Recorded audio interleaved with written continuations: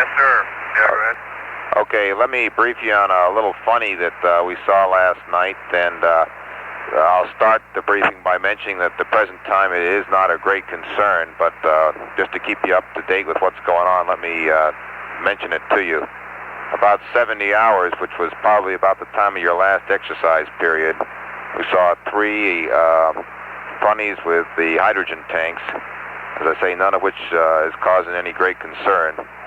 The first of these was a shift of the limits of the pressure switch, the one that turns the heaters on and off. You remember there's 2 of those switches, one on tank 1 and one on tank 2, and they work in series. And one of those switches, we can't tell which, but we suspect is probably tank 2 because of the other funnies I'll get to in a minute in tank 2. One of those switches went from a 13 psi range, in other words, a plus or minus 6.5 psi range. It changed its range down to plus or minus 1.5 psi, so its now total range is only 3 psi. The main result of that is that it means that these pressure switches and the motor switch turning the heater on acts more frequently over shorter periods of time. The second thing which we observed following this, and we're not at all sure that there's any correlation between this and the others, we observed a high-frequency pressure oscillation in tank 2. It's about a 5 psi peak-to-peak oscillation, frequency of about 2 cycles per second. And this lasted for about 3 to 5 minutes. A third funny that we observed, and this was in tank 2. The third funny that we observed was an erratic and possibly correlated with the high-frequency oscillations, but an erratic total fuel cell currents. And here again we were looking at peak-to-peak variations of something like 5 amps or 5 to 10 amps. And the suspicion is that coupled with the shift in the limits of the pressure switch, if some acoustic vibrations were set up in that tank, we may have seen them causing the oscillation of the motor switch, which was then reflected in the fuel cell currents. Again, these erratic and possibly correlated fuel cell currents lasted for about 3 to 5 minutes, and since then, all during the night, they've been no further events of this sort, and the pressure switch with its reduced limits has been acting quite normally, just with the reduced limits overnight. As I say again, we're looking at it. People are studying it in great detail with no real answer at the moment, but there is no great concern at present, and it appears that the worst that can happen is for the motor switch to fail because of overuse. And if this were to happen, it would force us to go to manual management of the heaters on the H2 tanks. But that appears at the moment to be the worst that we can anticipate from this group of funnies. Over. Okay, Bob, I understand that. You know, I wonder if we ought to stop stirring the cryos the way we've been doing it.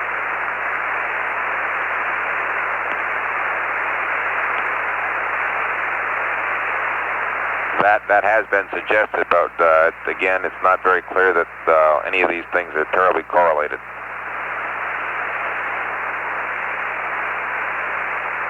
Okay, also, you know, if you want to reduce the activity on that switch, depending on how much you need to have it done during quiet periods, such as deep periods, thing like that, we could go to manual operation. Negative, Jack, because the switch, Omni Bravo, please, 17. If you pull out your schematics there, you'll find that no matter what you do, you can turn the thing off, in fact, and the switch will continue to operate the motor switch. The pressure switch will continue to operate the motor switch off the service module buses. There's nothing you can do. The only thing you'll do if you go from auto to manual or off is you'll keep the current from going to the heaters, but the motor switch will still operate. Okay. Thank you for the education.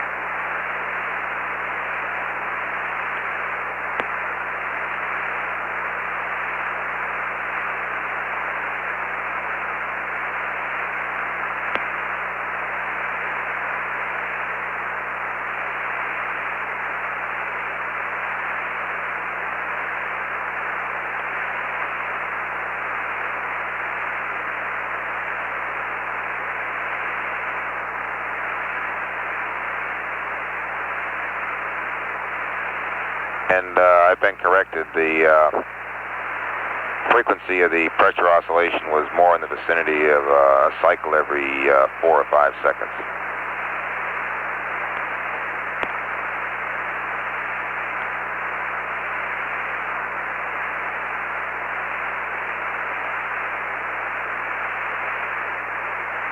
Okay.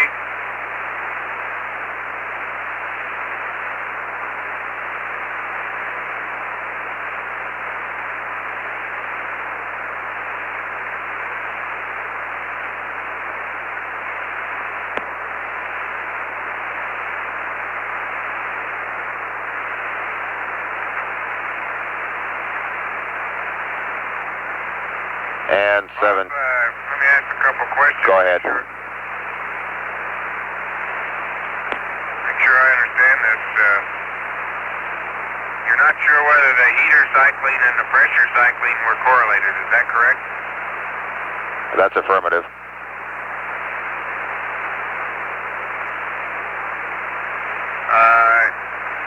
In a cycle every 4 or 5 seconds, is it possible for heaters to affect the tank that fast? That's not possible. So the only thing that really we think the tank is too much of a heat sink to do it that way.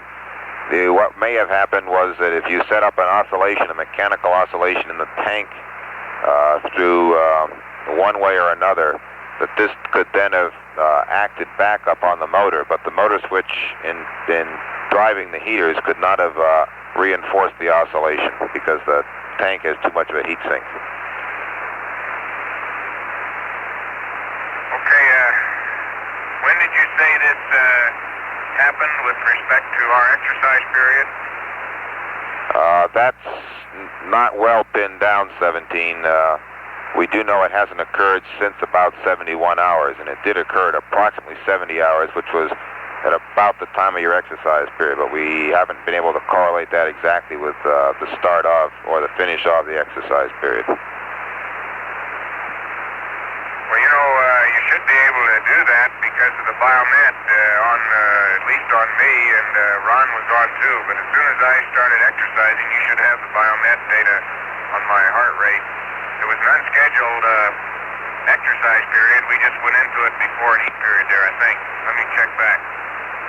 Okay, and we can check back and try and be more specific on what the times were there in terms of your exercise period also. Omni Charlie, please, there, 17. And we might mention that oscillations like this have been seen on the ground under somewhat different circumstances, but oscillations like this have been seen on the ground in ground testing previously. And I might say also that as far as other things in the spacecraft are concerned, everything looks absolutely normal, nominal as the case may be, and in great shape. And I'd emphasize again that we've seen none of this oscillation again since 71 hours. Over. Okay, Bob, you know, that was, as you say, pretty close to the exercise. I can't pin it down in the checklist exactly, but it was somewhere after AlpMed was complete and before we changed that canister, and I think we changed that canister a little early, about 70-50. So I think the medics should have pretty good data on when we were exercising.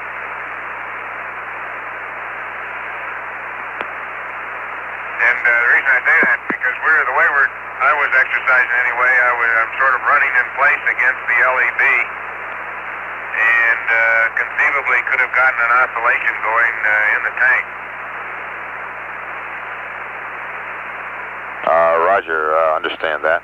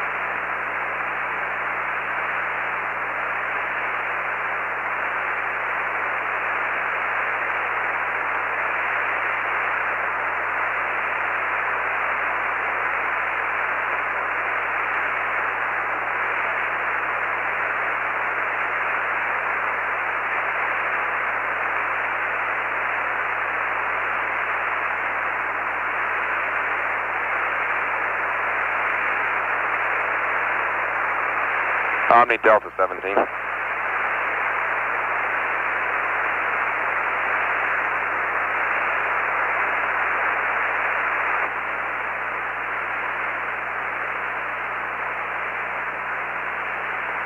And 17, we did a little investigation at times down here. We found that at 7112, you were exercising at the 130 beats per minute there, Jack. And we think the exercise period ended about 10 minutes later at 7122. The H2 tank funny started at about 7137 with the pressure switch shift, and 7142 with the oscillations. Over. So there it's at least 15 minutes after the exercise period was over. Okay, I just wanted to clear my reputation, Bob.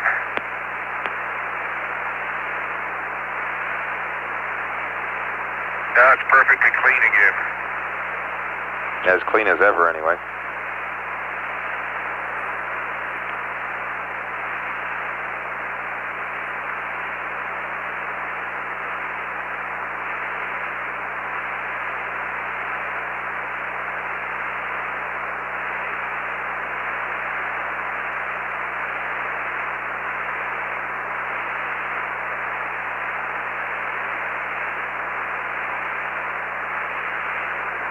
Okay, 17, I guess we decided we'd we'll run the Omnis down here instead of having you guys switch them all the time. So if you'll select Omni Bravo at the present time, then we'll take over and run the Omnis for you.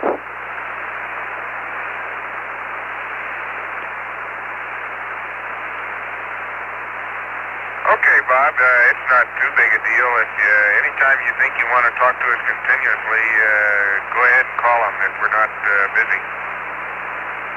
Okay, copy that. Let us know when you're ready. I got a pad here for you guys to copy, but there's no big hurry on it. Finish your eat period and give us a call.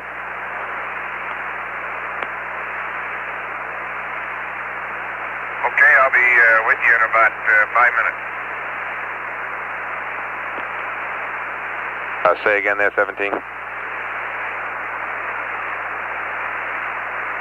right with you, Bob. All right.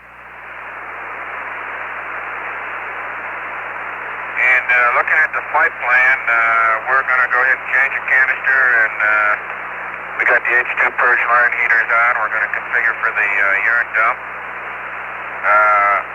We'll go ahead and do stop our PTC at 8330, and then we'll do our P52. Roger. Copy that.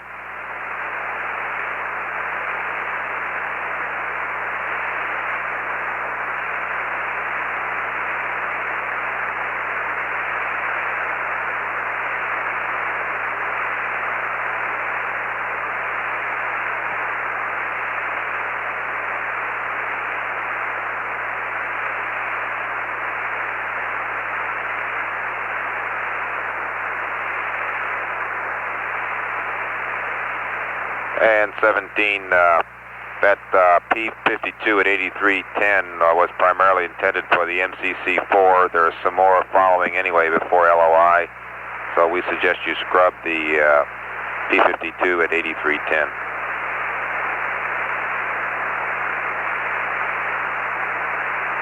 Okay, fine. I may just do a little OJT without torquing. That's your business.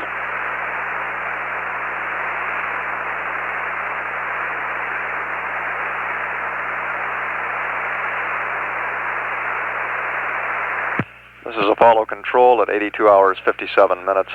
We're completing a shift handover at this time in Mission Control. The team of flight controllers headed by Flight Director Jerry Griffin coming on now to replace the Gene Kranz team. The spacecraft communicator on the upcoming shift is astronaut Gordon Fullerton. We do not plan to have a change of shift press briefing at this shift change. When we come out of PTC, then you want us to go right to the tip door jet attitude? That's affirmative, 17. do that about 80 to 30, huh? Roger. That's affirmed. Okay. Bob, what pad are you going to give me? Okay, I got a Coming up. paracynthian plus 2-hour abort pad here.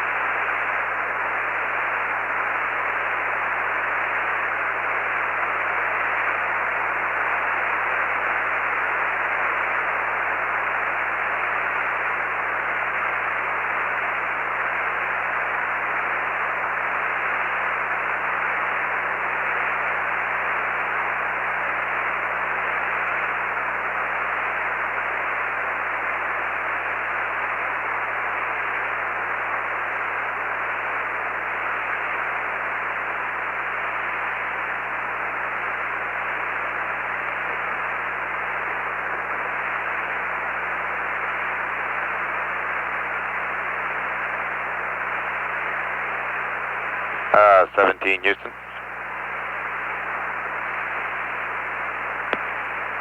Yeah, Bob, 17.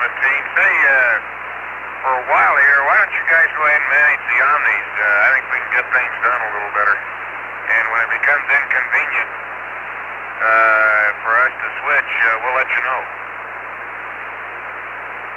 Okay, you want us to call them to you? Is that what you're saying by we manage the Omnis? Yeah, we lose 5 or 10 minutes going around here without comm, and usually it breaks up seemingly when somebody has something to say, either you or us. Roger, okay, that's fine. Stand by.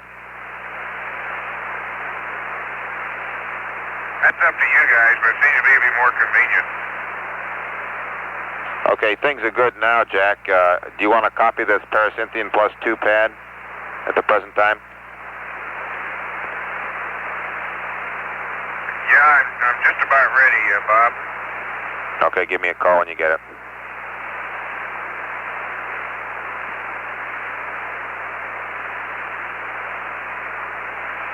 And while you're getting ready there, you might think back to yesterday afternoon and just after the exercise period, and the question that's raised is whether you were running the DAC or some other miscellaneous equipment at that time, which might have caused some high current usage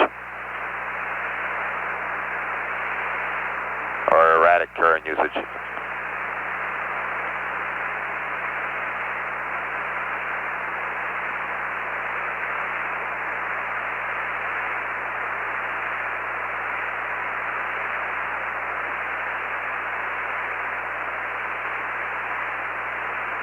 About that, Bob, or offhand, none of us can remember doing anything like that. Okay, copy that.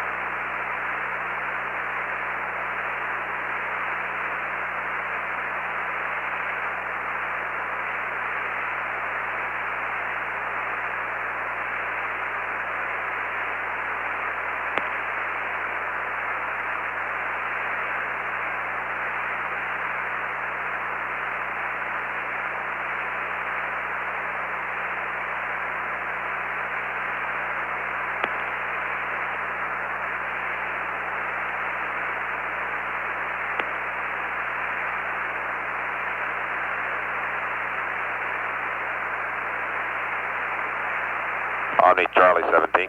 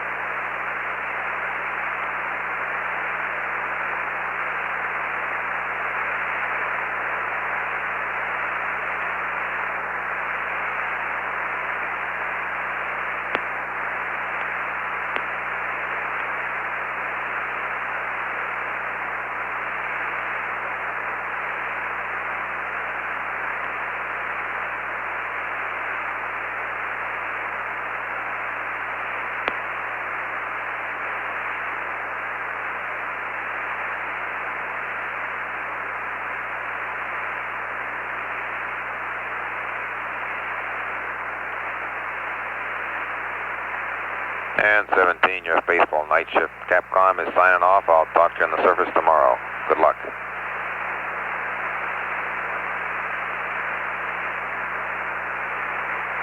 Thank you, Robert. Looking forward to seeing you there. Or you leaving us, Bob? That's firm. He's already left. Boy, he doesn't stick around long, does he? And he wanted to read that pad to me. Well, that's too bad. Okay, Gordy, I can take the pad now. Okay, Jack, it's a paracynthian +2 SPS/GNN. Weight is 66373 plus 118 minus 014.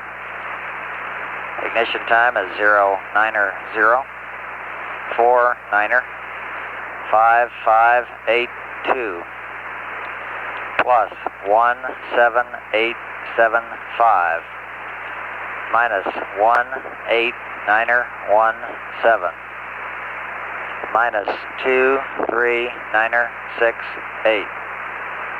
Attitude is 237 126 332.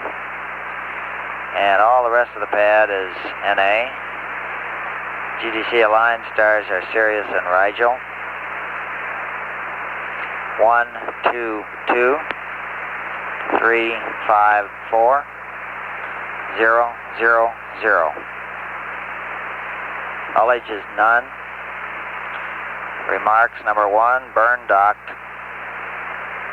Number 2, assumes LOI rest mat. Over.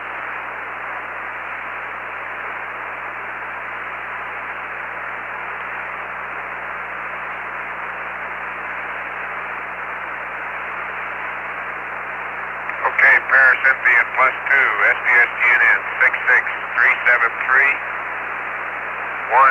plus 118 minus 014 09049 5582 plus 17875 minus 18917 minus 23968 237126 332. Rest of pad is NA. Sirius and Rigel 122 354 000. No LH. Remark 1, burn dock. 2 is LOI rest mat assumed. That's correct.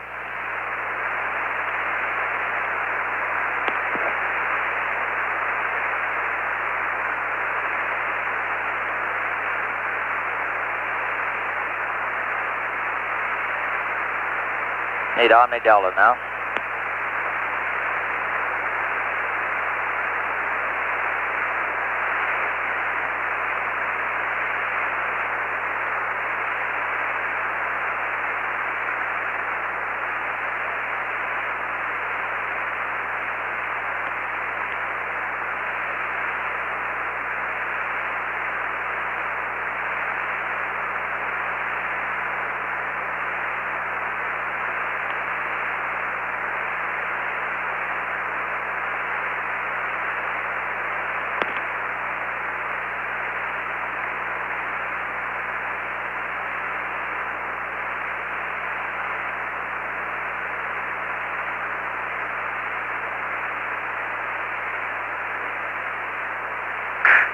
Houston 17, canister change complete.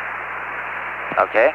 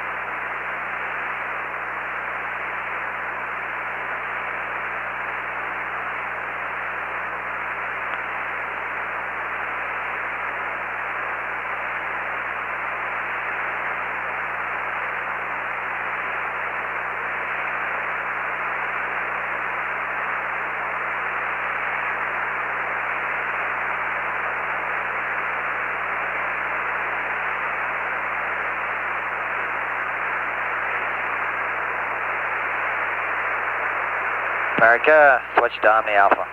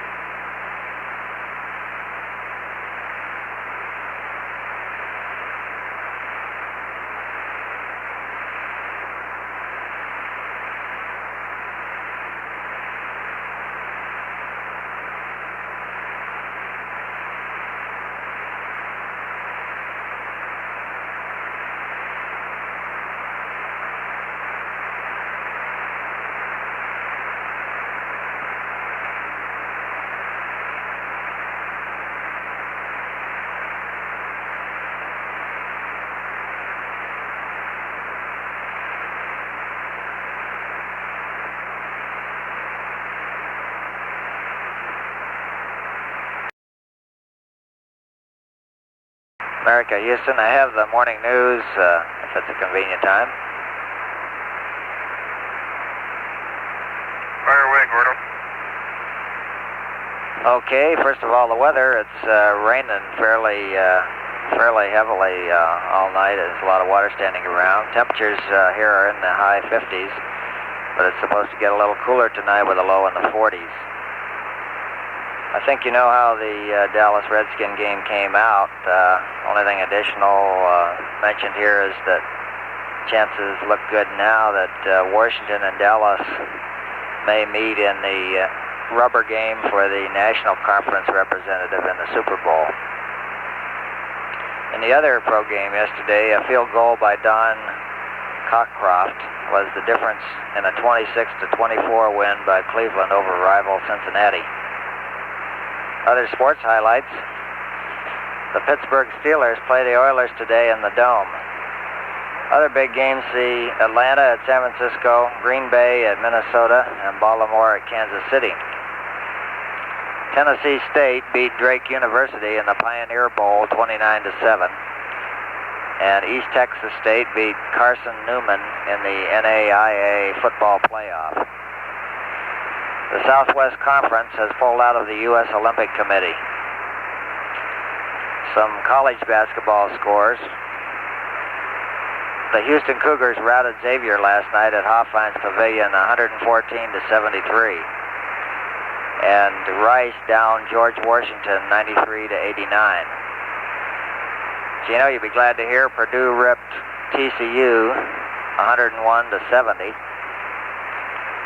And it was Texas over Oklahoma State, 86-66. And SMU over Oklahoma City, 106-83. We couldn't find any score on Caltech, Jack, but switch to Omni Bravo, please.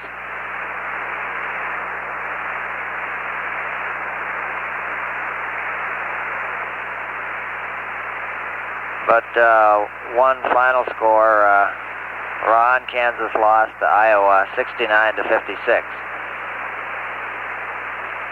The only thing new on the plane crash Friday in Chicago, it's reported here that plane apparently waved off because another plane was still on the assigned runway.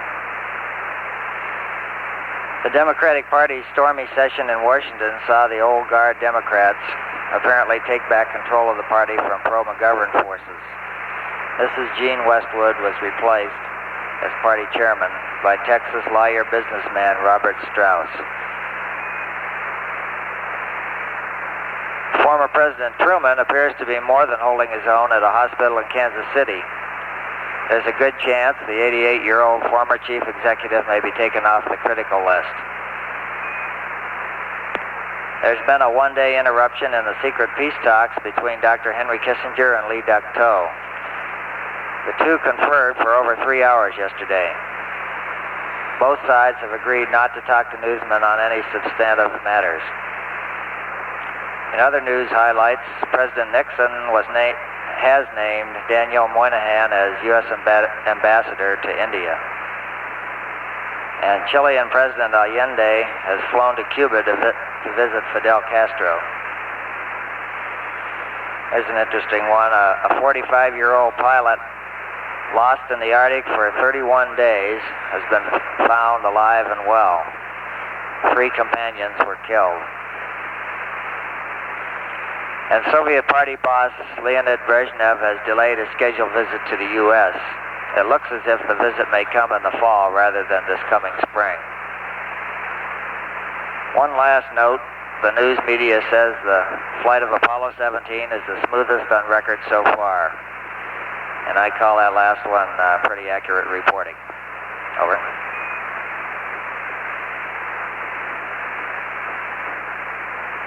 Thank you, Gordo. Appreciate the news. Sounds like things are still happening down there.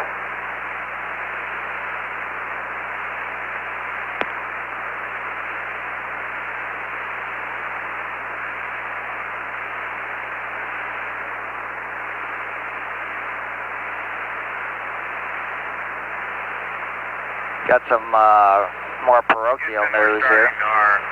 Go ahead. I just want to tell you we're starting our waste dumps. Okay. A little more parochial news. I have your oxygen consumable status here. Tank 1 is still running 4% below the line. The other 2 are right on the line. Really no news there. Same with the hydrogen. All 3 are essentially right on the free flight line. So.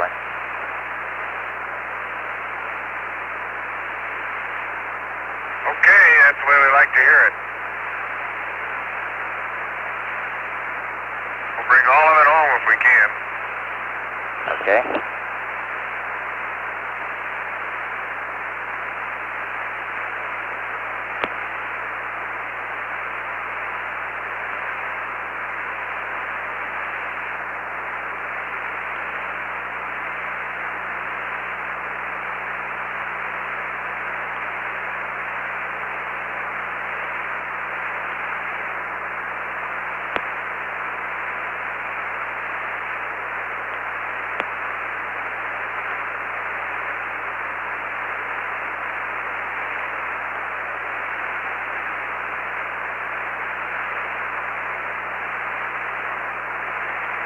Like Omni Charlie, please.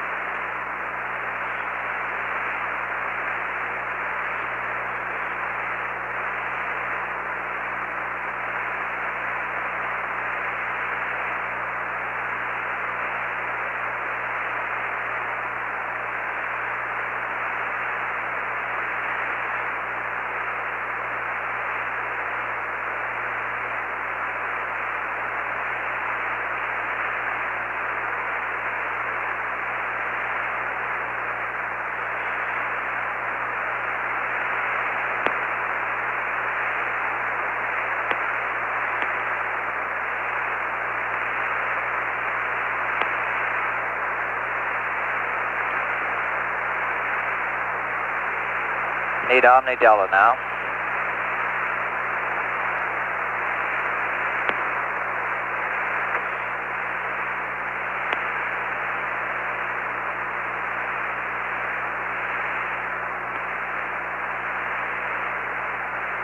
Okay, Gordy, how would you like a hydrogen purge this morning? Let me make sure.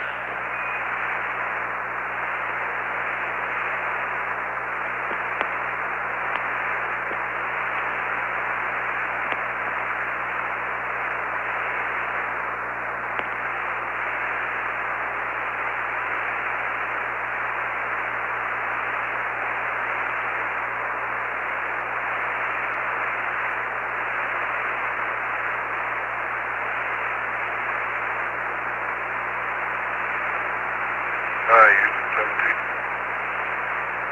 17. 17, we do want the hydrogen purge. Go ahead. Okay, hydrogen purge is in process. Have to believe it, bus collection container assembly, serial number 5725, developed a hole in it.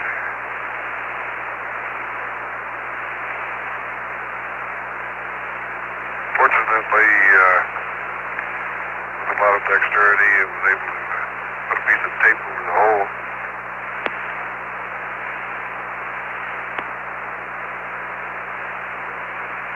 Okay. Guess that's why we send men into space.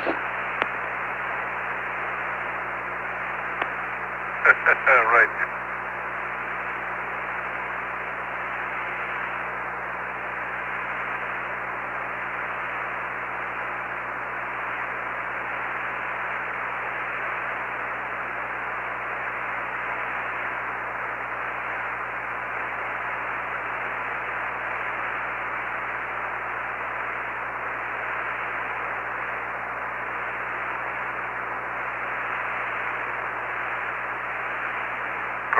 While the purges are going on here, I mentioned a little while ago I looked at the Earth through a Polaroid colored glass again and had a full view of Africa, and it appeared as if in the red and yellow portions of Africa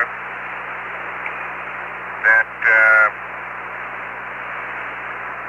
the land areas darkened considerably more than those areas that are green or foliated. That would be the central portion. That is, they darkened with the handle on the lens oriented north-south rather than east-west.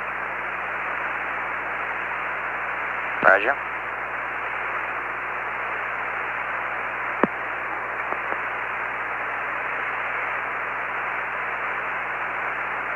The land areas, though, still do not show as marked a contrast as to the ocean.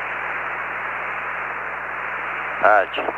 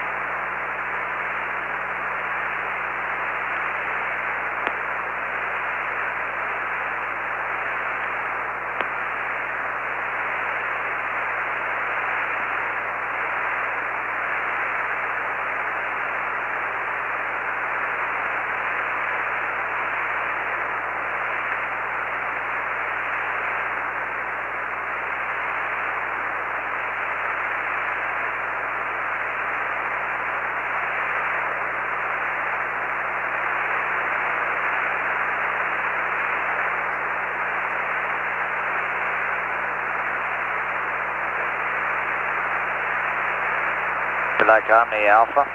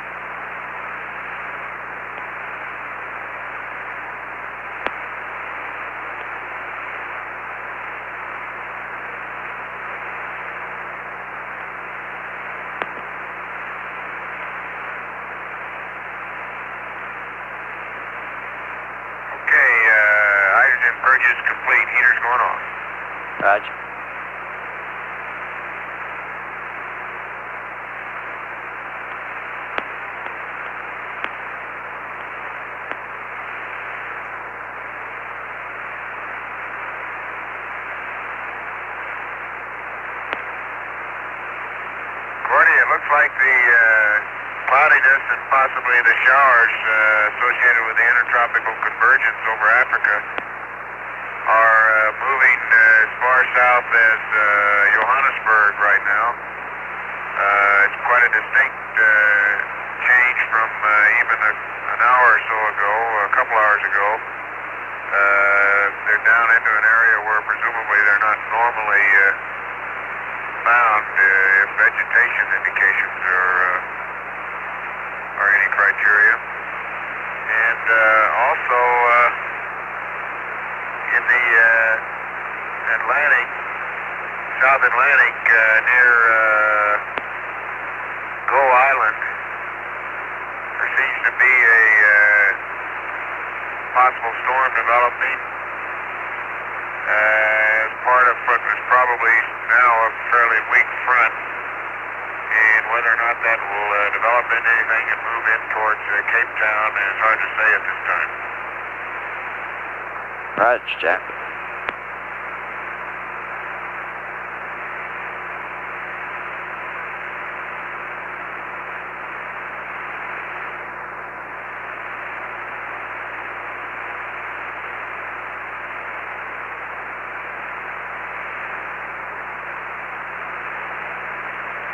It looks as if our old friends at Ascension are enjoying a fairly nice day out there. Roger.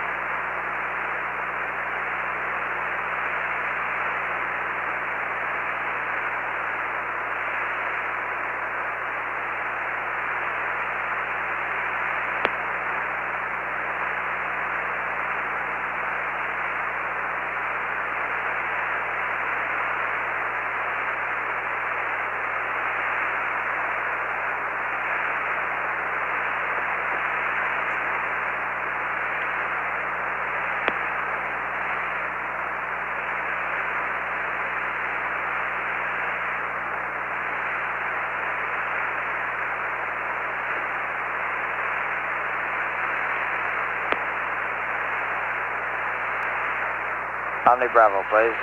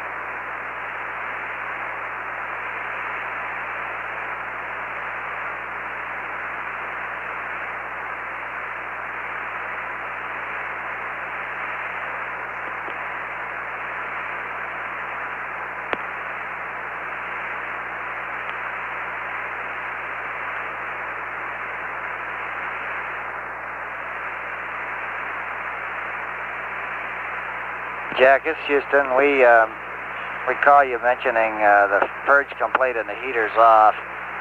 We just wanted to be sure that you did leave the H2 purge line heaters on for 10 minutes after terminating the purge. Over. Thank you, Gordy. I turn them back on.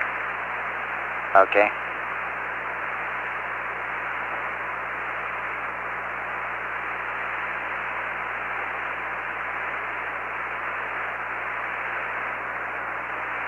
Who's sitting over there reminding me of all these good things this morning?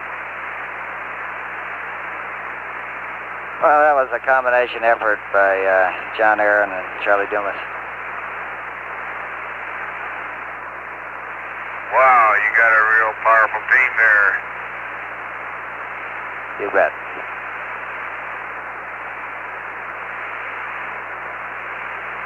Hey, you really ought to get him a cup of coffee, though, sometime this morning.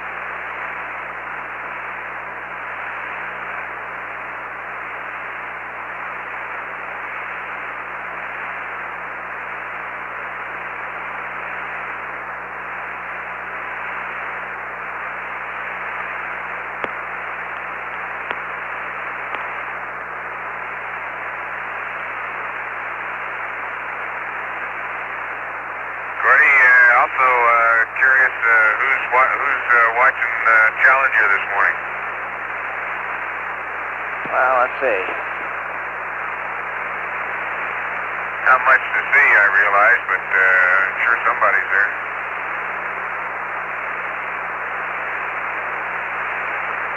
We need Omni Charlie, Jack.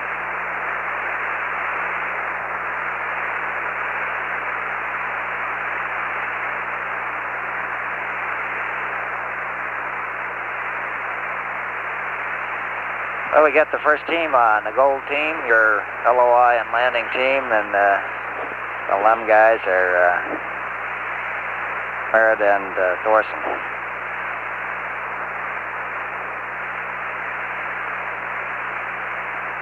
You cut out on the, tell him you, who is it? Merlin. Merlin the Magician.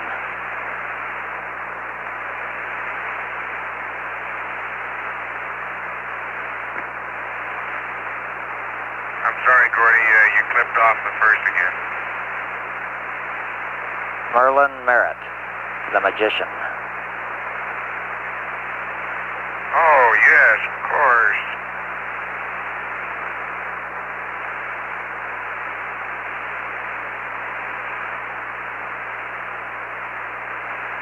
As I recall, he's the only one that really understands Thorson.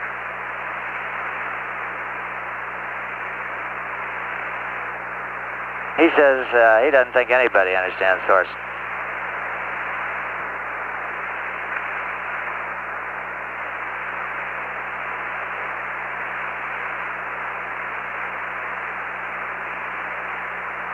Well, we're sure looking forward to having the chance to make those guys work a little bit.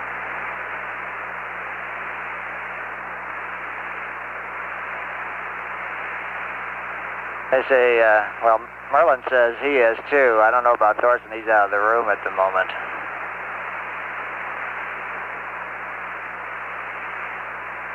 He's probably spilling coffee in Span. Right.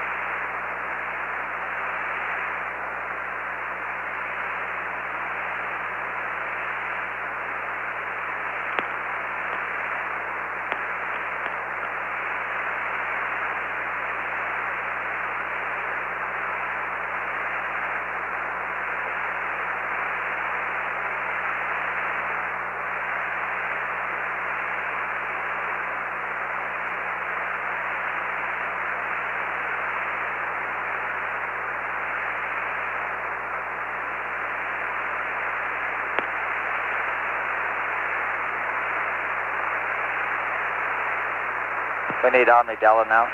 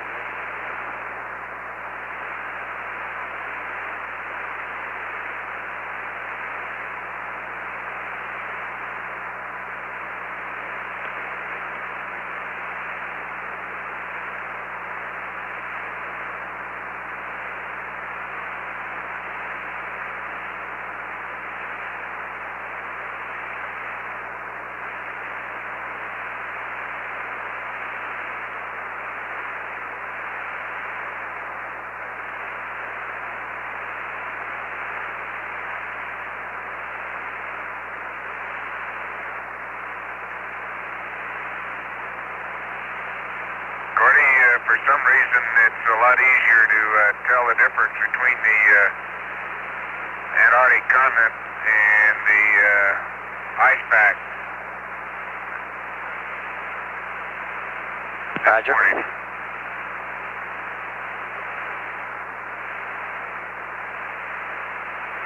Maybe the glancing sun is picking up the breaks in the ice pack and giving it a different appearance. Roger.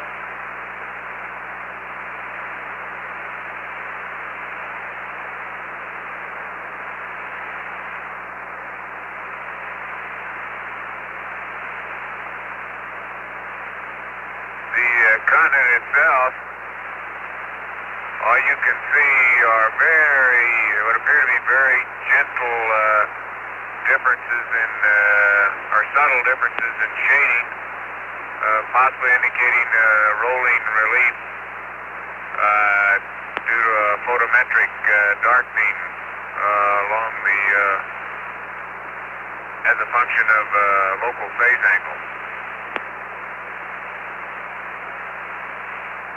Copy.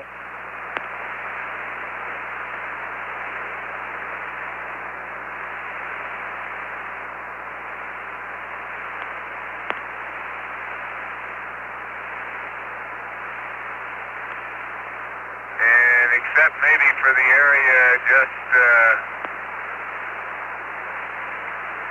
well, no, even there, it's hard to, it looks like the whole visible continent is clear of clouds this morning.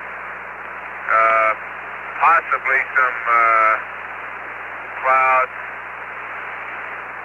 just east of the Ross Sea, which is just coming into view, I think. Roger.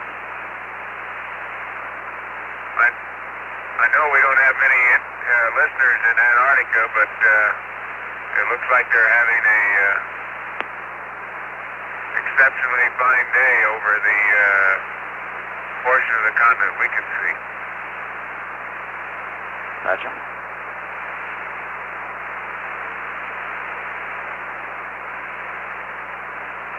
That weak front I mentioned in the South Atlantic stretches from the parent storm center around Gull Island. And I not sure about that pronunciation either. Up just to the coast of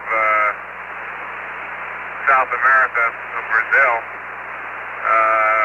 where it reaches its maximum eastward extent. Roger.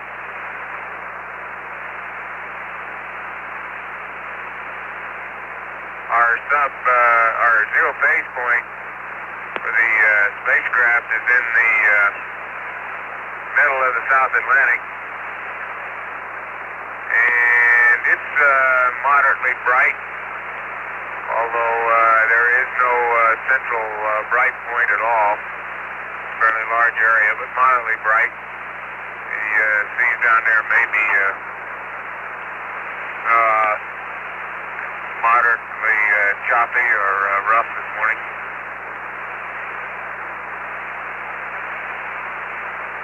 Okay.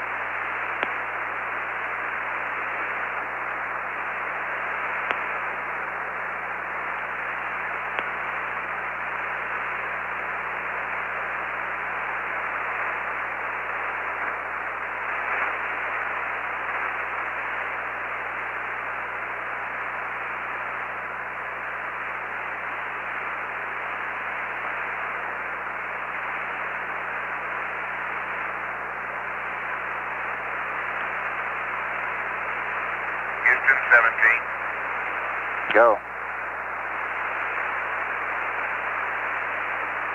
Okay, Gordy, you might say before you start your sentences because you're clipping your first word. The question I had was the pan camera. We're on 1-6 of the experiment checklist, and need your word on whether you want the pan camera off at this time.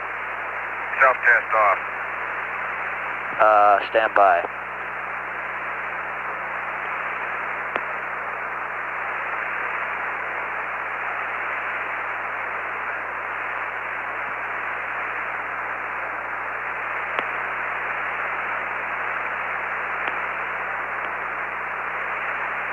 We'd like you to leave it in heaters. Okay, we're leaving it in heaters.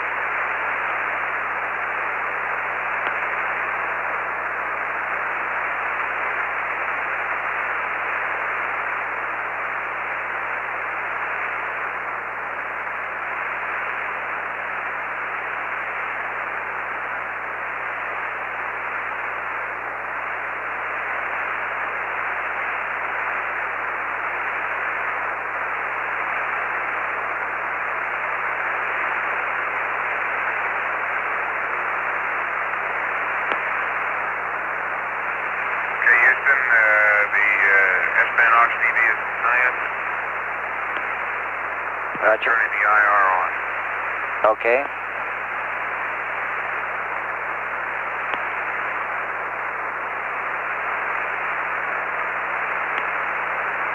Jack, would like Omni Alpha. How do you read on Omni Alpha? Okay, you're readable, fair amount of noise.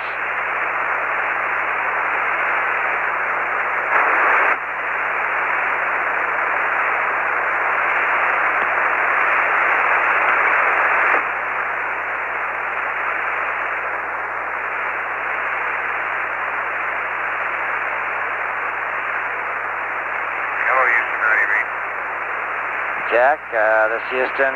You're clear with considerable noise, over.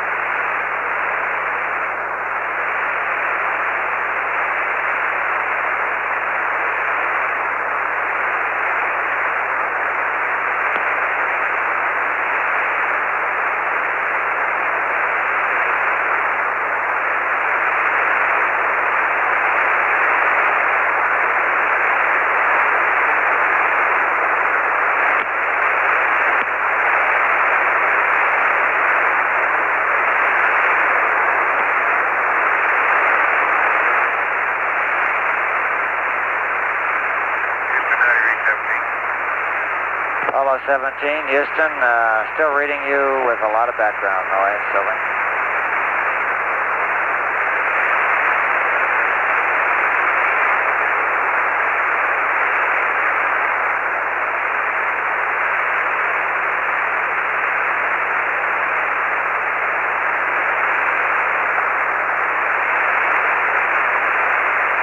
Hello, Houston, how do you read? 17, Houston, weak but readable. Okay, we'll have you up on the high gain pretty soon. I'm turning the IR on. Roger, roger, roger, IR on.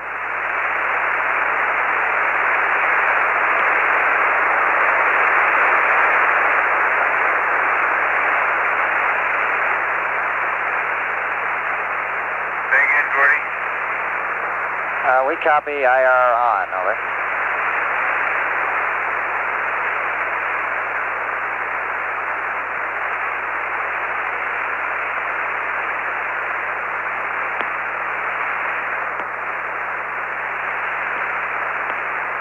America, we'll take the high gain now. Pitch -15, yaw 188, over.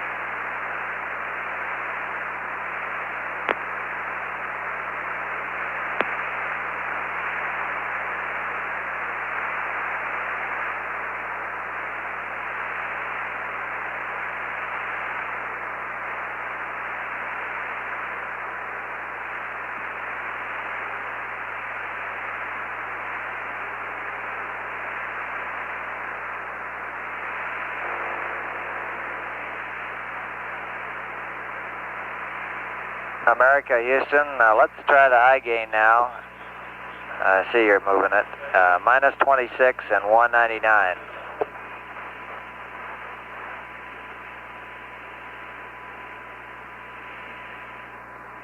Okay, I think we've got a main low block now on the high gain. How do you read? You're loud and clear, Jack. It looks good here. Hey, Gordy, let me keep going here. I did not turn the IR on because I thought you said something. IR's going on now. Okay, what I said is roger, IR on.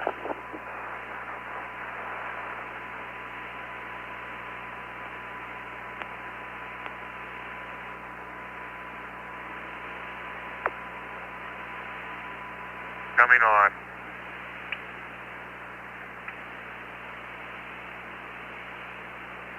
Mapping camera going to standby. Okay, stand by on the map camera.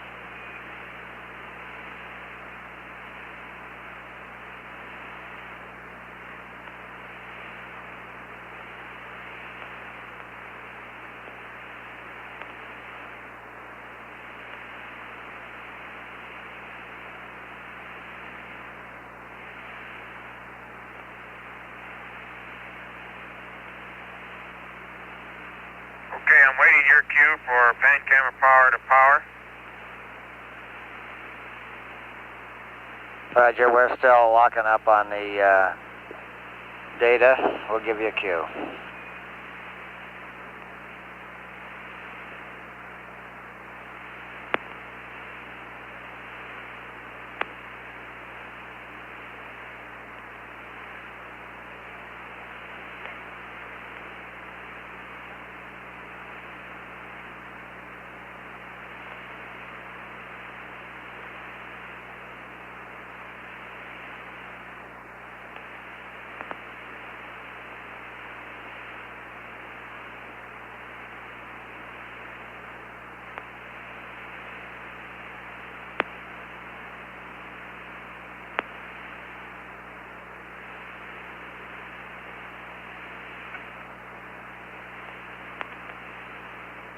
Okay, Jack, you have our cue for pan camera power to power.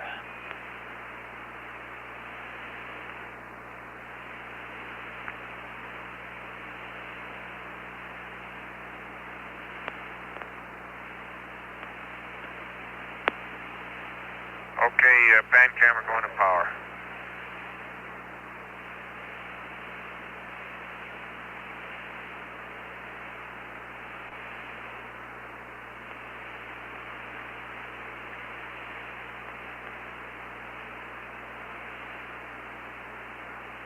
Okay, Gordo, we're in the sim bay door at jet attitude. Roger.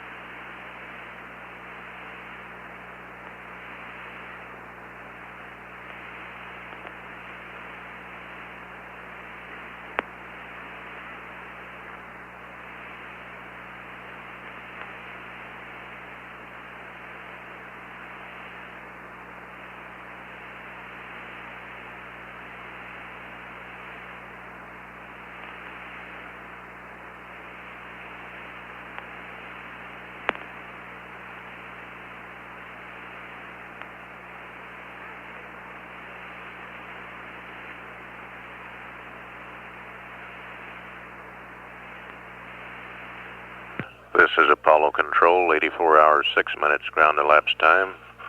Present distance from the moon. Pan camera power is going to boost. Roger.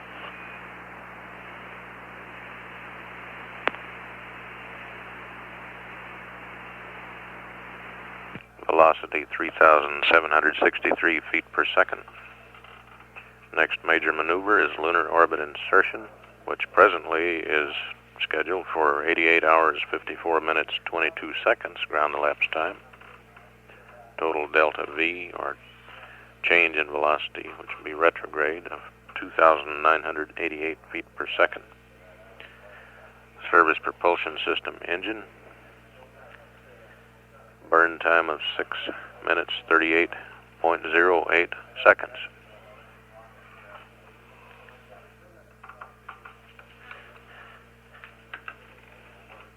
Mother Earth is 206,059 nautical miles behind Apollo 17. We've locked up on the high gain antenna at this time, so we should have fairly good communications all the way through the Simbay door jettison and until the spacecraft passes behind the moon prior to the lunar orbit insertion maneuver, which now is some 4 hours and 37 minutes away, roughly. At 8407, standing by live on air ground, this is Apollo Control.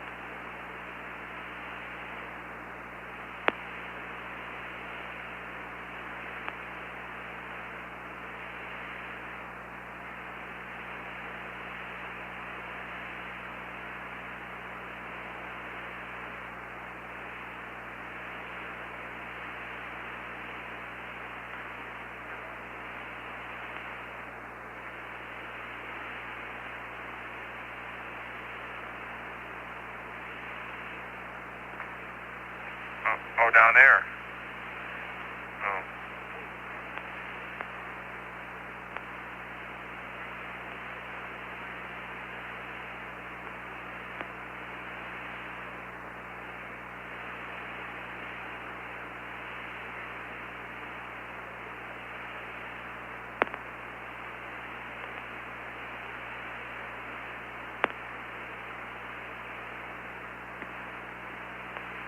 You.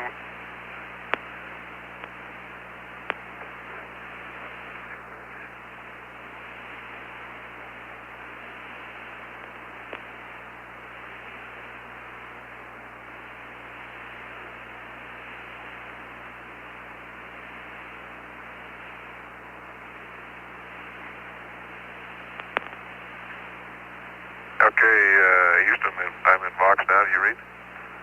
Yes, sir. You're loud and clear. Okay. Panel 181, logic power, main A, main B, circuit breakers are closed. Roger. Okay, logic power number 1 is going to jet. Number 2 to jet. Standing by for your go, Houston. Okay, stand by.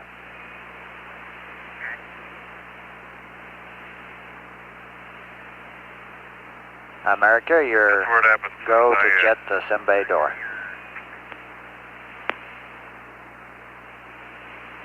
Okay, Jack, let me know when you got the camera ready.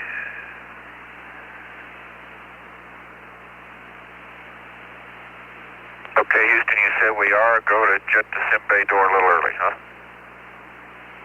Well, stand by. Maybe we're backing down here. Stand by 1 second. Okay.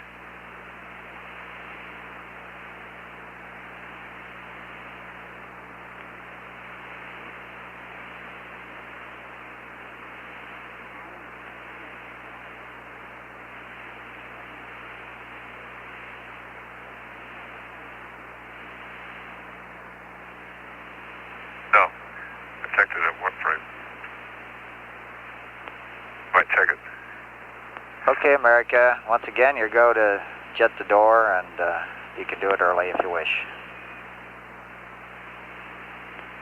Okay, Gordo, we'll do it on Ron's mark down there. Okay. Hey, Houston, you know, this attitude has the sun right into window 5. And probably going to be on the lens of the camera. I'll try to shade it the best I can, but I don't have an awful lot of hope for these pictures.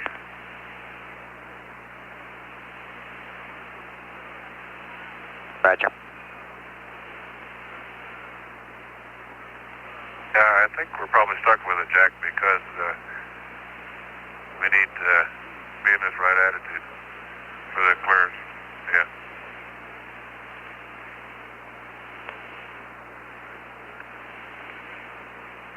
Okay, limb door jet, 5, 4, 3, 2, 1, set. Oh, I got a good bang. Can you see it, Jack? Houston, there it goes. I got it out the hatch window. It looks like it was a clean jet. It's rolling and pitching and yawing slightly. There's a lot of garbage that came out with it. Can you take a picture, G?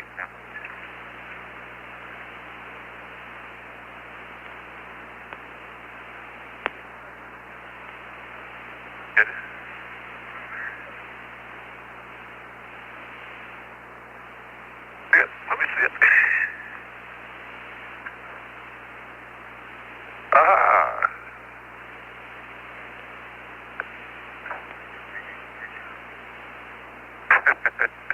You take a picture. Yeah, there it goes. Oh, Houston, how do you read? It's really, Clear. Sounded good. Okay, did you get to where we got a clean jet?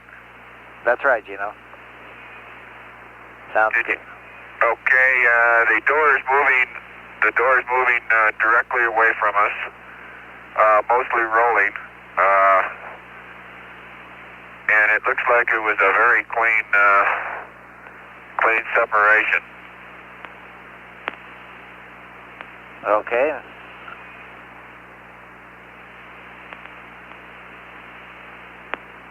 Yeah. Boy, we got a good bang on it. You could hear that pyro go on, I think. It's rotating about 1 revolution per 5 seconds. Roger.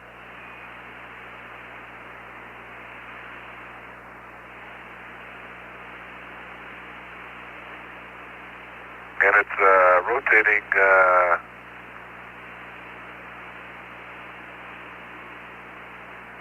but about the long axis. Yeah, rotating about the long axis. Houston, the garbage that I sent with it was just a small amount of debris, I'm sure, around the sealant pyro area. There was one, about a 4-foot length piece of 1 or 2 inch tape-like material that also went out with it. Roger, Gene. Okay, what do we do with these logic power switches? Don't they go back to off now? Door jets off, Dan. Okay, they're going to deploy retract on number 1. Deploy retract on number 2.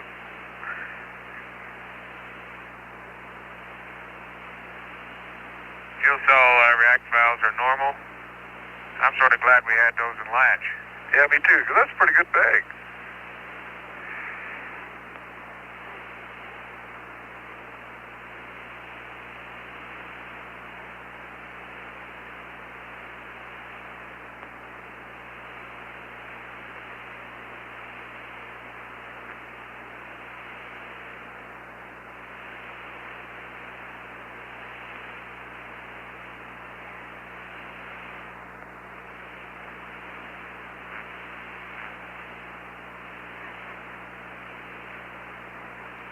You've loaded the wrong pitch angle there in now 22.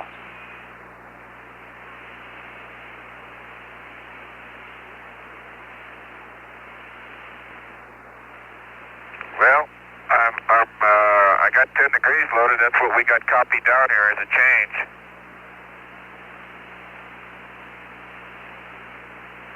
Maybe it's our mistake. Let us check here, Gino. Okay, we got 320010 at 324, and before I go into the maneuver, I'll roll right about 12 degrees.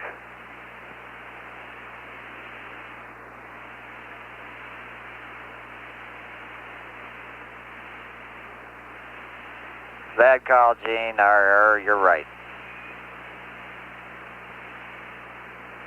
Thank you, sir.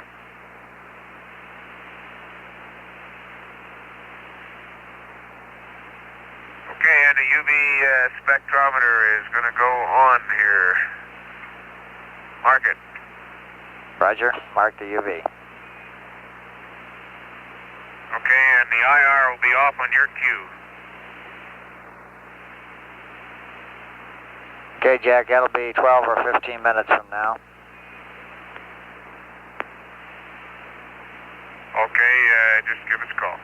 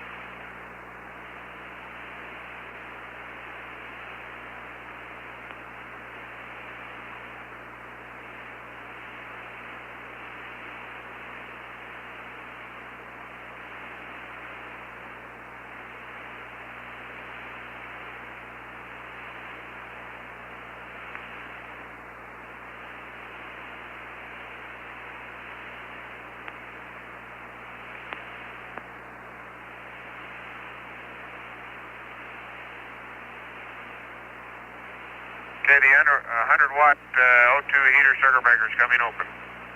Okay, Jack.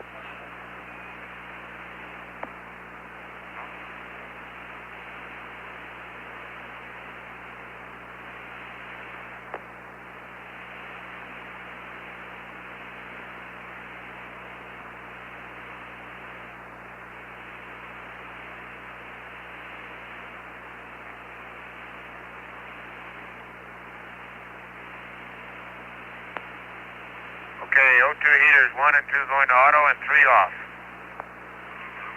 Roger.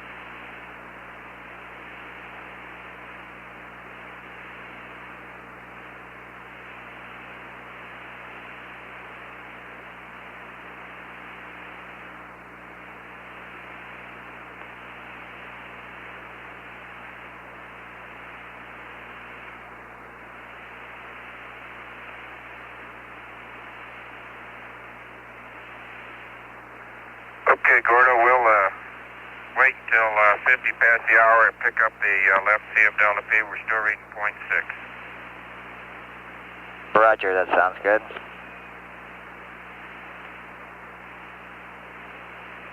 And we're in the process of maneuvering, and I guess I'll start to see if I can't get you some biomed. Okay.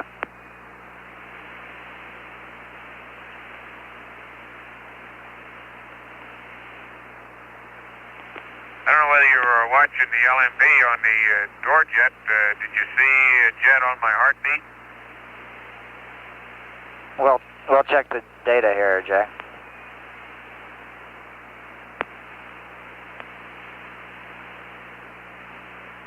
I guess I was remembering erroneously 15's comment that it was very quiet, but of course Ron reminded me they were in the suits.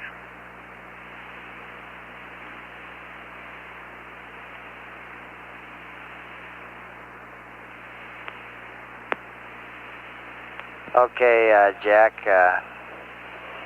John Young was talking about the same thing here, but we didn't see anything on your EKG. How stable can you get?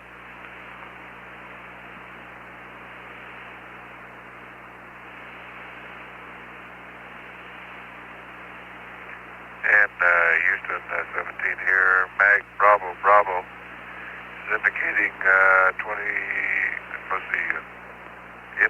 76% now, 76% full. Okay, Ron.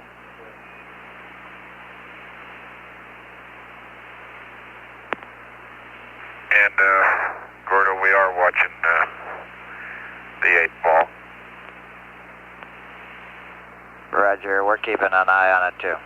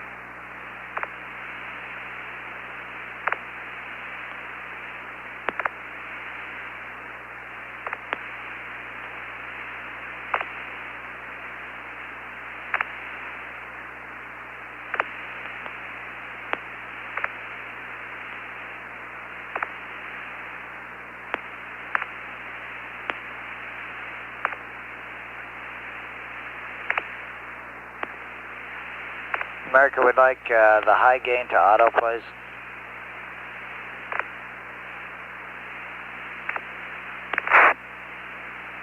Okay, you've got it to auto. I think we may have made a new discovery about microphones up here. Oh, is that right? What's that? Bernie, it looks as if you can improve your voice quality by putting fingers over the end of the mic booms. At least that works on the intercom. How about that?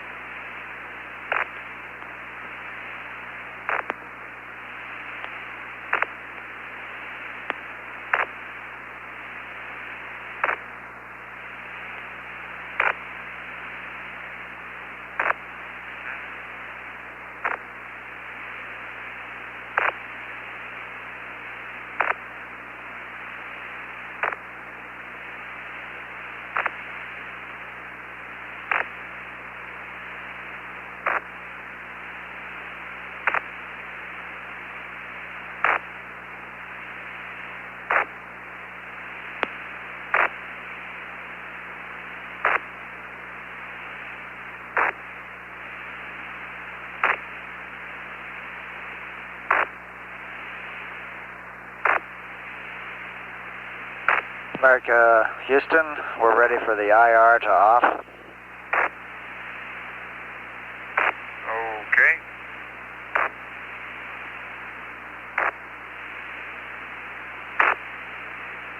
Okay, IR coming off. Mark it.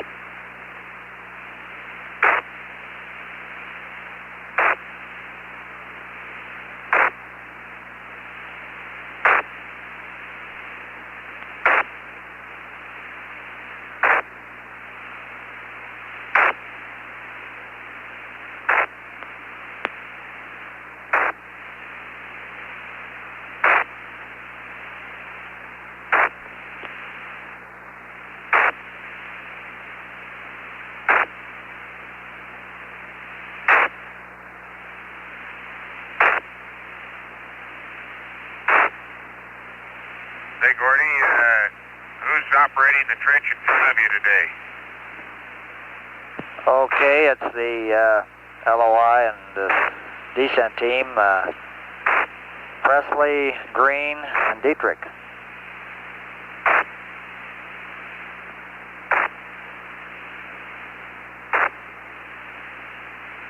A trio of musketeers if I ever heard of one. Right. All they lack is a French accent.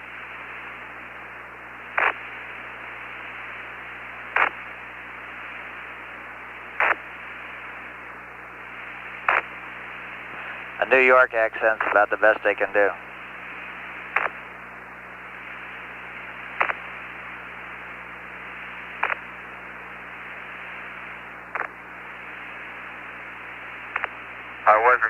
exercise any value judgments, Gordy.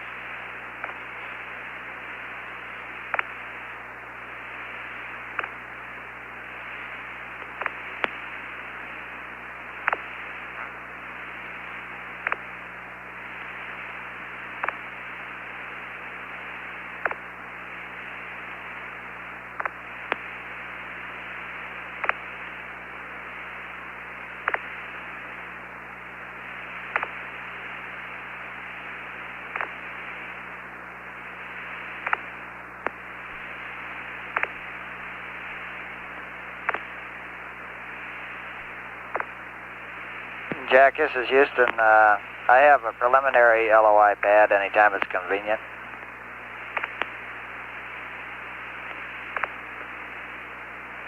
Okay, Gordy, I was just checking to see if I could find the moon, and I still can't see it out there. I'll be with you in 30 seconds. Okay.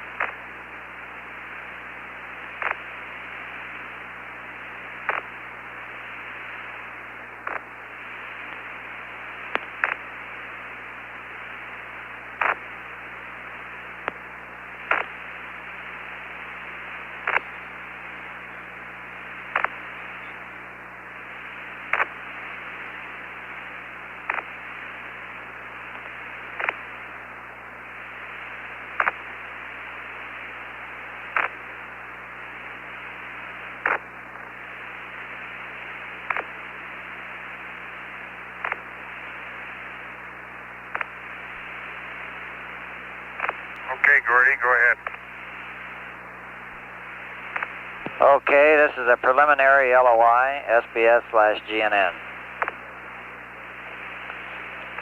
66361 plus 121 minus 012 0 98854 2271 minus 27988 plus 10457 minus 00373. The attitude is all zeros.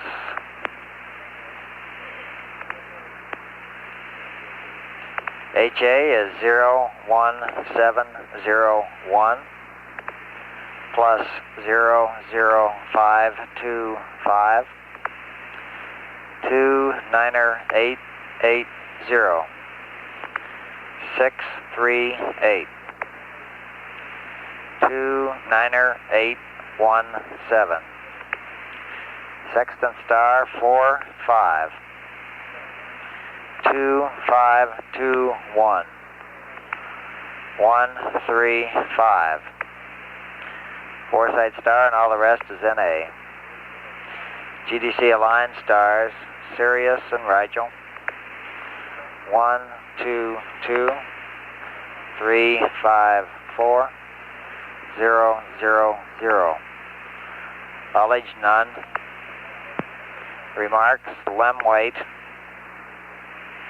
36312 and single bank burn time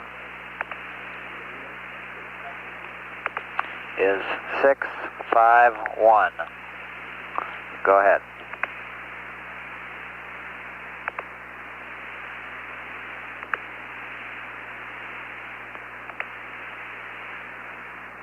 Okay, preliminary LOI, SBS GNN 66361 plus 121 minus 012 08854 2271 minus 27988 plus 10457 minus 00373. All zeros, all zeros, all zeros. 01701 plus 00525 29880 638 29817 45 2521 135. Set stars are Sirius and Rigel 122354000. No LH. Limb weight is 36312 and single bank burn time is 651. One correction on the ignition time. The seconds are 2277.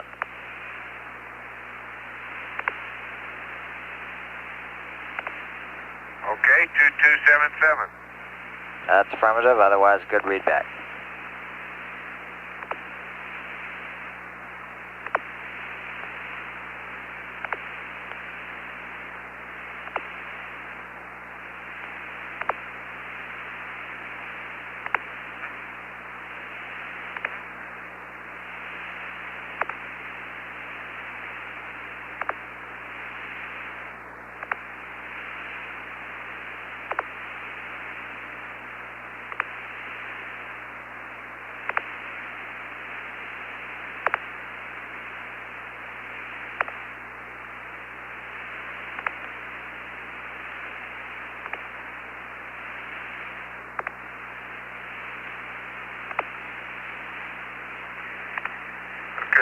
Houston at 8445.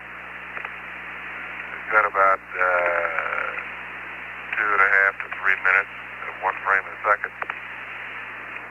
On mag Bravo Bravo through the sextant adapter of the Earth. Okay, Ron, we caught that, and if you're looking for the moon, according to our figures here, it should be visible out window number 1 about 30 degrees off the bore side axis. All right.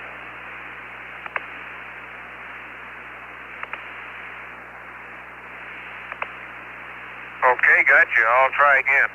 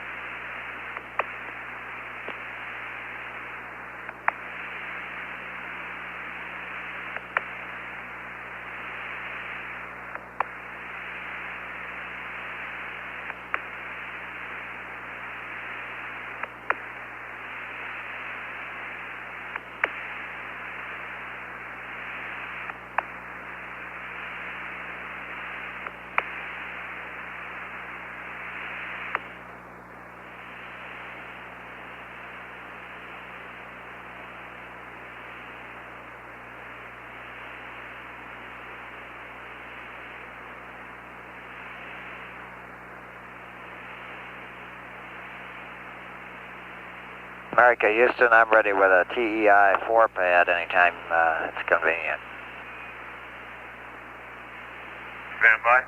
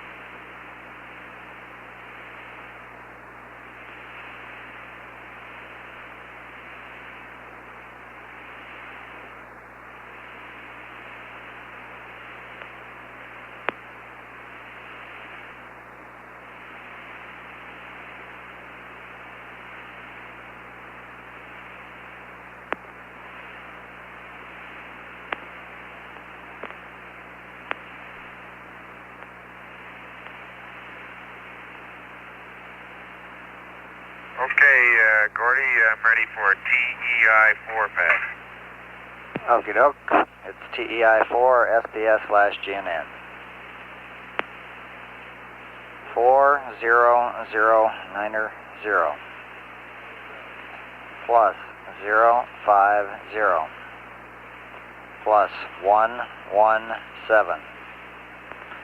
Ignition time is 097. 204745. Down 81 plus 20048.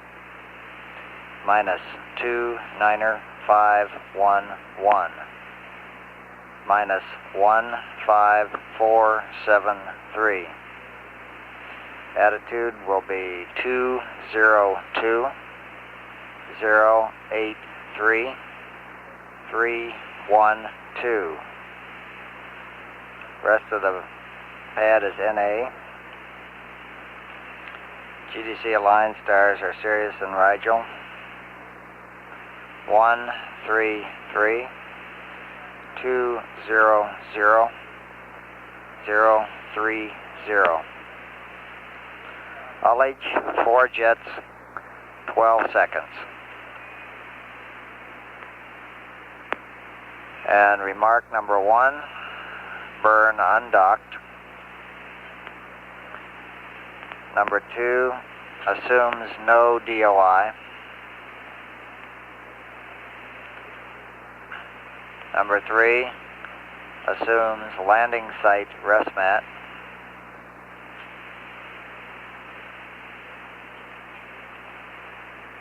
Number 4, with the LOI rest mat, your attitude will be roll 180,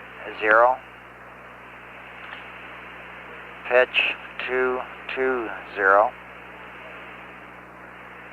yaw 38, correction, yaw is 338, over.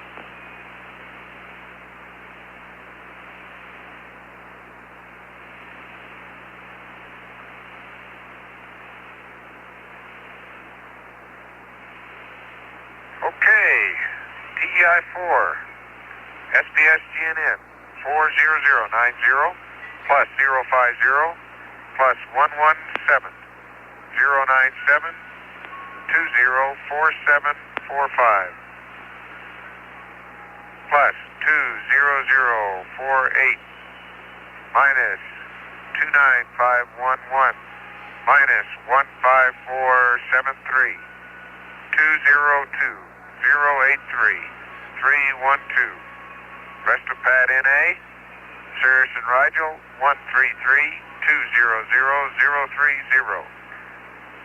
4 jets, 12-second ullage. Remark 1, burn undocked. 2, no DOI assumed. 3, landing site rest mat. 4, LOI rest mat attitude 180,220,338. Over. Okay, that's good readback.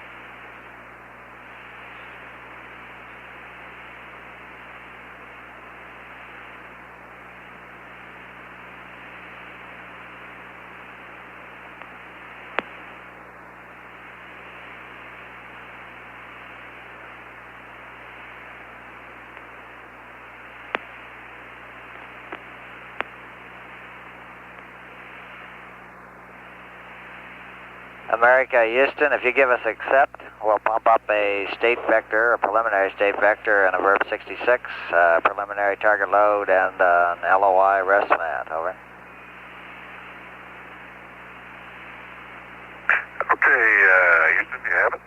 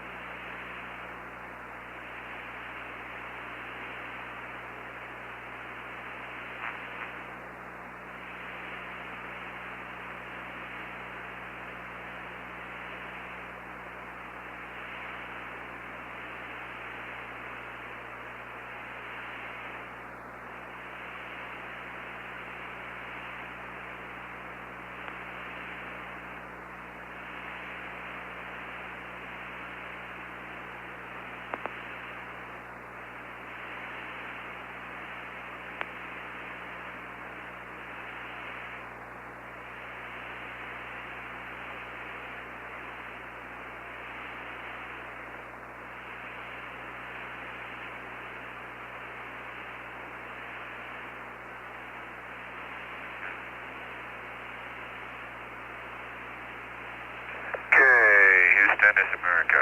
How do you read the commander on Biomed? Stand by, I'll take a look here.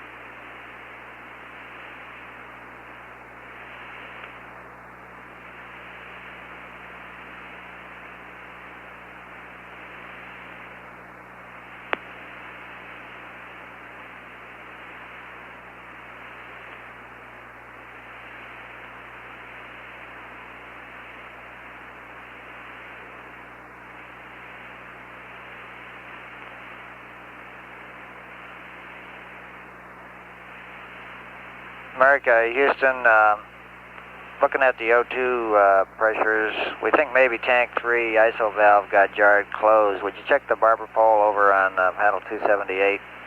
If it's a barber pole, would you reopen the valve? Gordy, we checked that. I'll check it again. We checked it right after the jet.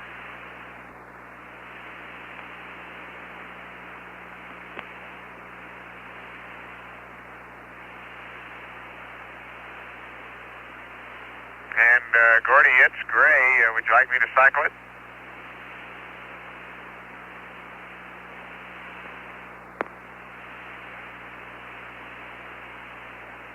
That's affirmative, Jack. Go ahead and cycle it open.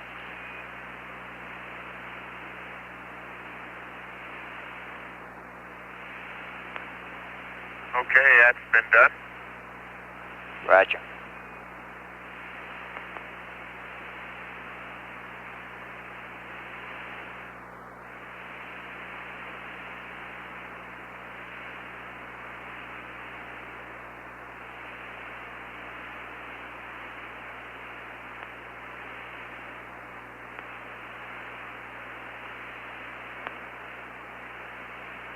America, Houston, it's your computer. You can go back to block.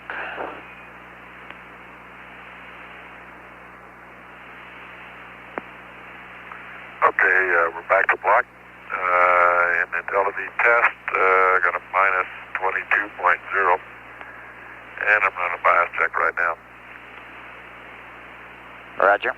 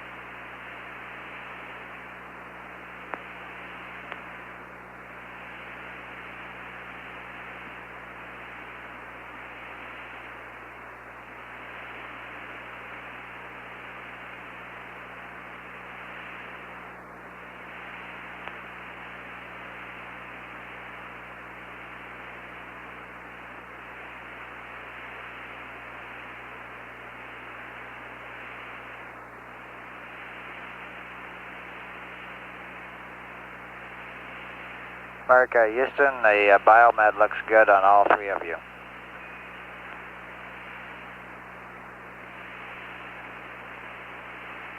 Okay.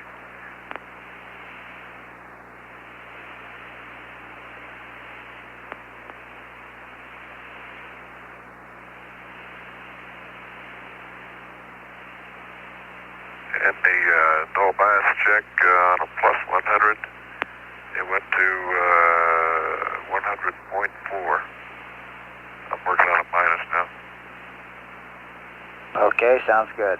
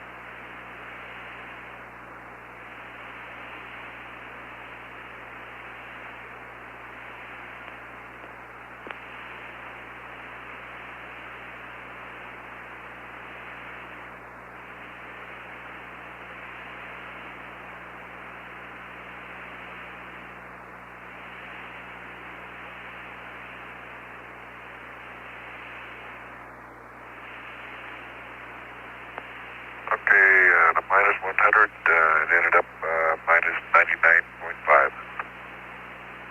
Okay, Ron.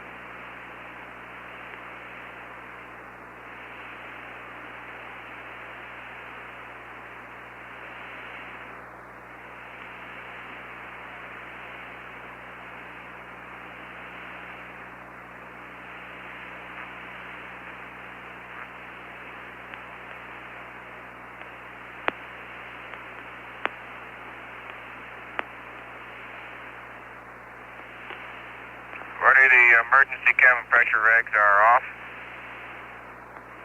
Roger.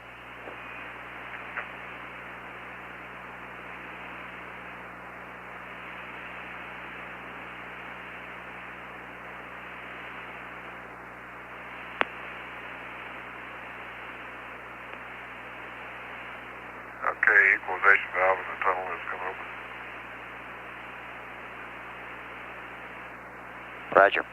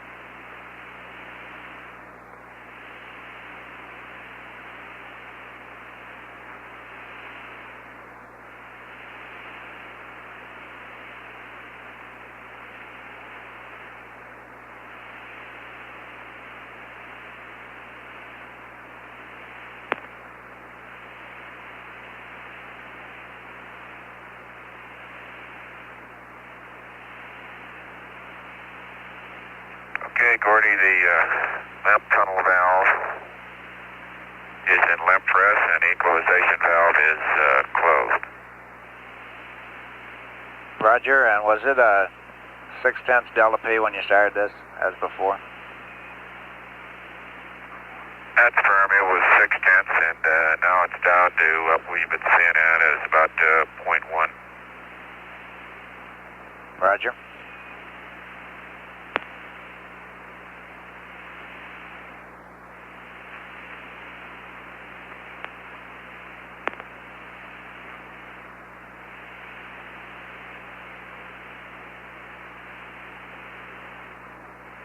And Gordy, I got the emergency cabin pressure regs back to booth.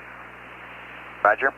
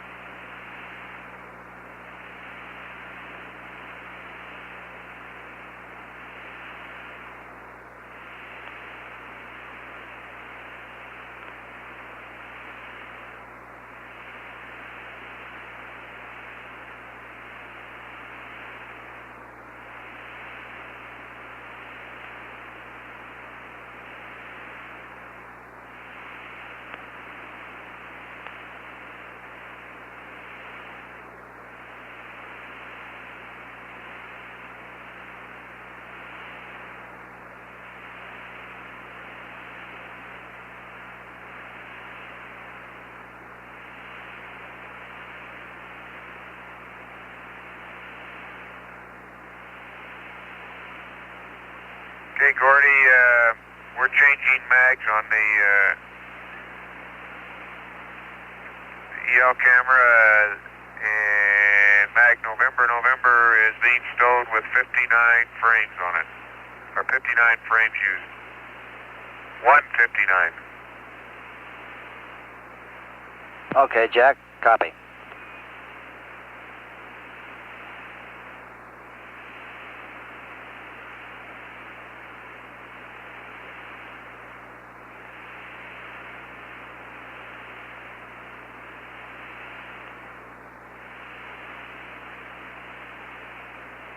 Gordy, you can record that as the second commander's P-52 that came up all balls.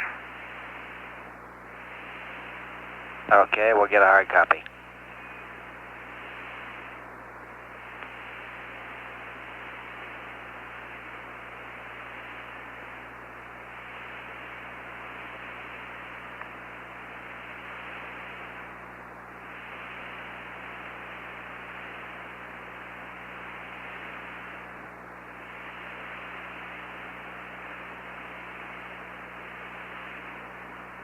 Okay, we got the 93s. You're clear to torque.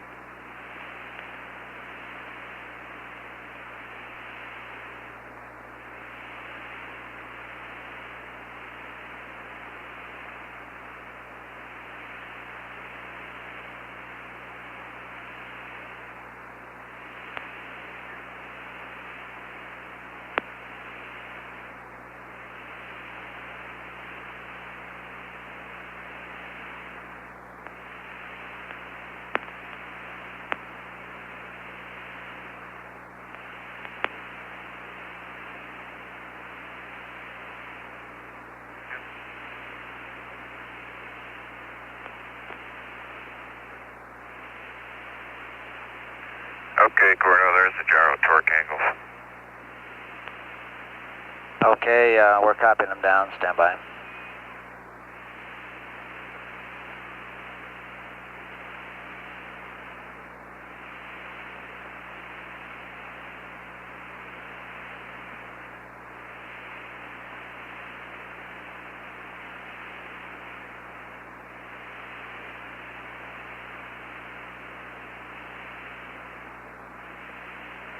Okay, Gino, torque them.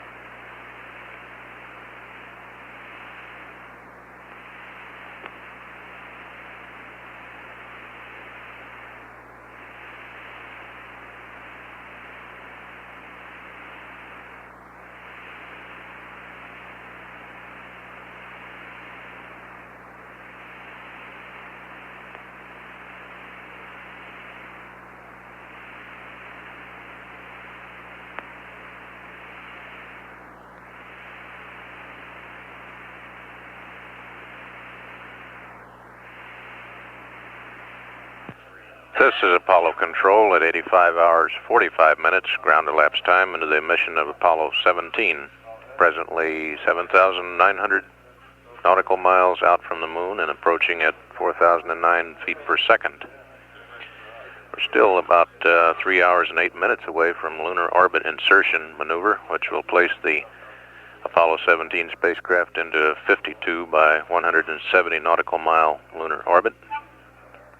Earlier today, Gene Cernan asked Mission Control for suggestions concerning his gas symptoms. A decision has been made for the flight surgeon to consult privately with Cernan to discuss these symptoms.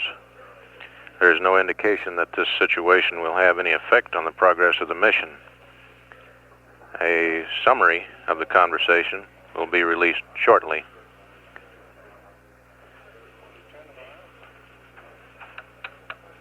Meanwhile, for distance back to Earth, Mother Earth stands some 208,068 nautical miles behind Apollo 17. We have 2 hours and 56 minutes remaining until the first loss of signal as Apollo 17 passes behind the moon. 3 hours and 7 minutes and 50 seconds until ignition on the lunar orbit insertion maneuver, which presently is scheduled for a ground elapsed time of 88:54:22. Total burn time on the SPS engine of 6 minutes 38 seconds for a total velocity change in retrograde of 2,988 feet per second. At 85:47 ground elapsed time, this is Apollo Control.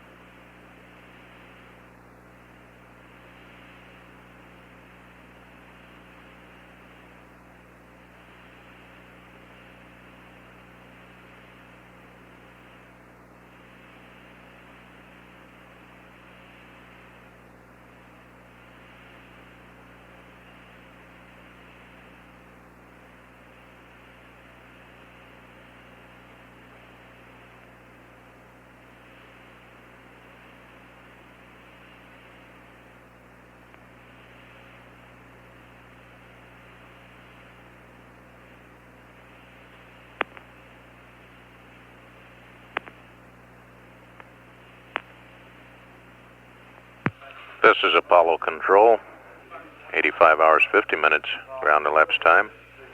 Here in the control center, the Flight Dynamics Officer Jay Green just passed up to the Flight Director Neil Hutchinson the latest predicted figures for the S-4B impact.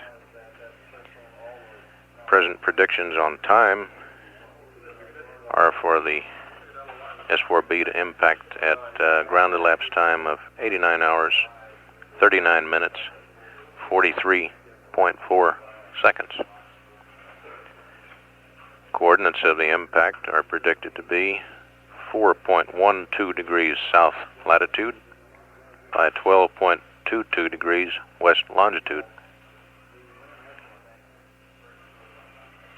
3 hours and 3 minutes to lunar orbit insertion ignition. 2 hours 51 minutes until Apollo 17 passes behind the moon for the first time.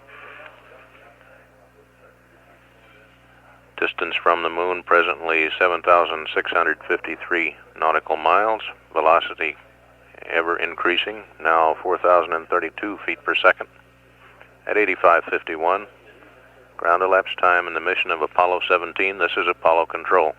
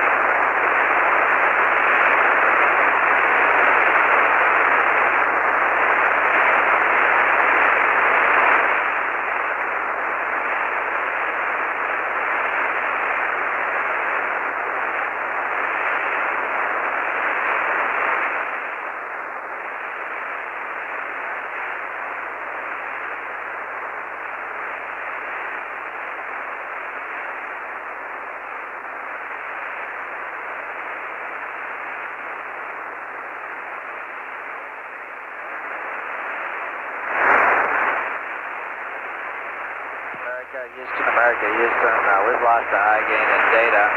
Go on the Alpha.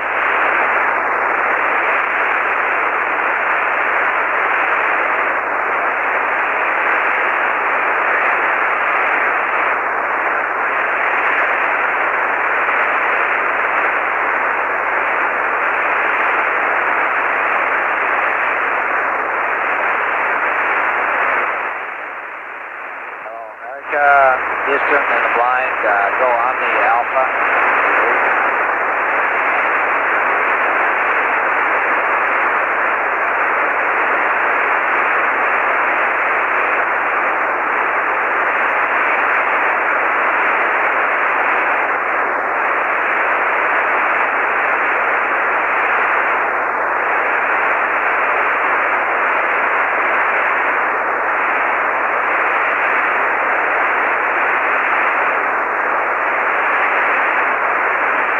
This is Houston, how do you copy?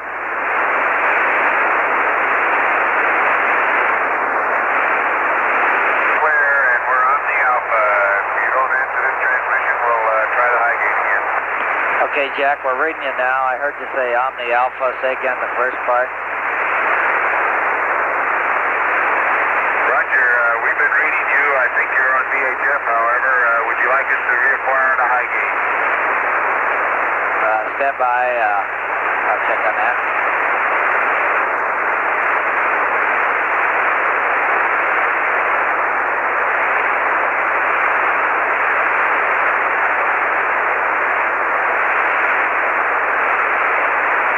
Okay, Jack, we'd like you to try the high gain at a pitch of -29, yaw 17, manual and wide.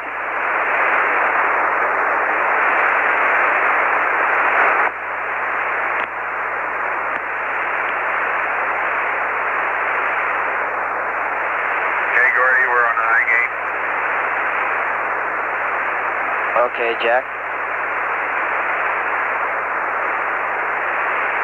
How do you read? I'm reading you. I can read you, but there's still a lot of background noise.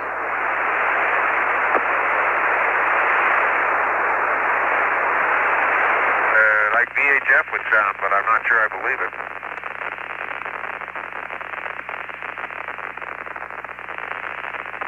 Jack, we just commanded normal voice.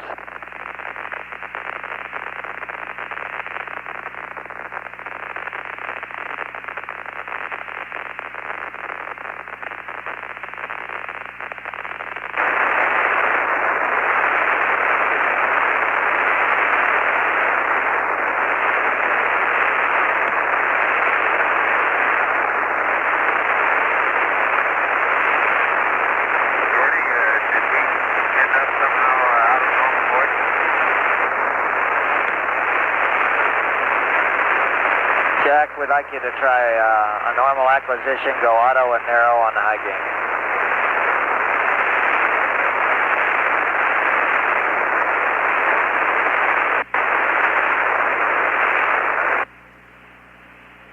Okay, picked it up, auto and narrow. Okay, you're loud and clear now. Okay, Gordy, you said that you had to command normal voice. Did we get a spurious command in there some way?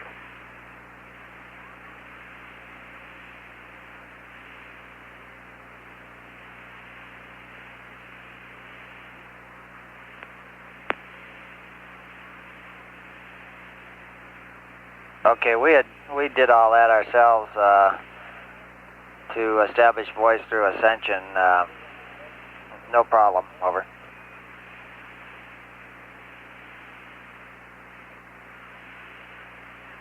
Okay, Gordy, how did you reach us when you finally started calling? Stand by.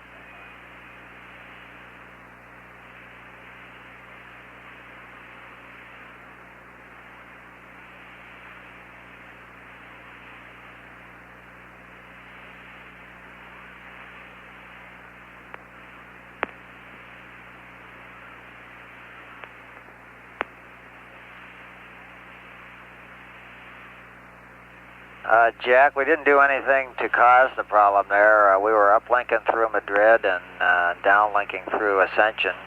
Did you see anything on board that could have caused the loss of lock? No, sir. We had good signal strength. It wasn't peaked for the high gain. It was more like an Omni signal strength, about 70%. And we called you several times after the switch in lines. And then finally you came through clear, but with some background noise that sounded like VHF. I presume it wasn't now. And when you called, I went to Omni Alpha with no change in signal strength, still about 70%. And you were still coming up the same way and apparently didn't hear us. And then the high gain, with high gain acquisition, it's been pretty clear. Okay, that's the way that story is the way it sounded to us, and we're looking around here to see if we can figure out a reason for our loss here. Okay, and I'm ready to pressurize the SPS if that's what you want. Okay, let me make sure here.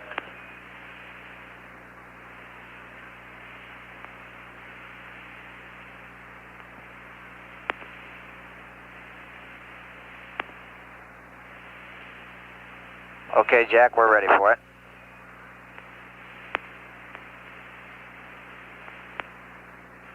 Okay, you want me to just use SPS helium valve 1?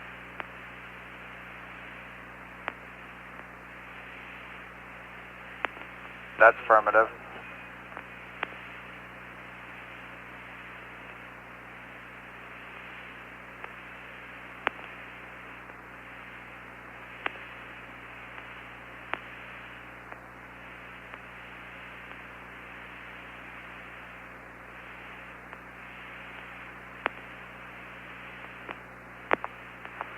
Okay, Gordy, we're going to on with SPS helium valve 1. We checked the circuit breakers, they're in.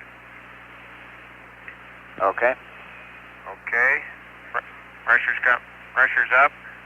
Fuel pressure is stable at 175 and oxidizer at 175. And the light is out. And we're back to normal on caution and warning. And the valve now is back to auto. Roger, and it looks good here. We're reading 184 oxidizer and 185 fuel.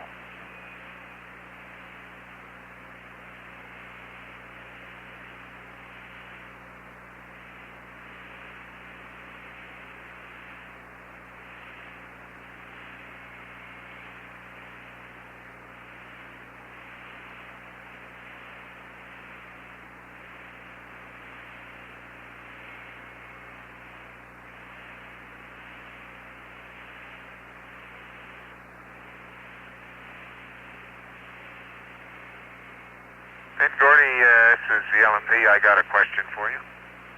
Shoot.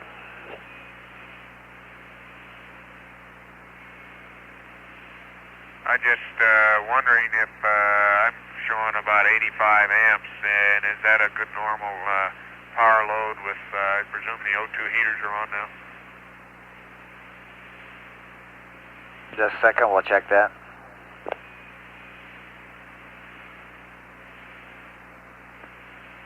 I'm just trying to reestablish my references here for LOI. ECOM says the heaters are on, and that's the normal load. Okay, very good. Thank you, sir.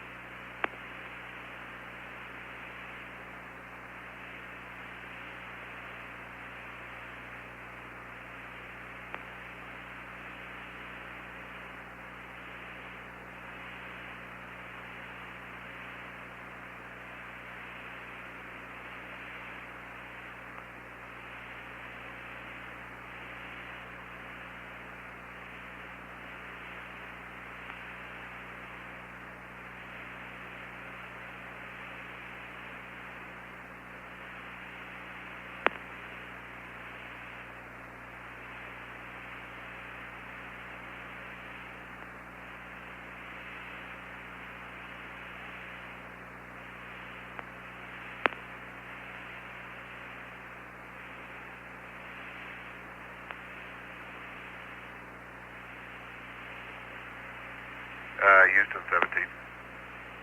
Go ahead. Roger, we've got about an hour sitting around here. We can go to white deadband if you want, if you'll remind me to go back to narrow again when we need to. Let me check on that.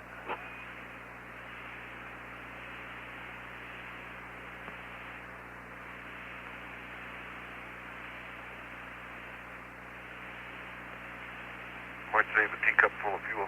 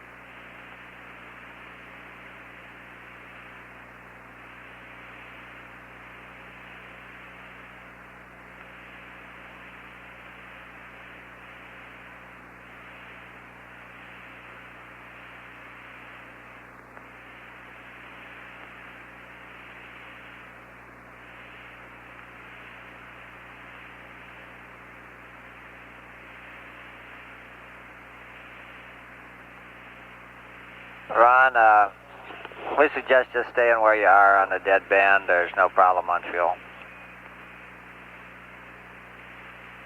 Okay, mighty fine, Gordo. Thank you.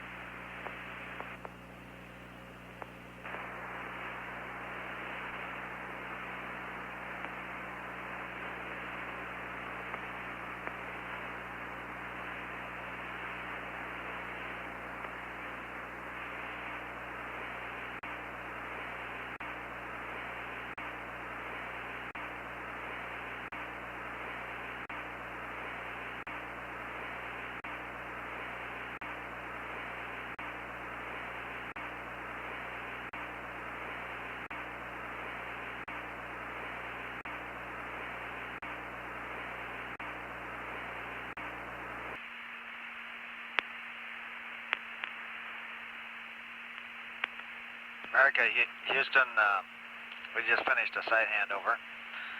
And we're seeing some excessive counts on the UV. We'd like to chase the problem a little, and to do that, we'd like you to turn the UV off for 5 seconds and then back on. Over.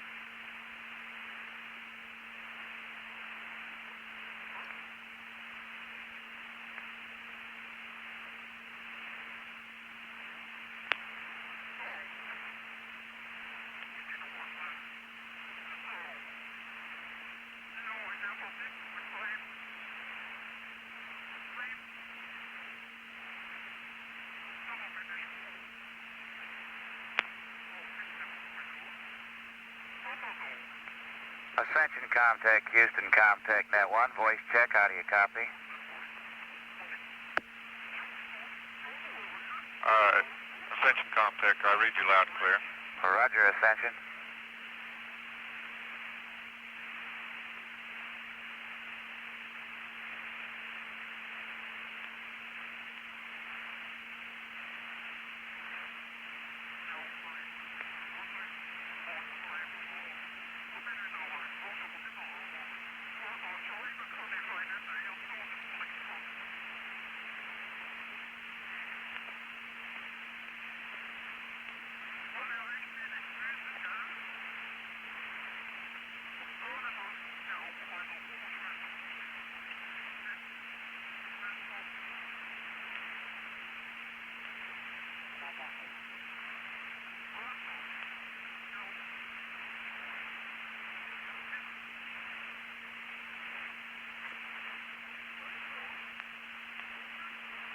Houston 17, how do you read after a command reset? 17, this is Houston. You're loud and clear. Have you been calling?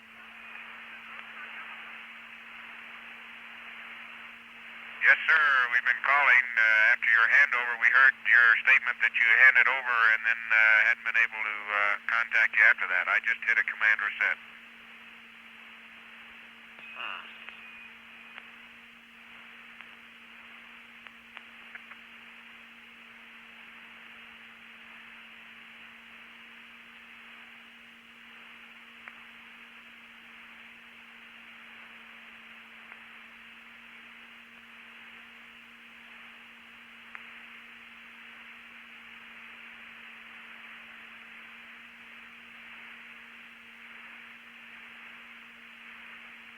Okay, Jack, that was a problem here on the ground.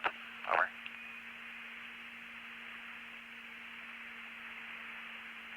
Okay.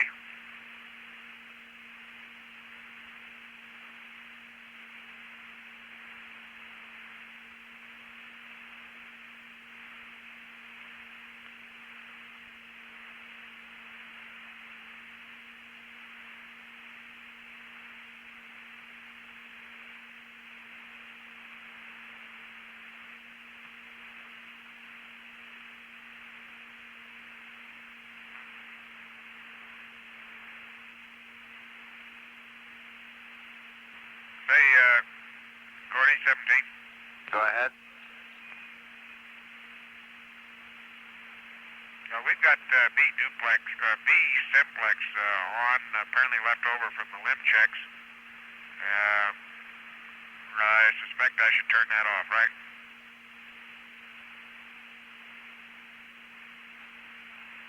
That's affirmative.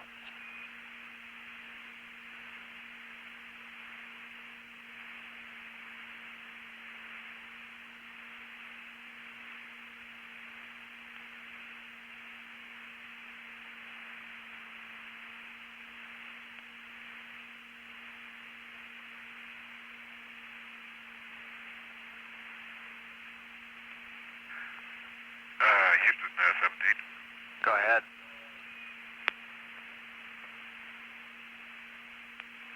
Hey, Gordo, just an interesting observation on my part. I don't know why. But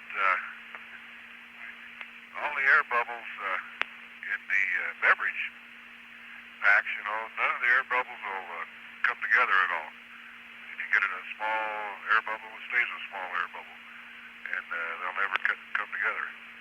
However, in my chicken and rice soup package here, had a whole bunch of small air bubbles, and now it's all one great big air bubble in the middle. Okay. And most of the spoon bowl packs, or wet packs, whereas the juice bags won't do it. Okay, that's interesting. I sure don't know why either.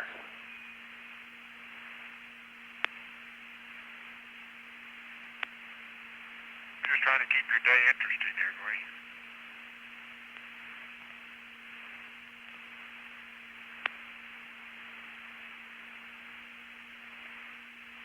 Now that you won't let us look at the Earth anymore, we'll start looking in the cabin. Okay, while you're looking in the cabin, I got a new hydrogen cryo configuration for you to minimize the pressure cycling and cut down the wear and tear on the motor switch. If you're ready to do it, I'll read it. Go ahead. Okay, on H2 tank 1 and tank 2 heaters, both of them off. On the fans, tank 1 fans on, tank 2 fans off, I think they're there already, and tank 3 fans auto. Over.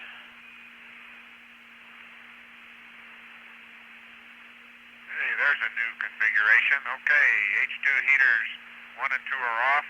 H2 fans, 1 is on, 2 is off, and 3 is auto. Okay, sounds good.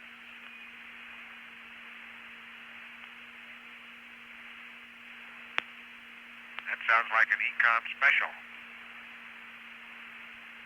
That it is.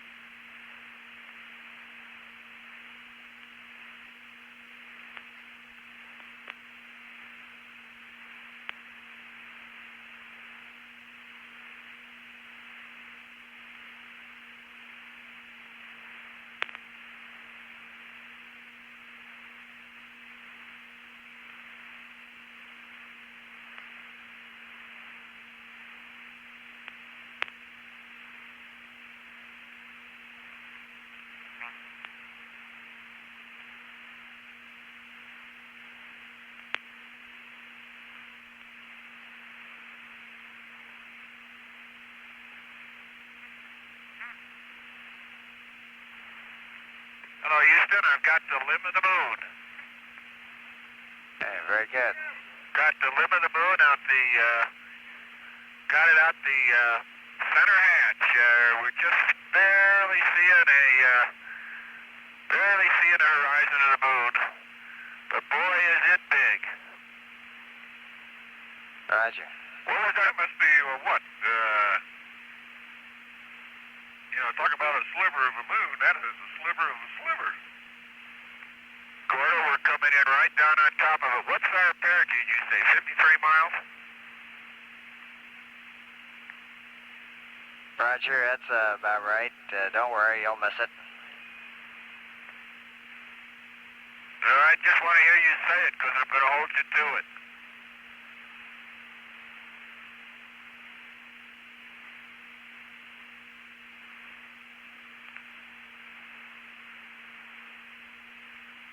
As long as you shadow your eyes from the sun is just about laying on the horizon of the moon. And as a matter of fact, as I watch it, I can watch your horizon, the amount of daylight terminator get larger. Roger.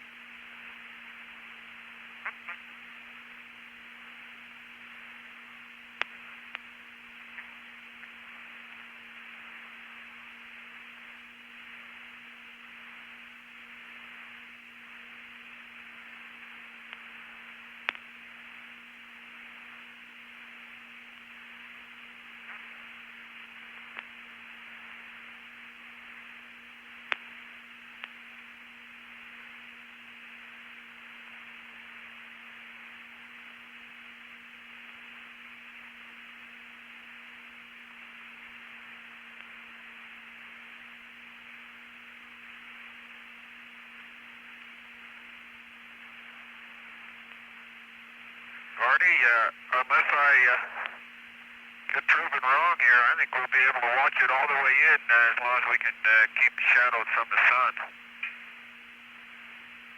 Okie doke. I tell you, when you get out here, it's a big mamu.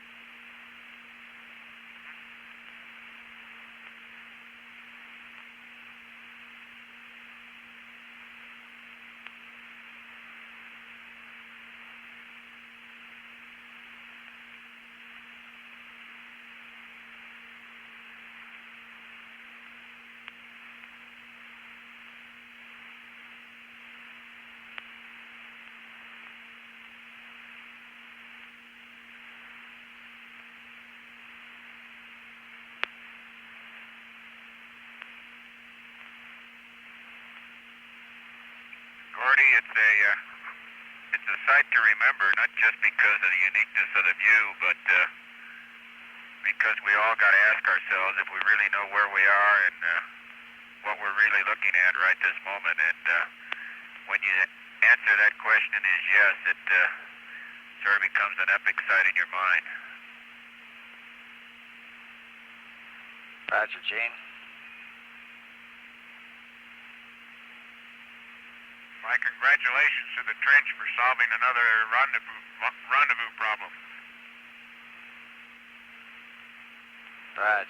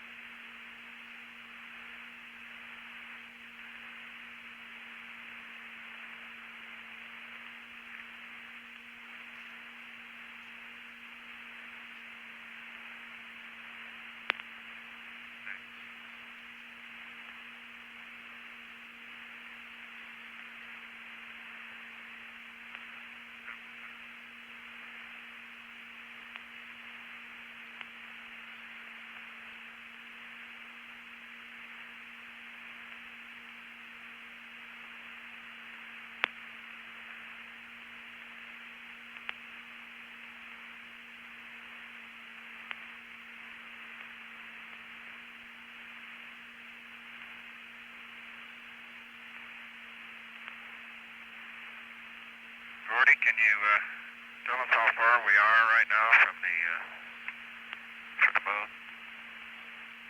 Sure we can. Stand by.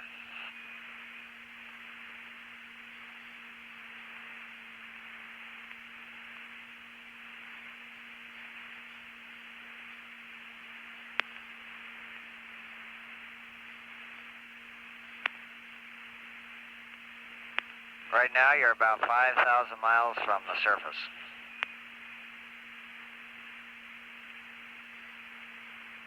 Okay, thank you.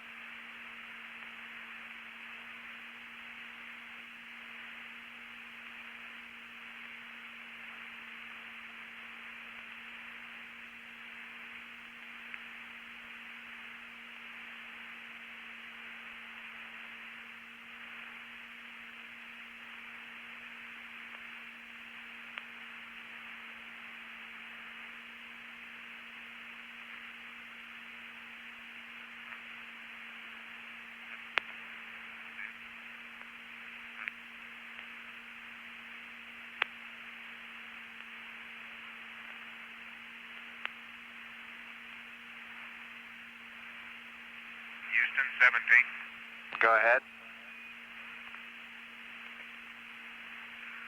I think I got a visual on the sim bay door now out window 5, just about directly off our present plus Y axis. Okay. Must be way out there by now.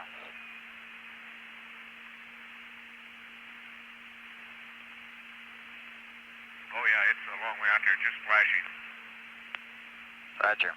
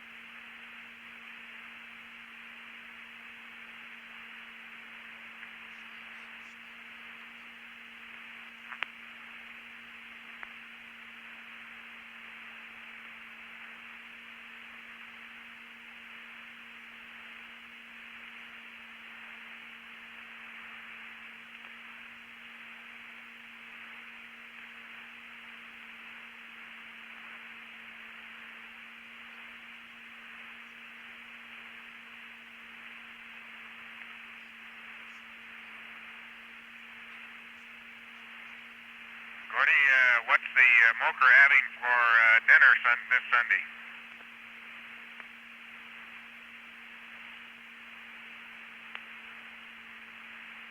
Well, let's see.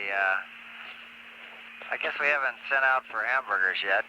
There's a few brown bags in sight, but that's about it.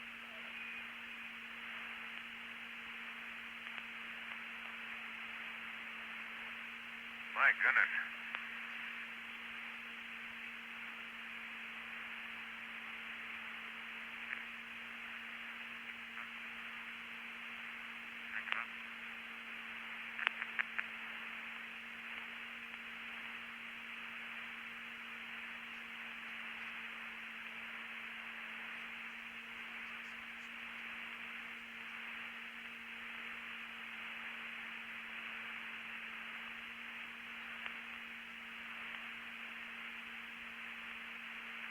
Gordy, doesn't look like I have a chance to go to church today, but under the circumstances, I guess it'll be okay.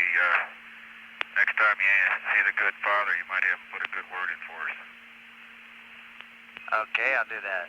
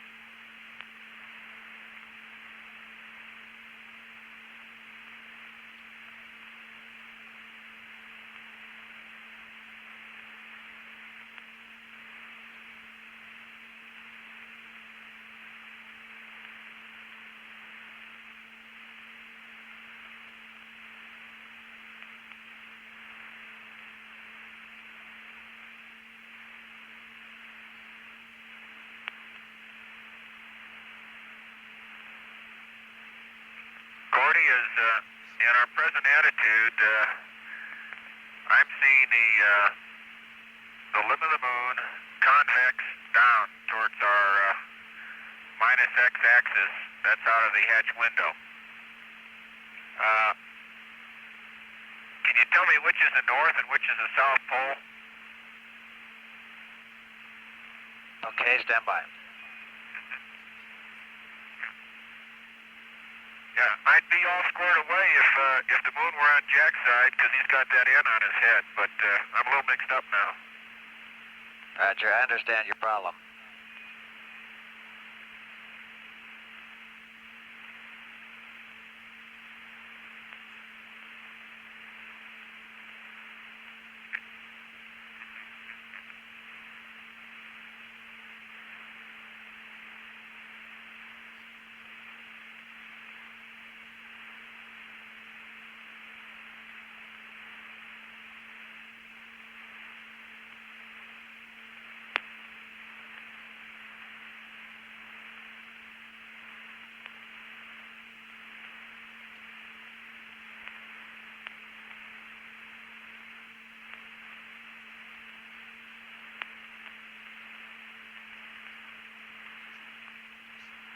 Gordy, I'm thinking the top of the limb towards the sun is probably the north.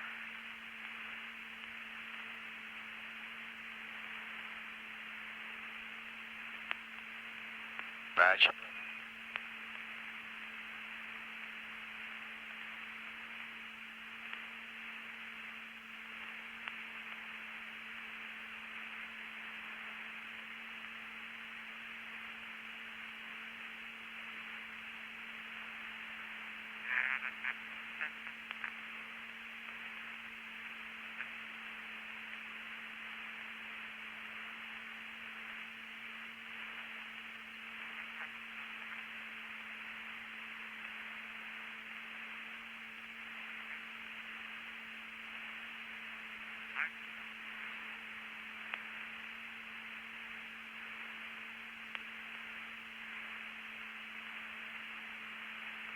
Gordy, I think I got it. The north has got to be on the right as I look at the limb of the moon opposite the sun, because when we go in a retrograde attitude, it's got to be over there. I think I can see Corla without a problem. It's a little bit north of the equator. Roger.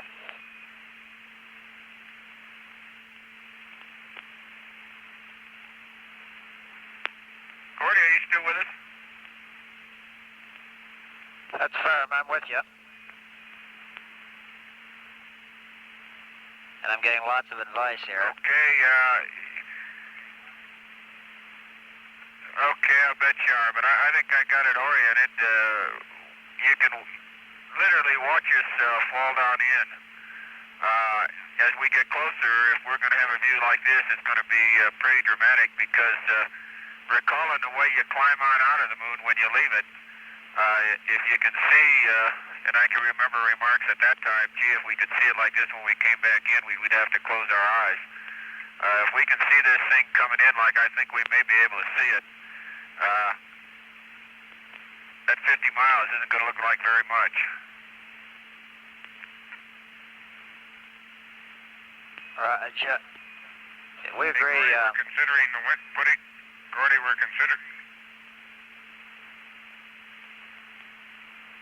considering putting the window covers up.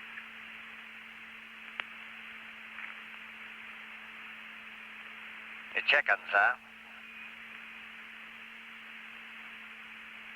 That's going to be one of those high angle energy conversion roundouts.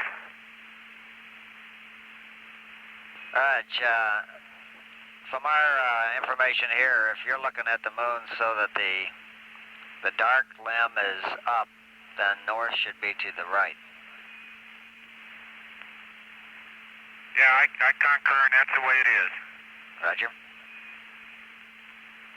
The horizon is just steadily growing bigger. Does it look about the same as last time?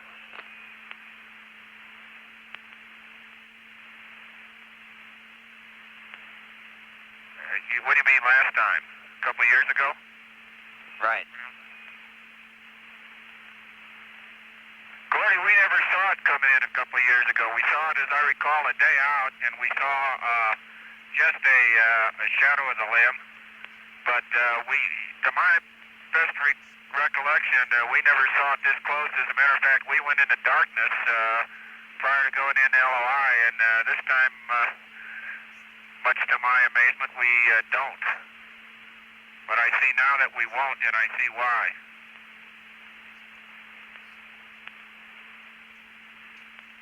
I tell you, everyone who's seen that view leaving knows how fast you climb out, and by golly, the closer we get to it, the faster we're coming in.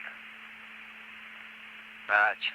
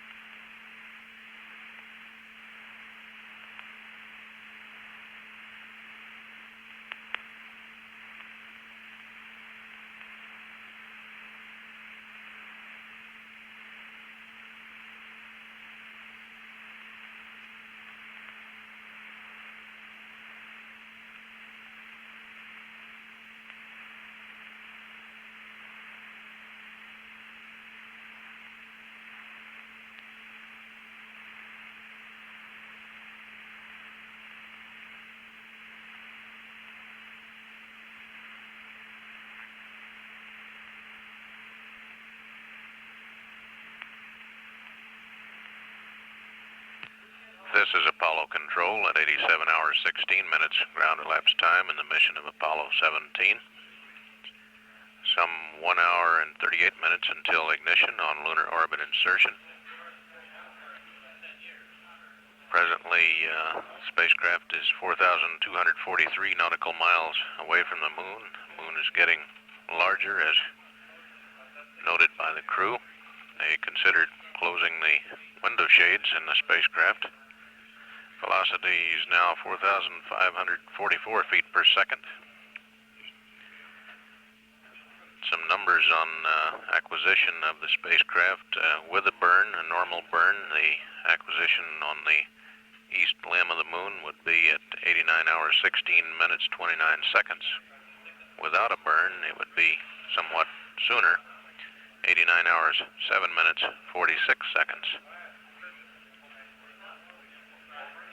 A private conversation was conducted with the Apollo 17 crew from ground elapsed time of 85:46:55 to 86:04:46. The subject of the conversation was Gene Cernan's request for suggestions concerning alleviating some gas symptoms he had had during the flight. The following is a summary of the conversation. The call to the crew was made by Donald K. Slayton, Director of Flight Crew Operations. Dr. Royce Hawkins, Chief of Medical Operations at MSC, asked Cernan to explain his symptoms. Cernan reported it was no great problem, but that he has had some greater gas discomfort than his fellow crew members. He said he felt quite fine at this time, and there was never any pain or nausea associated with the discomfort. Cernan advised Dr. Hawkins of the anti-gas medication, simethicone, he had been taking. Dr. Hawkins recommended to Cernan that he continue the medication after meals and before going to sleep. Hawkins also advised Cernan on some changes to his menu over the next 2 days to reduce the discomfort. Cernan reported, quote, "I'm better. There's nothing detrimental or incapacitating about this. We're all in good shape. We hope things are looking as good down there as they are up here," close quote. Lunar Module pilot Harrison Schmidt reported the crew had encountered some difficulty with the onboard system that separates gas bubbles from the drinking water supply. Schmidt was advised that the gas separator system has given the crews problems on previous Apollo flights. Astronaut John Young, commander of the Apollo 16 mission and backup commander for Apollo 17, also talked briefly to the astronauts and wished them well. Distance now 4,125 nautical miles from the moon. Velocity 4,570. Still an hour and 35 minutes mark until ignition on lunar orbit insertion burn. At 8719, this is Apollo Control. Fix horizon probably covers a good couple of degrees. I can now see relief on the horizon itself against the dark space. Roger.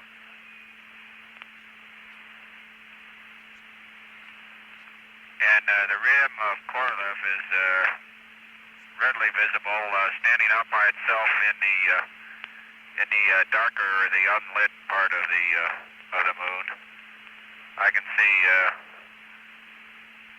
the central peaks or mountains very well lit up.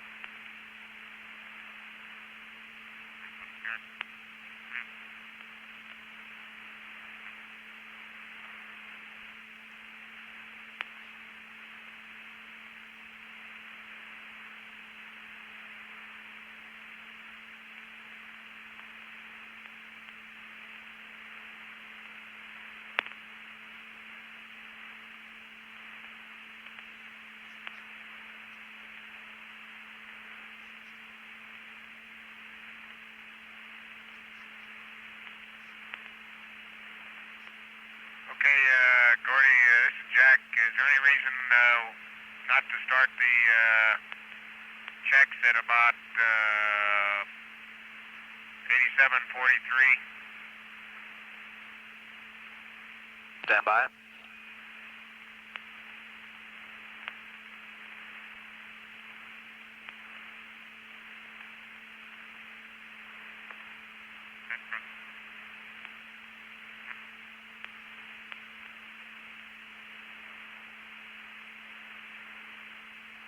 Okay, Gordy, what I called a central peak or a range in there must undoubtedly be that inner ring, but the way it was lit up in the sunlight gave you a definite impression it had an elongated central range. Roger, and for Jack, no problem starting early on the checks.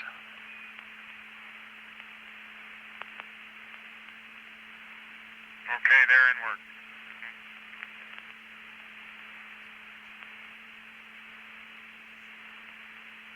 Okay.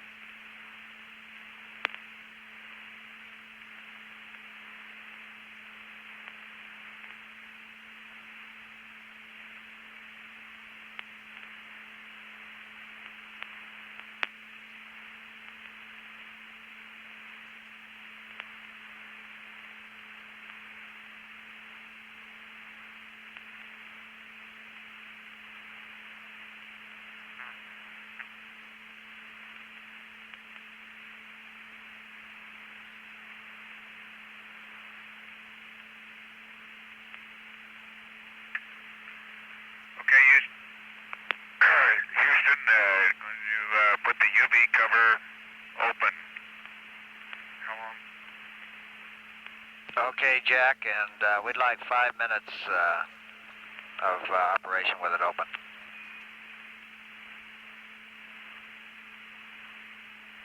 Okay, mark it. Open.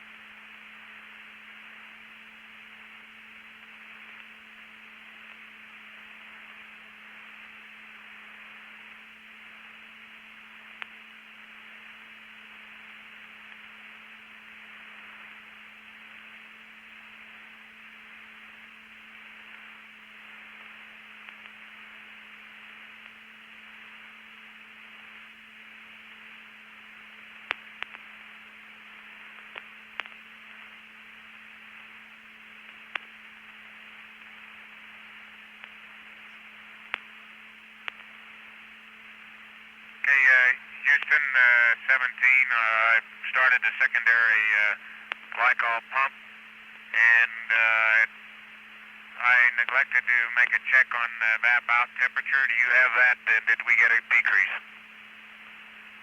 Stand by.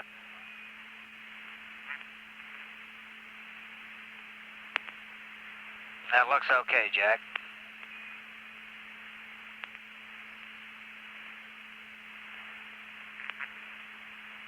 Thank you.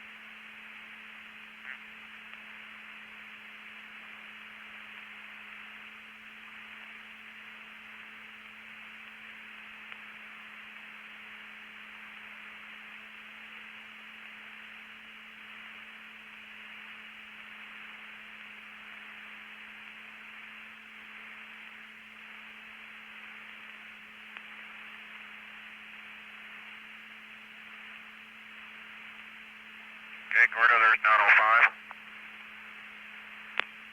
Roger.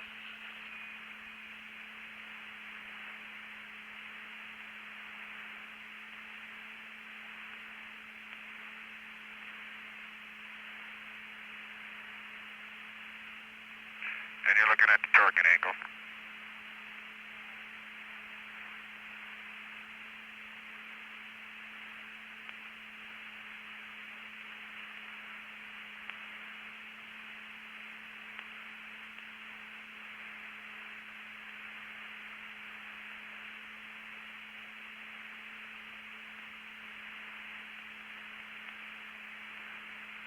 Okay, Houston, I'm going SPS pressure indicator to 2. Okay, Jack, and you can close the UV cover and go ahead and roll back to 064 roll. And you're clear to torque the P-52. Okay, UV cover's closed.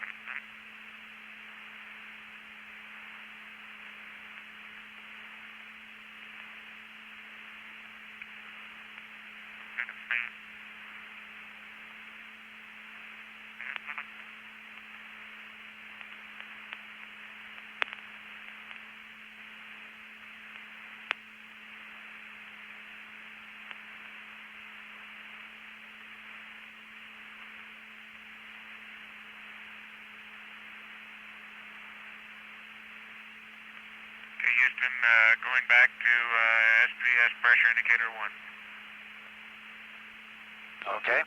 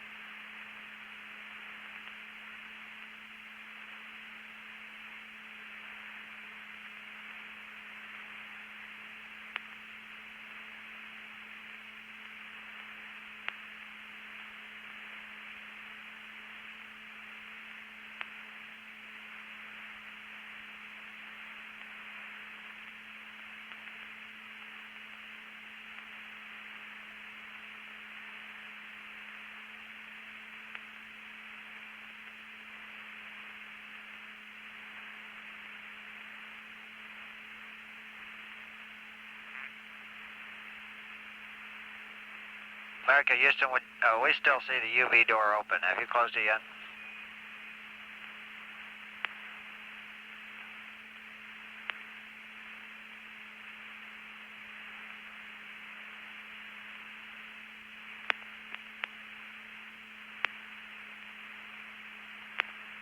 Okay, it's now closed, Gordy. Roger. Down.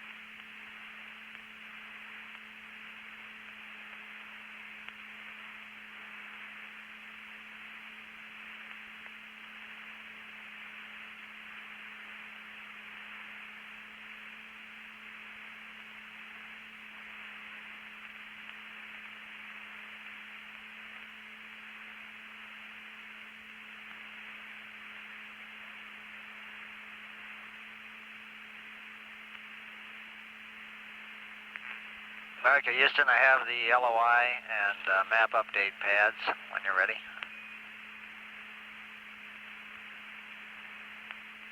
Stand by one, Gordon.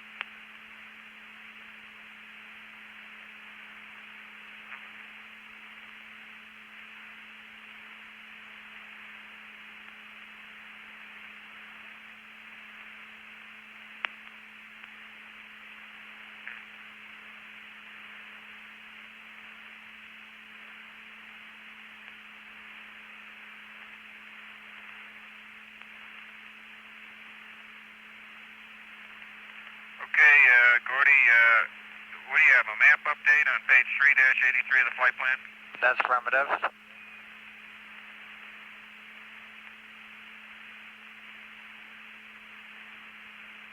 Why don't you go ahead? Okay, it's for Rev 1. AOS without burn is 089er 0746.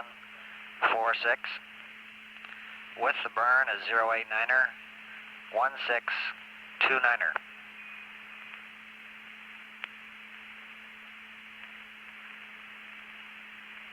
Okay, without the burn is 0746, and with the burn is 1629er. That's affirmative, and then I have your LOI maneuver pad.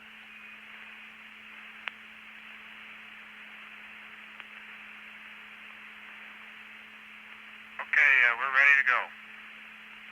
Okay, LOI SPS/GNN. The weight is 66361 plus 121 minus 012. Ignition time is 08854 2174. Down 81 minus 27988 plus 10449er minus 00425. Roll, pitch, and yaw are all 0. Down 44, 01701 plus 00525. 29877. Burn time is 638. 29814. Sextant star is 45. 2521.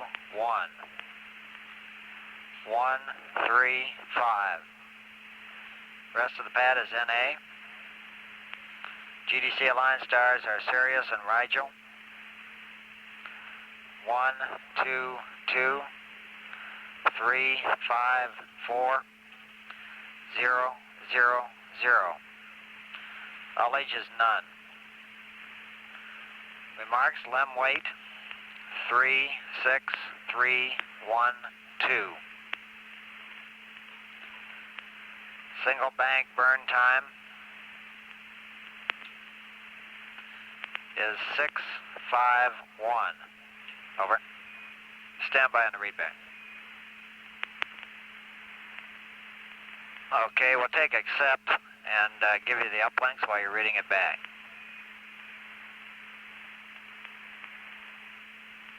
Okay, Gordy, here's your readback. You've got accept.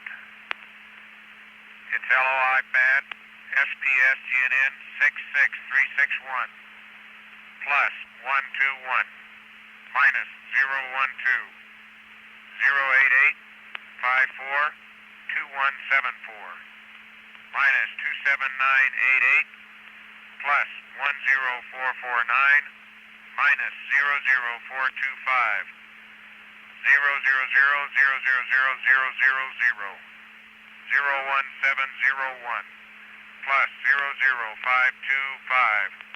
29877 638 29814 452521 135. Rest of the pad is NA, Sirius and Rigel 122 354 000. There's no LH. LEM weight 36312, single bank burn time 6 plus 51. Okay, that's a good readback.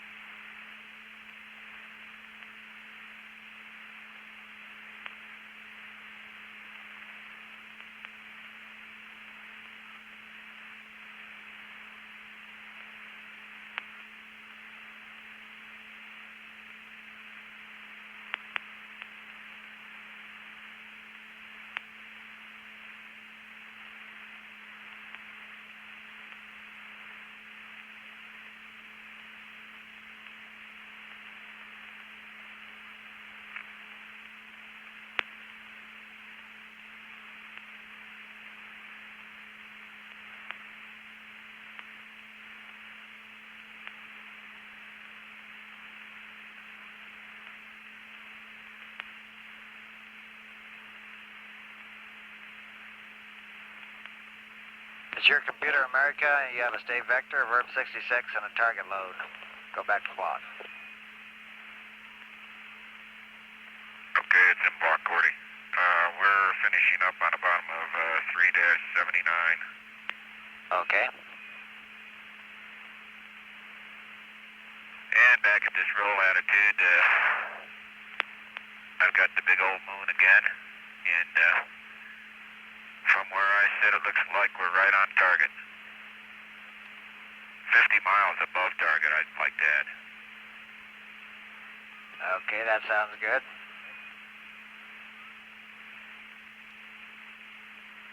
The limb is, of course, still growing and a little more rapidly. And what I can see of the limb that's not blocked out by the sun, it's getting obviously much larger in the window. Roger. I guess it depends on the shadowing of the sun as to whether or not we're going to see too much. I think retrograde we ought to see quite a bit once we get over the terminator.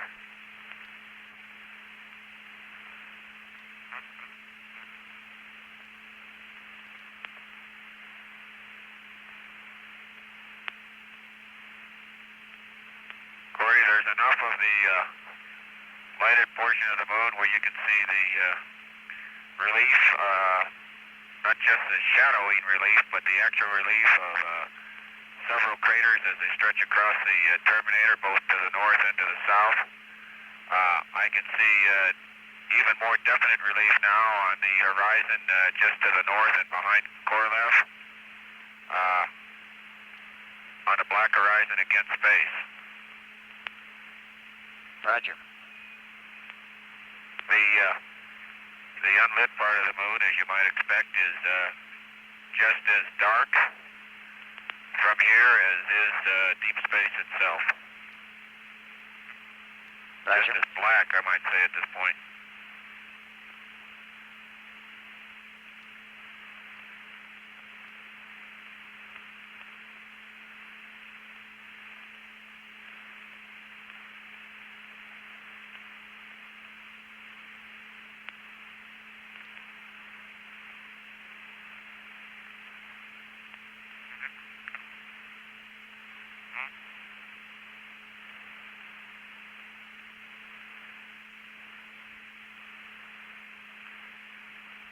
America, Houston, for your information, your altitude's about 3,000 miles now.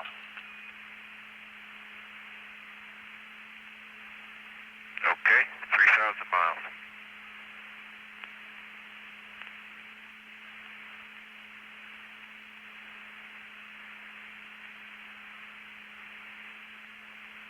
Gordy, the limb has much more three-dimensional relief now towards us. You can get the feeling that the horizon, the lidded portion of the horizon, definitely does flow in our direction. And although you can't see the unlit portion of the moon, you get a feeling that there's a great deal more of it, a lot closer than that which you can see. Roger.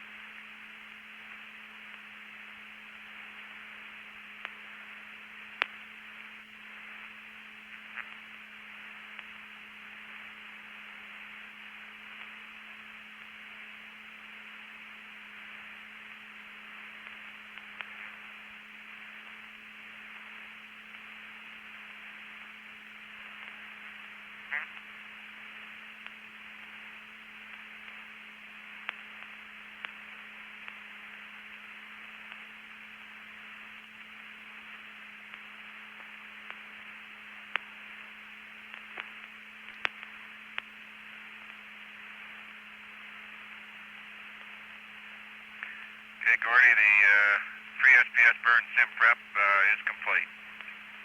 Roger.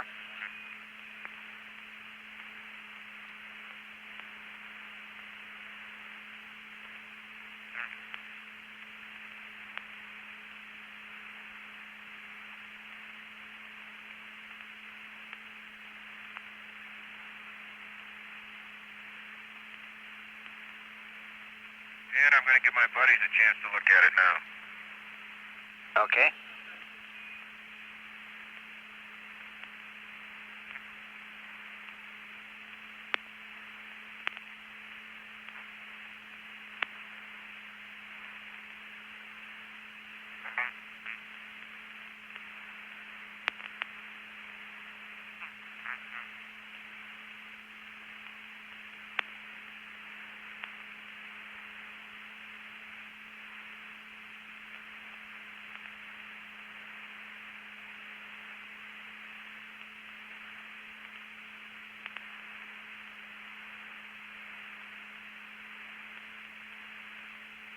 I never thought I'd see a geologist speechless at his first near shot at the moon, but I haven't heard a word from him yet.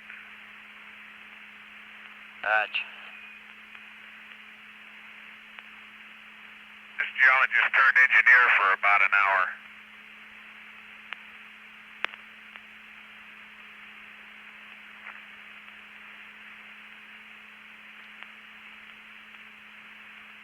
He's probably speechless because there's no clouds to talk about.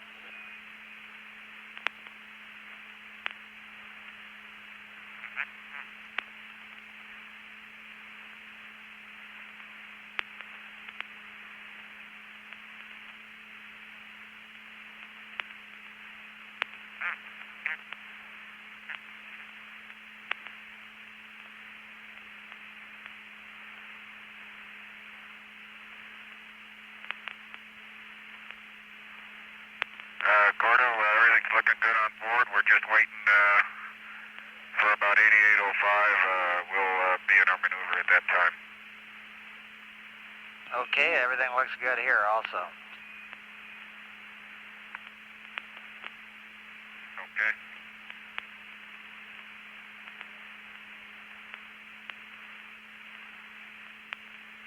And is your LOS of about 4.5 still good? I'll double check that.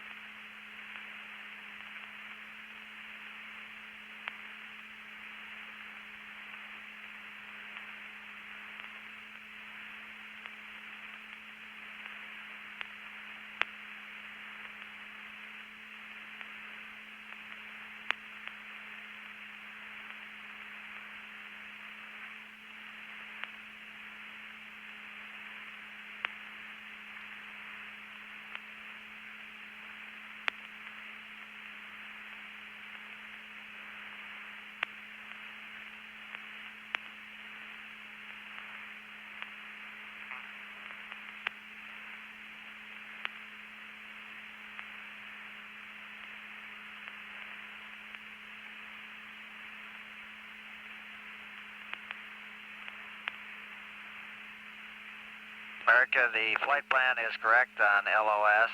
To be exact, it'll be 88, 43, 40.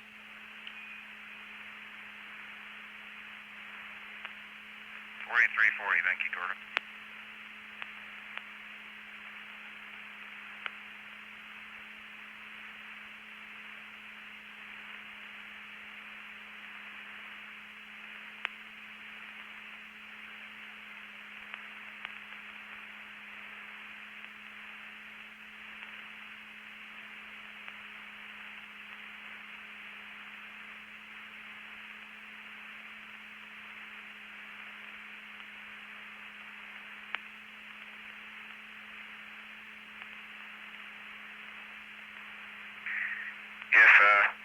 If you guys could get an idea down there, the needle you're threading when you shoot for 50 miles at a $250,000, you'd be mighty proud of yourselves. I'll tell you, we are.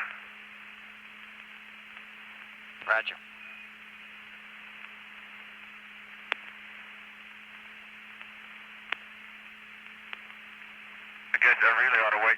set at 89:16:29. Roger.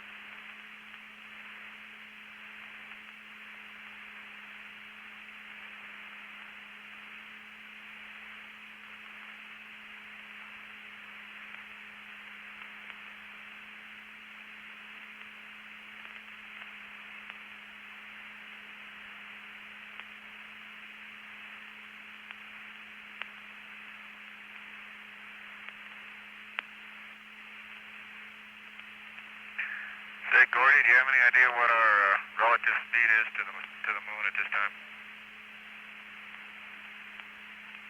Yes, it's 5,000 feet per second. Yeah, you're presently 2,660 miles up.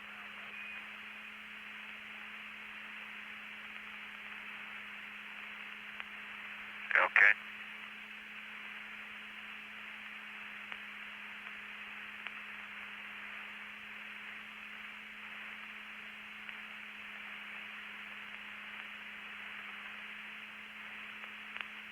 I assume TP is there, and I guess John is too. I don't know whether John saw this coming in on 16, but I know they can recall what we saw leaving on 10, and other than the fact that you can't see as much of the moon, it's just as impressive.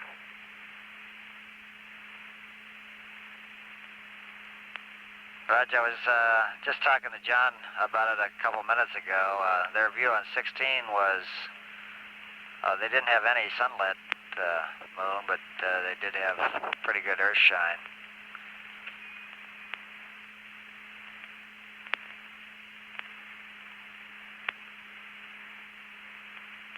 Well, he knows what I'm talking about then.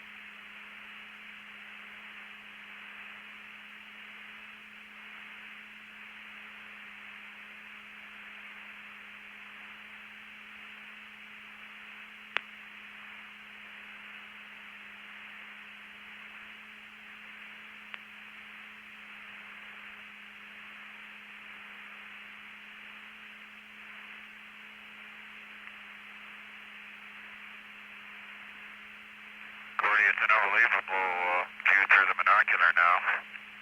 You can really see down in the depths of some of the larger craters and with a great deal of clarity, and you can see some of the higher ridges actually rolling right over the horizon as they go away from you. Roger, Jim.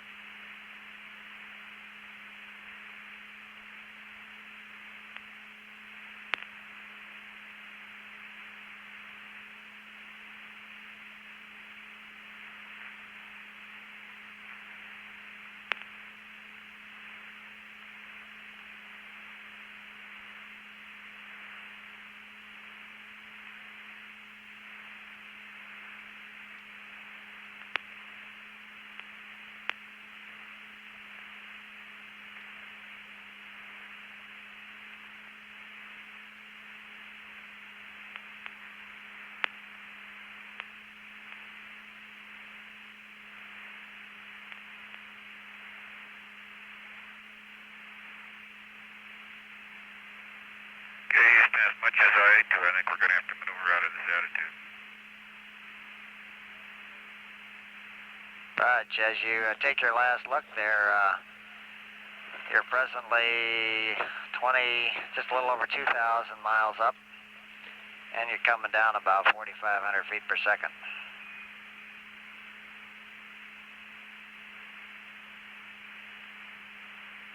Yeah, you better believe that.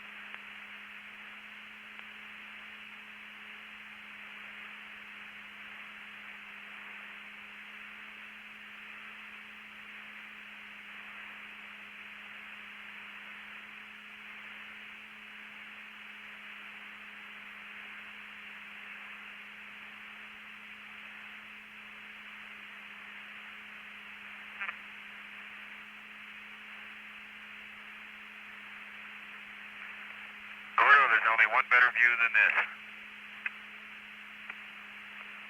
What's that, Gene? Right at the moment anyway. Right at the moment anyway is to be out there and watching this spacecraft maneuver in attitude and watch it burn over the lunar surface. I get the feeling someone is watching. Roger.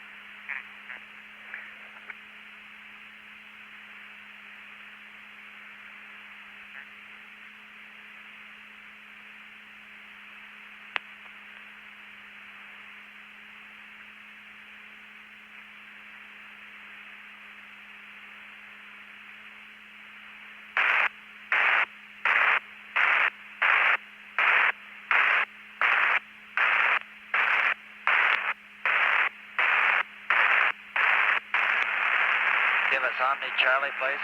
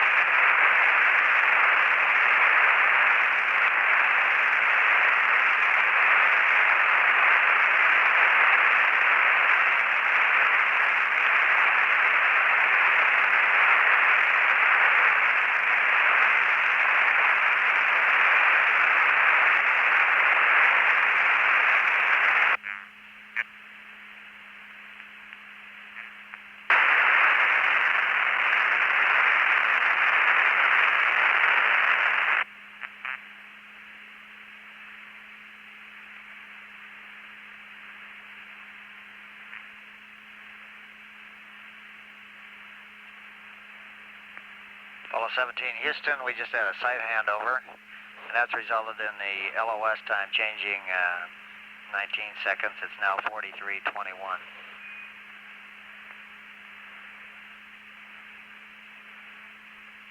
Okay, 43:21, and we're on Omni Charlie. Roger.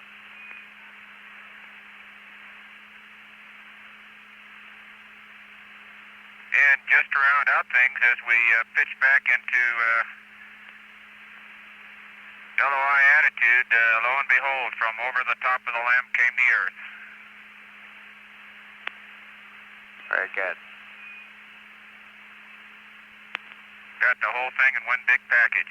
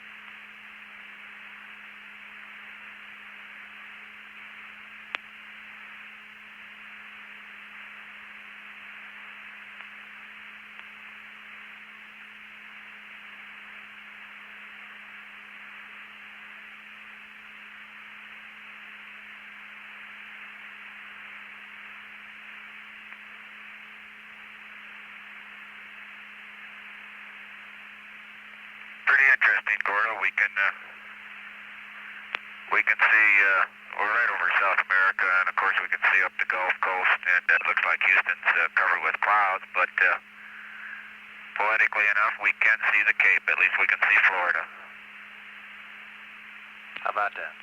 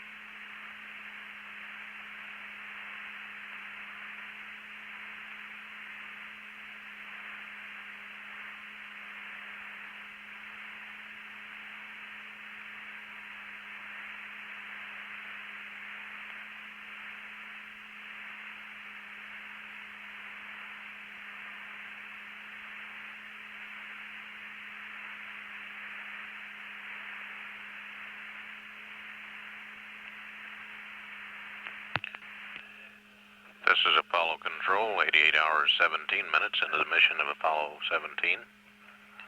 Some 26 minutes now until Apollo 17 passes behind the moon, coming up on the lunar orbit insertion burn, in which the spacecraft will start its initial orbit, measuring 52 nautical miles by 170 nautical miles, an elliptical orbit around the moon. That maneuver will take place at a ground elapsed time of 88 hours, 54 minutes into the flight, and will slow the spacecraft down considerably from its present velocity of some 5,700 feet per second.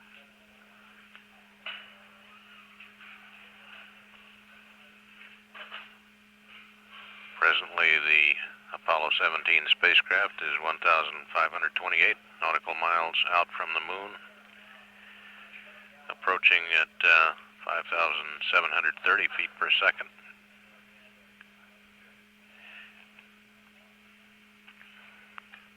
After the spacecraft passes behind the moon 25 minutes from now, assuming a successful lunar orbit insertion burn, it should come from behind the east face of the moon, east limb of the moon, at approximately 33 minutes later. It will take a few moments for the ground stations to lock up on the downlink from the spacecraft, even though the theoretical contact time is roughly 33 minutes after loss of signal. At 88 hours, 18 minutes ground elapsed time, this is Apollo Control.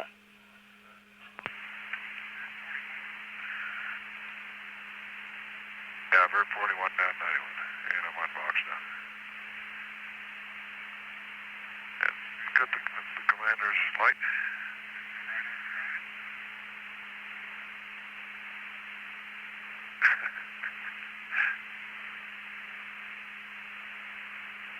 Brian, you're loud and clear on box.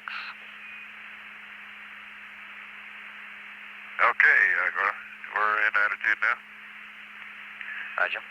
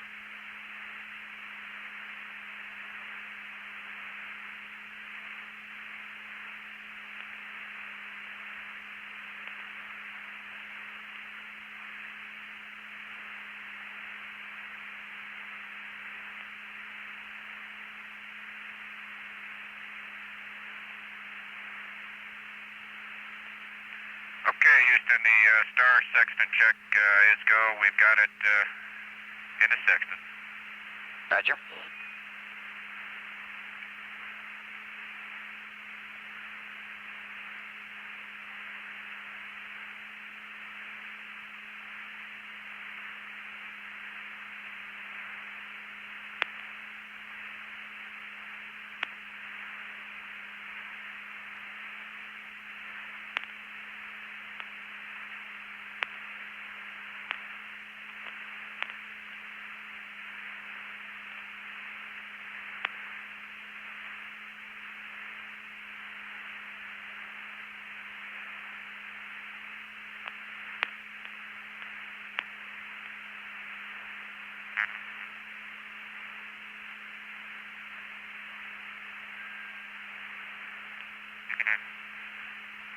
Okay.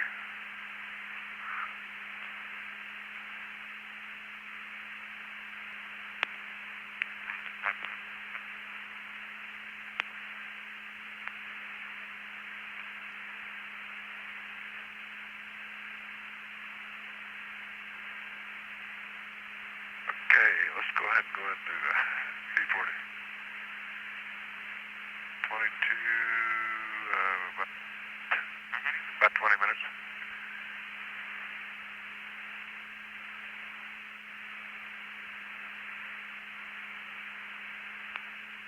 Yeah, it looks like it's going pretty close to where we want to be anyhow.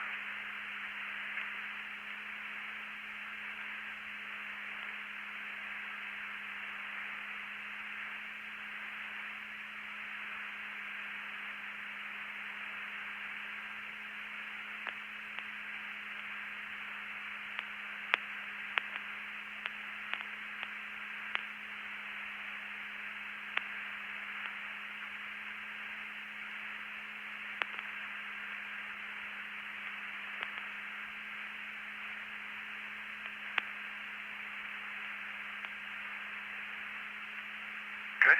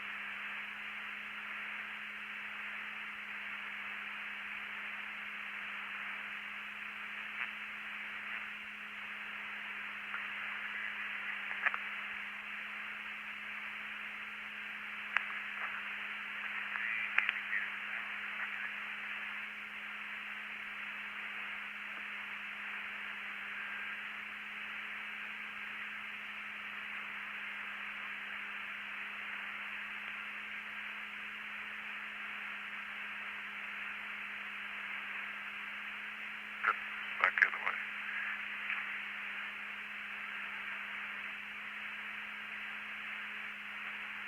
Okay, Gordo, we're standing by in P40. Roger, we're watching you.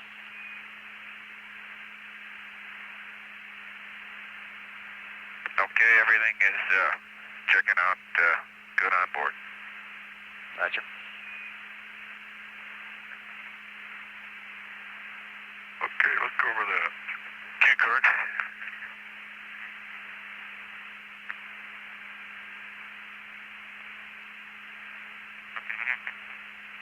Okay, Delta V check's complete. We set the Delta V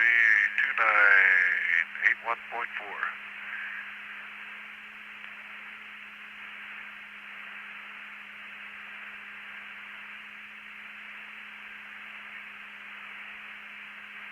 Okay, we have the free Delta V in standby.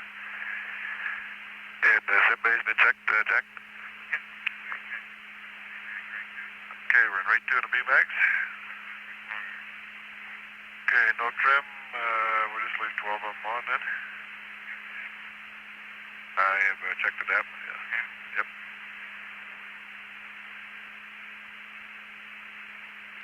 Check it again.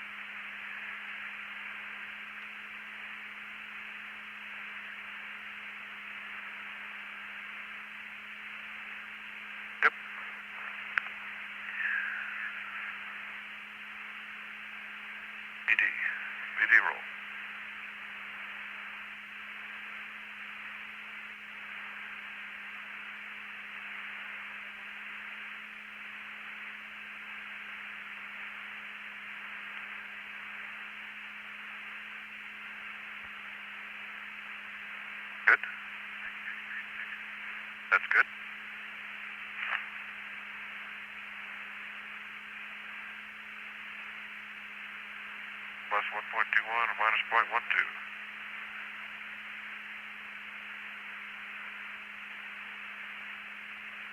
Okay, DAP is loaded. Okay, Houston, the DAP looks good. Roger. Okay, we're CMC and auto. And we're at the pad attitude now. Okay, bore site 6 discharge. Check is complete. I did it once, let's try it again. Kind of drifts quite a bit.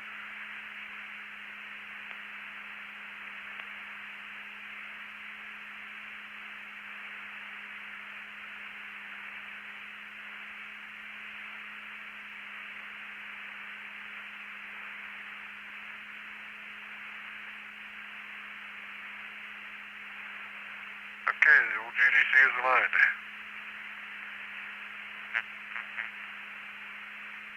Okay, direct knowledge breakers are going in.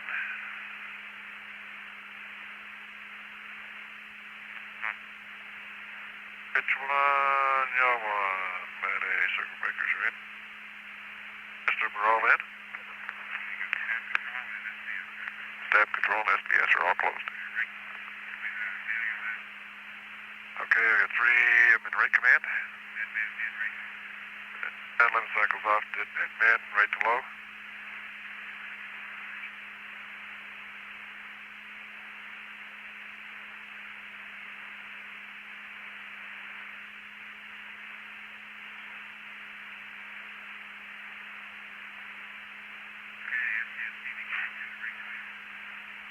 SCS DBC is in rate command. Okay, CG is in LIM CSM. Gamma drive, pitch 1, yaw, auto. Pitch and yaw and auto.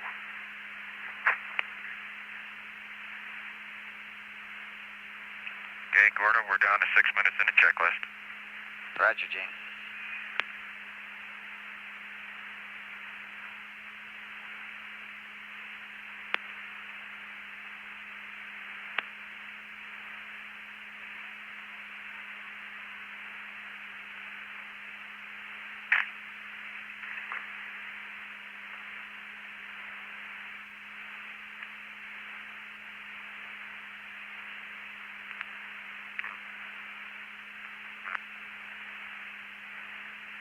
Okay.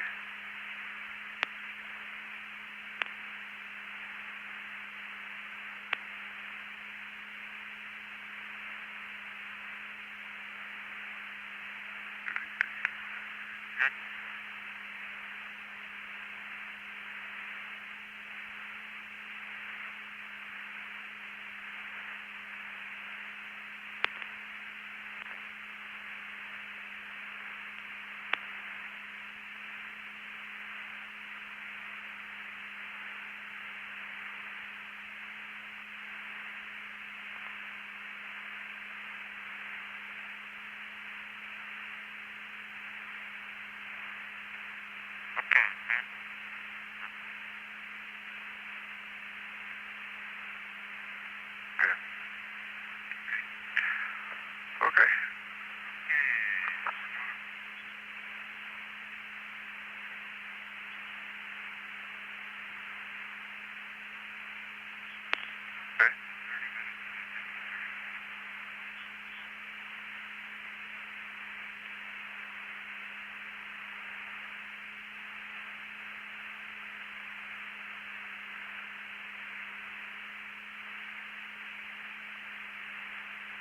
Okay, we keep tight limits though to 1 plus 10.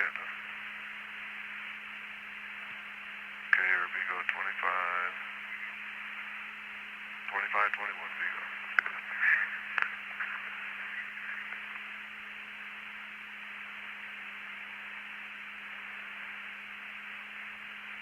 That's all right. Get tight limit 340. Yeah.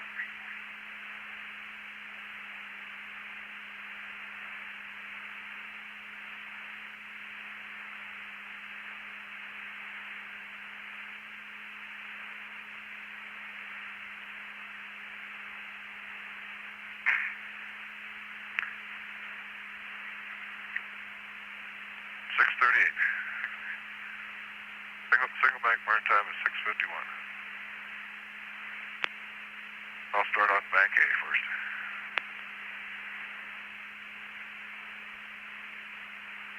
That means we may get a chug when we start on bank B.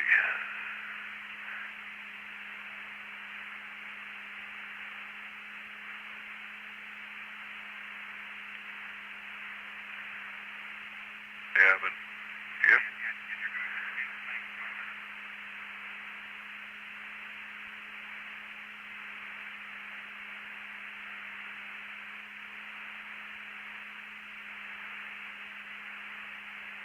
Okay.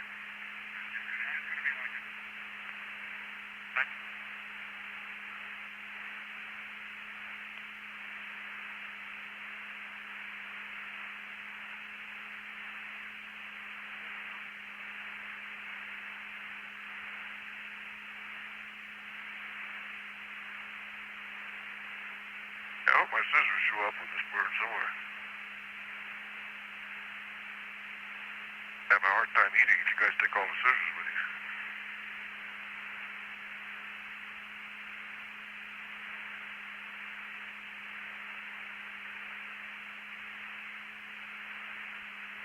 And my teeth are pretty good though.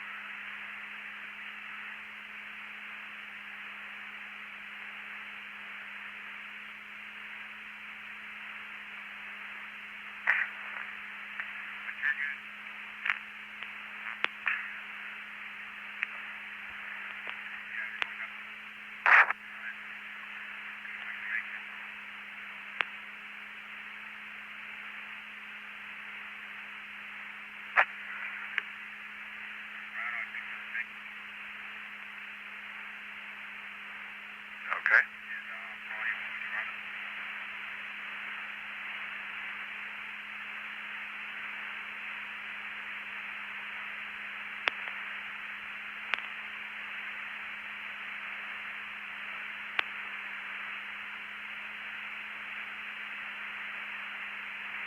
That's unless you start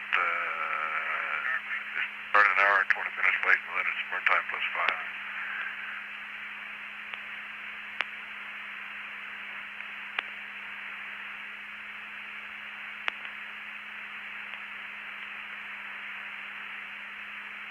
Okay.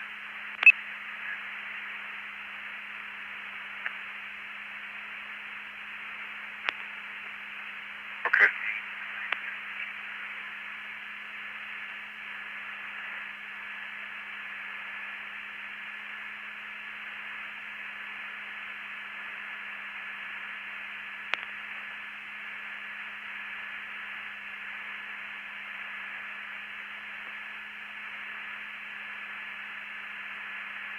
Apollo 17, Houston, if you three are interested in sticking around a while, you have our go for LOI. Roger, Houston. Understand America is go for LOI. And let it be known that the crew of America is go for LOI. Roger that.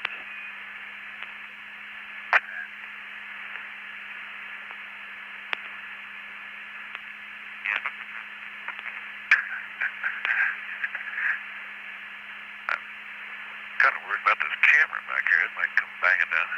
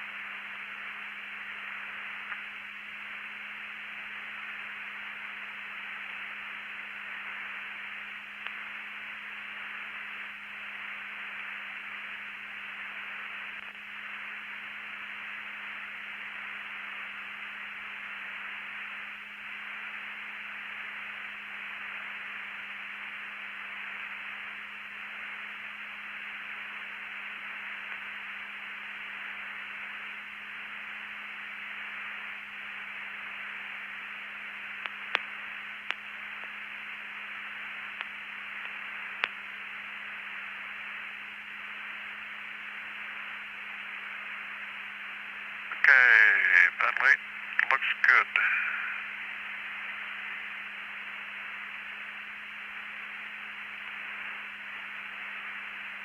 Okay, we're 5-1, 1.5 CMC, GDC, rate command. Limit cycles off, deadbed man, rate to low, transcontrol bars off. 8 AC, directs are off at this time, CMC and auto. Rate 2. TVC is rate command. Couple motors are off. LEM CSM. ELS is auto. ELS is man. RCS logic is off. Roll is off, 5G. We're in AC and GPI. Couple drives in auto. Everything looks good.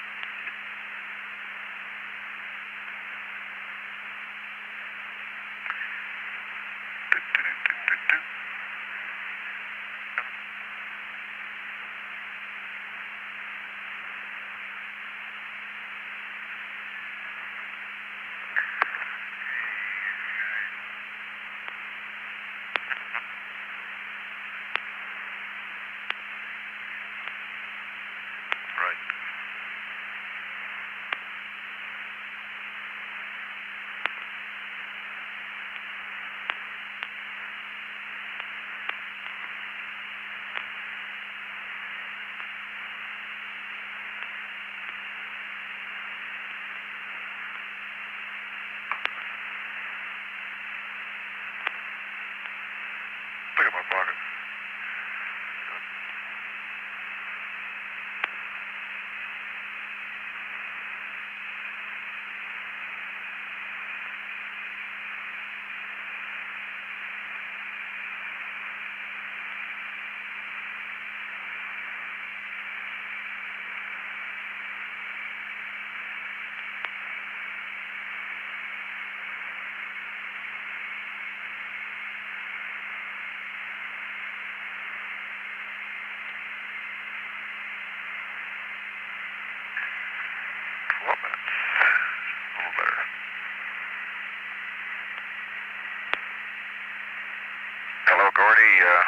As we approach LOS, we've still got America out the view of the hatch window. We'll see you at 89:16:29.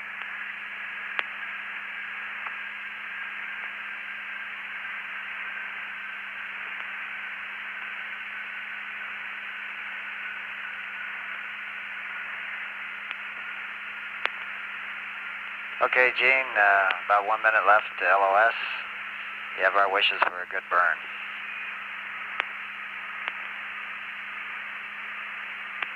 Thank you, sir. We shall have one.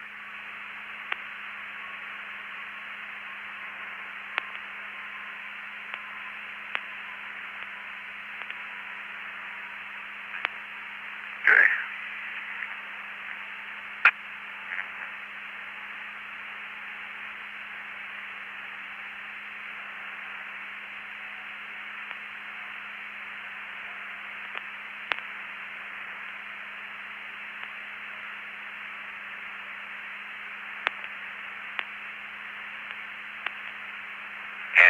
assure you we will be out of 1640. Very good.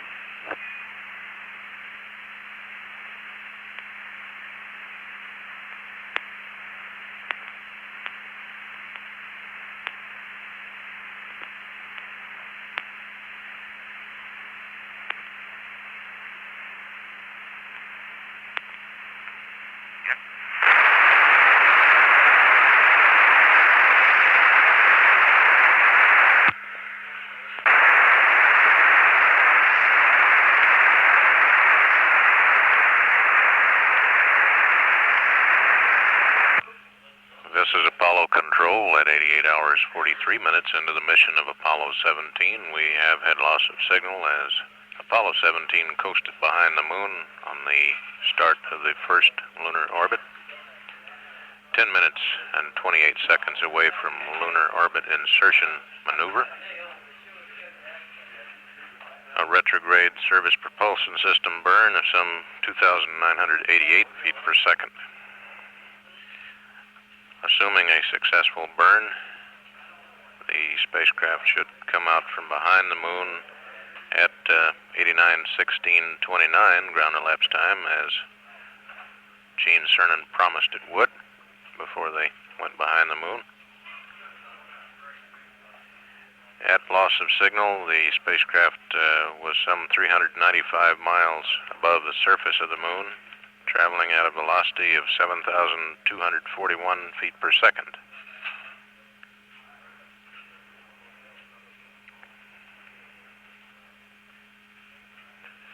Nine minutes and 30 seconds mark until LOI ignition. At 88:44 and returning just before acquisition of signal as Apollo 17 comes from behind the moon. This is Apollo Control.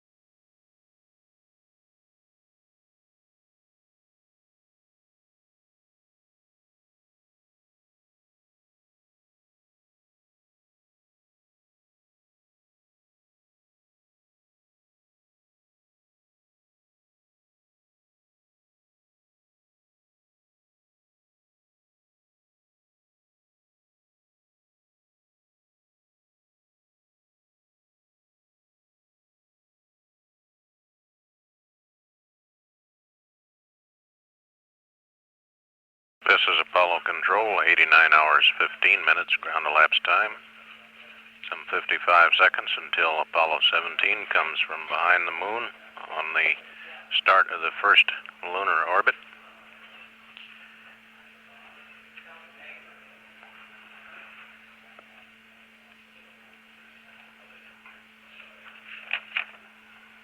We're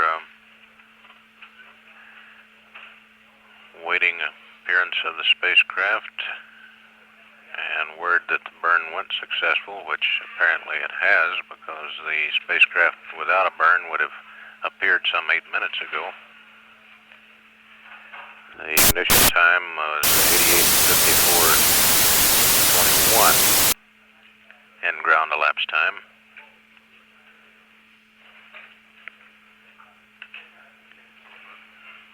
Should be getting lock on fairly soon, 0. That was the theoretical acquisition time. Of course, it does take a few seconds for the ground station to lock on to the signal from the spacecraft. We're waiting word from the communications officer that we have indeed gotten a signal and telemetry from the spacecraft.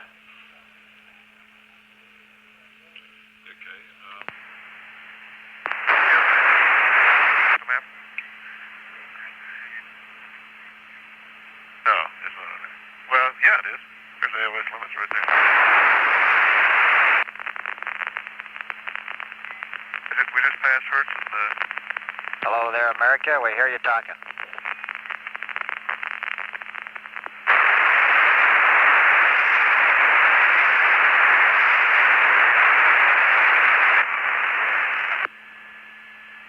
Auto narrow.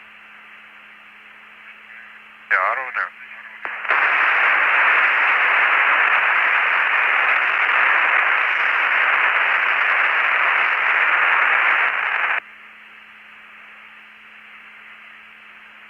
I thought it dropped off.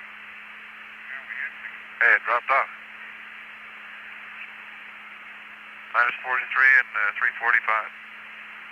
Hello, America. This is Houston. How do you read? Attitude? Yeah, we're in attitude. 65, 60. 8. Yeah, we're in attitude.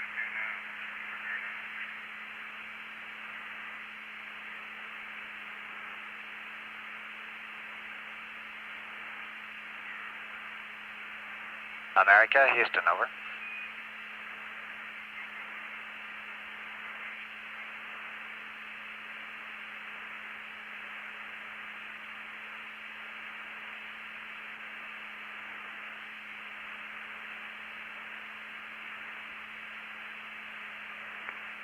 Tell me the old high gain prompt.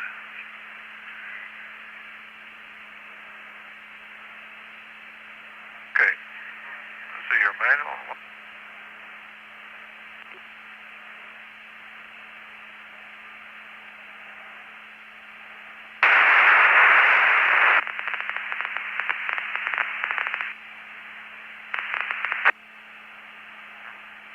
Yeah, we started to get it a while ago. Yeah, put it in auto and narrow.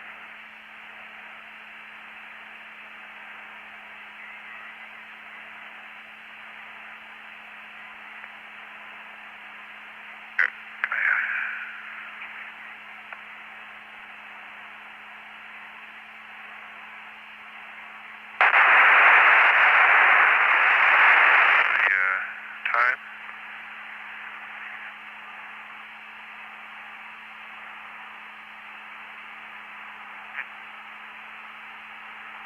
Yeah, we're at the edge of Marginus.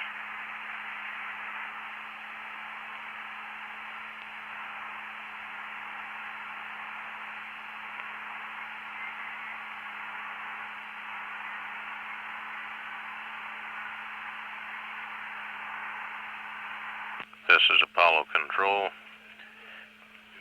Here in the control center, we're hearing the crew aboard the spacecraft, Apollo 17, very clearly. However, the ground has not been able to fully lock up on the spacecraft with the so-called uplink, the voice uplink. and apparently it has to do with the 85-foot antenna at Goldstone. We're continuing to stand by until the two-way communications are complete. Hour and 20 minutes before loss of signal as we go across the face of the moon, the front face of the moon on the first lunar orbit at 8920 and standing by. This is Apollo Control.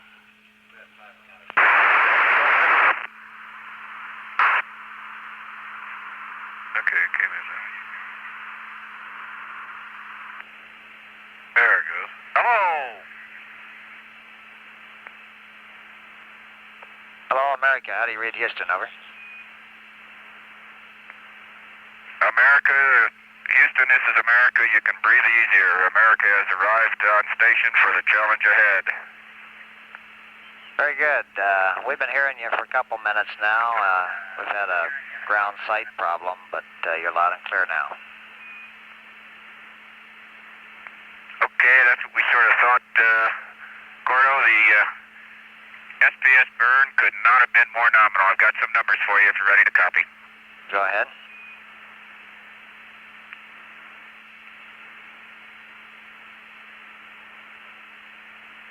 Okay, TIG was on time. TIG was on time. Burn time was 6 plus 3-3. BG is 2-9er, 8-9er, 9er. Roll was 008. Pitch 357. Yaw 006. All at the end of the burn. Residuals minus 0.3, plus 0.1, and 0. Delta VC was minus 6.8. Oxidizer 34.0. Fuel 34.5. Unbalance is 110. Decrease. The CMC holds us in a 170.3 by 52.5. That sounds great, Gene. It was an auto ignition. It was an auto shutdown. I think any comments during the burn are on the tape. But to me, it was probably the smoothest and quietest SPS burn I ever remember. Roger. Houston, this is Jack. The pugs was erratic. It's the only thing I noticed that was off nominal. It bounced around a lot in bouncing around initially for about a minute around 1.8 decrease. Then it gradually started to diverge from that to more decrease down to about 2.5 or make that 3 decrease, and I went to decrease on the switch, and about the time of crossover I had it at about 1 decrease, and at crossover it stabilized at 0, and I went to normal, and it stayed there the rest of the burn until just near the end it started to go decrease again. Okay, we copy that, Jack. Okay, Gordo, did you by any chance get the S-4B impact?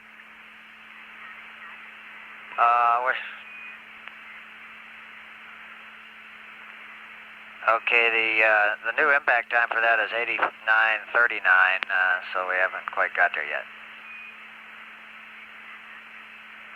Okay, thank you. And Houston, Ron here. Something a little bit of a surprise to me.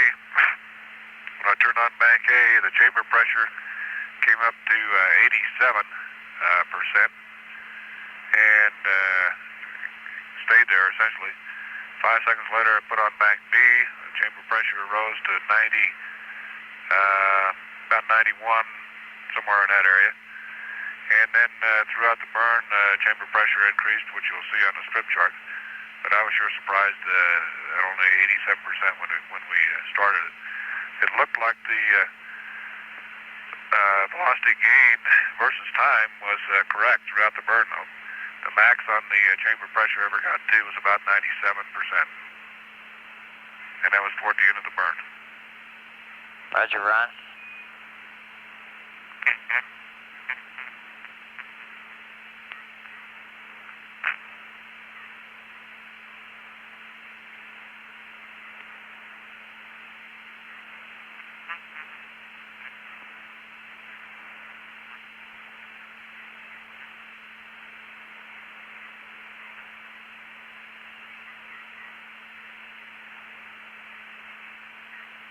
Yeah.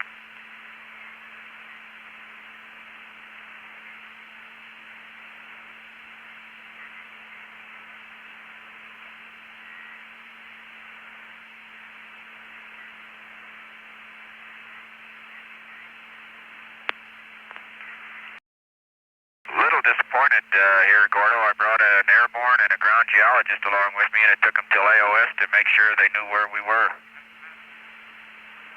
That's all right. That's not true. Roger. My big problem was all the holes were hills when I first started. Looked just like I had the picture upside down. Roger, Ron. I have a couple pan camera photo pads for you.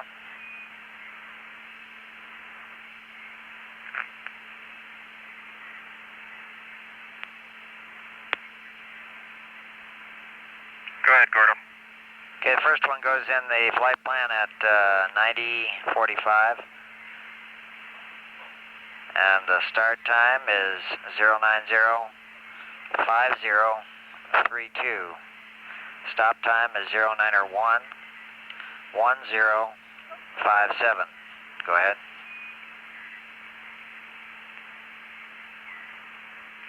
Okay, got 0905032 and 911057. Okay, next one goes on the next page. Start time is 0901805. Stop time is 0902743.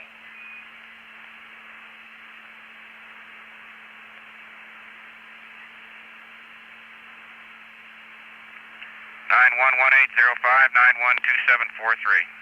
That's right.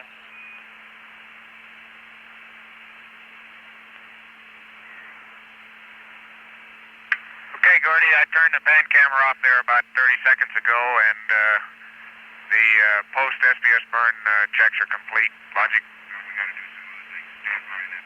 No, that's, well, just a minute. And the post-SBS burns are complete down to logic power 2 to deploy and retract. That's your flight plan. Okay.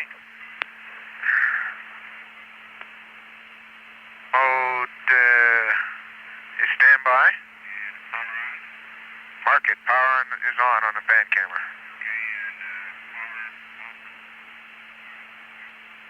Okay, Houston, we're waiting your cue on the power. Okay on that, and there'll be no update to the TEI-4 pad, over. Beautiful.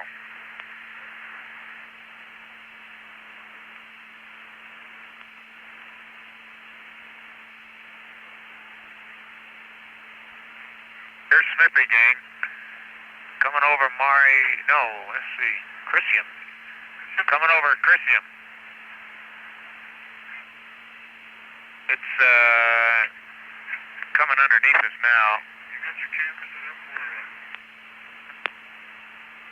I will have, and with Jiffy.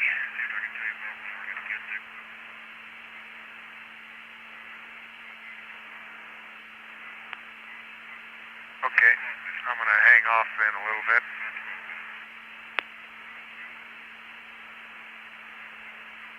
Get this window. And, Gordo, how'd the spacecraft look to you as we came around? Real good, Gino. Nothing to report. Very fine, thank you.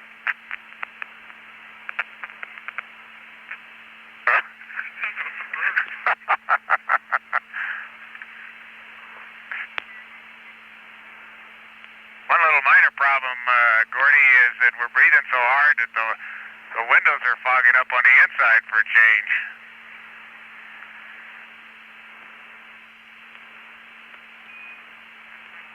Okay, and we'd like the pan camera power off now.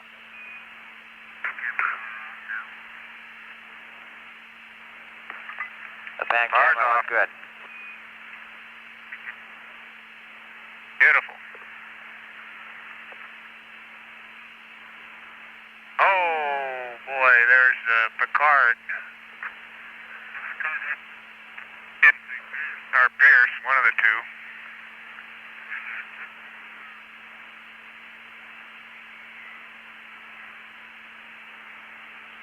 Okay, Gordy, all those dark and light albedo changes around Picard and Pierce are not obvious at this particular angle yet. There's some hint of them. Roger. The rim. Is there one farther south, Pierce? Which is the one farther? Picard, yeah. Picard, I think, is the one I'm looking at. Yeah, it is. Mark 8 minutes to S-4B impact. Behind the rendezvous antenna. Rendezvous radar. And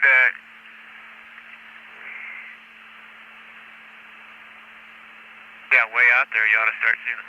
I guess I ought to get that other stuff on the camera.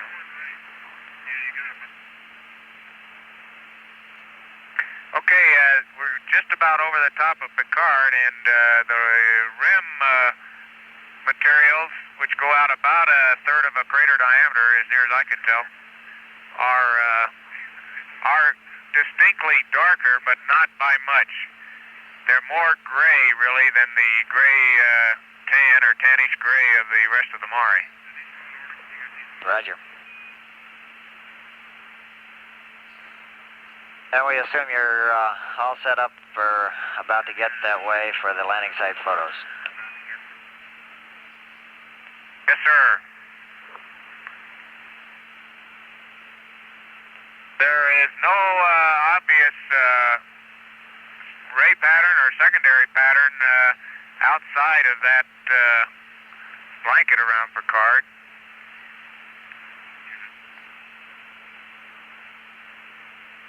Roger. I see no loops or obvious alignment that would be related to that crater.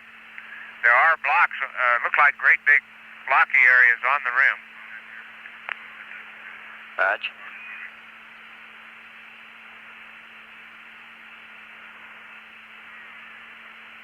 This is Apollo Control, some 6 minutes, 13 seconds away from S-4B impact. The traces, seismograph traces from Apollo 14 and Apollo 16 will be visible in the newsroom video monitors.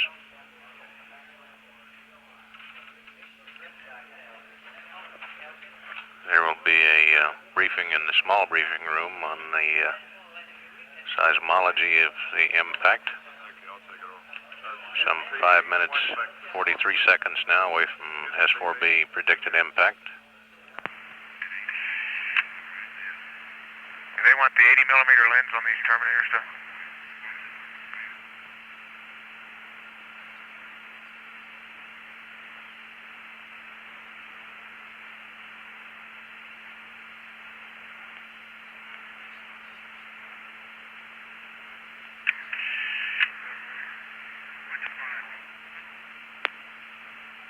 There's Terredius, Ron.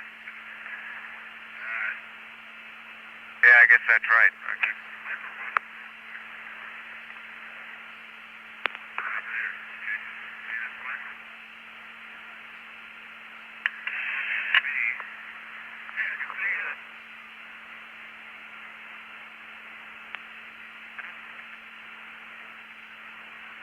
I gotta get another magazine on.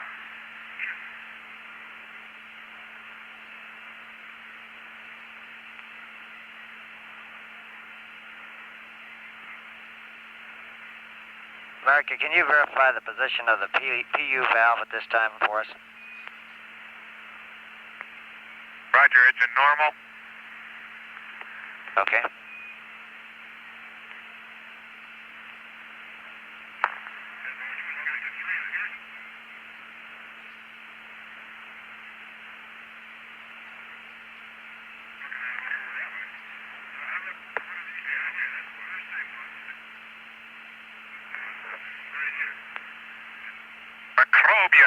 Microbius, my friend. Microbus.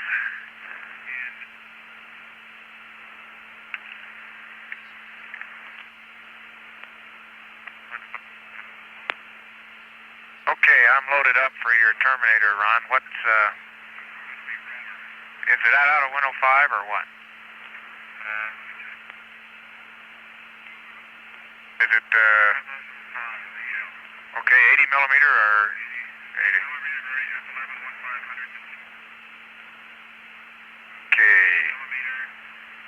Okay. 5 frames over the terminator, huh? 12 frames. Oh, very good. How soon do I start?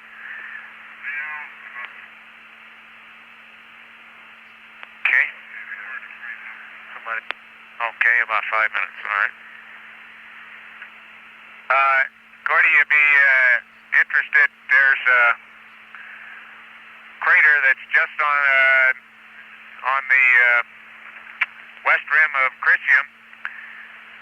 Relatively fresh rim, fairly crisp rim, but no strong ray pattern or no ray pattern apparent at all. It looks like it's pre the plains material around it. That since they come right up over right up to the edge of the crater in one spot. That is Posidonius. That's right. That's what I'm looking at. Roger.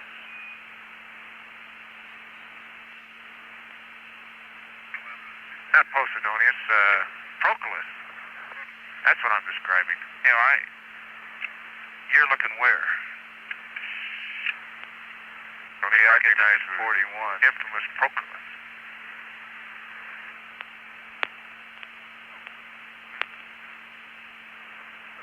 Okay, you give me a mark when hey, look at the, yeah, I'll give you a mark, Jack. Look at the Cauchy rills here. Man, is that neat.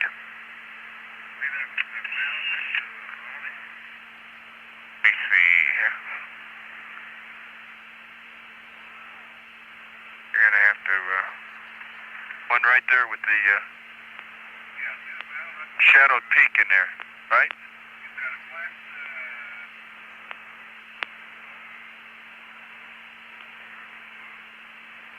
Yeah, yep, yep. Yep, yep.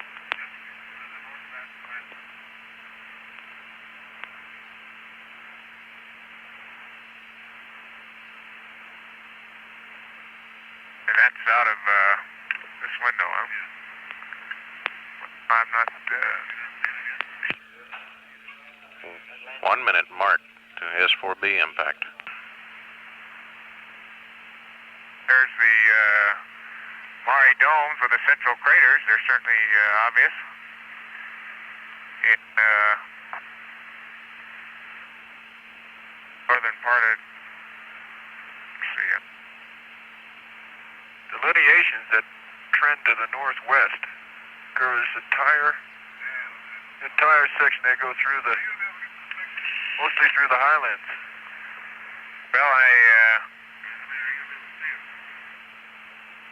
I can get the pictures. Is it directly out of window 5? Okay. We got about another minute and a half. I'm going to proceed here at 41. Well, that's the way we're going. I'm taking them east-west. Okay, yeah, take them east. Yeah.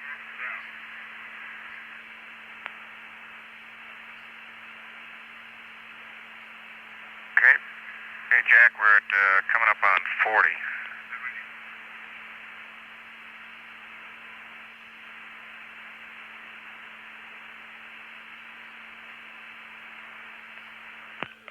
I had loss of signal right on time with the instrument unit of the Saturn 4B, which... We're at 40. Okay, I'm with you, Gordo. Thank you.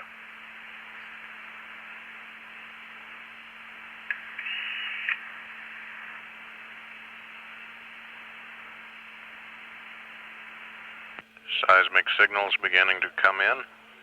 You get it.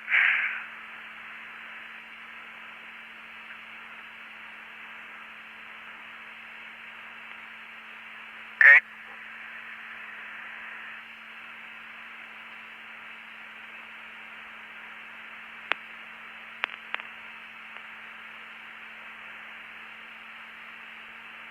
Don't forget the pro run. You got 8 seconds.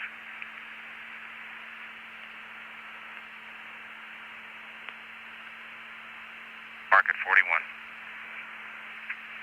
Okay, I guess you did. Goes. With the usual FAO flight planning, that was a good time. Roger. Hey, you can even see a horizon in the Earthshine out there. Boy, you sure can. You can see an Earth-lit horizon out there into the dark part of the moon. Can you see the landing site? I think it's going to be in the darkness. No, the shadows are so contrasting here, Ron, that I... See that thing, man.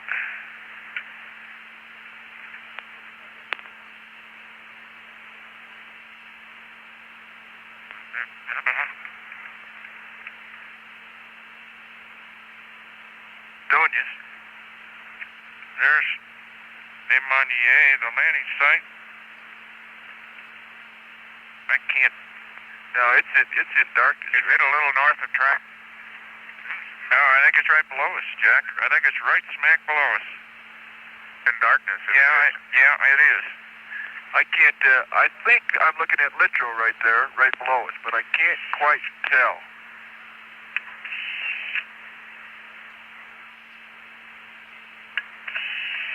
If I could see Vitruvius, I'd have a better handle on it. A reminder to go to F4 and 1250th on the last 6 pictures. Roger. Let's post Adonis, all right. Same on the A. We're here early.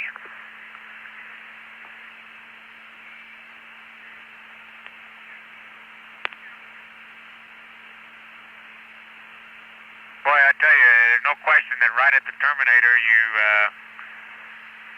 pick up relief that you normally would not believe is there in the mare. Remember Bill Anders talking about the appearance of sea swell within the mare itself, and that's certainly clearly shown right at the terminator. Plus you start to see the shadows from all the very small craters that otherwise don't show up as much more than little depressions, if that. Okay, we need accept so we can give you a landing site rest mat.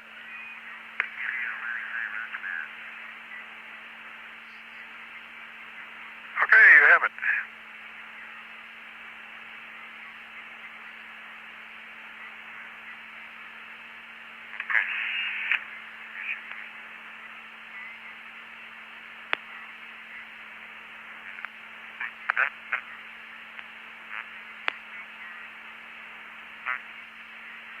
Yep. Okay, I think that'll do her. Okay, Houston, I cheated. I took 3 extra pictures, and those were at 2.8 and a 250th at the end. Okay, Jack. And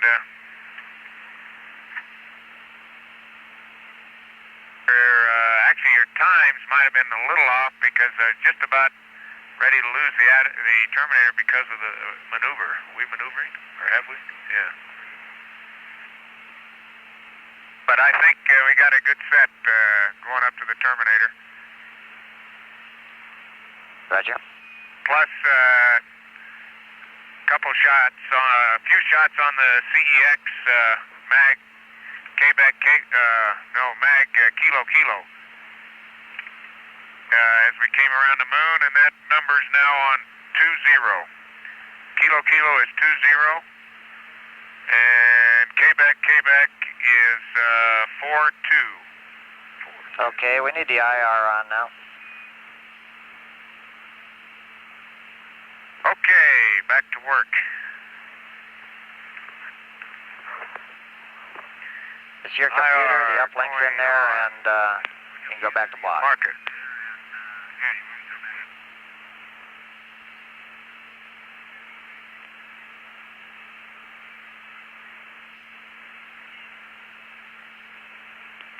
Yep. Enough tourist activity.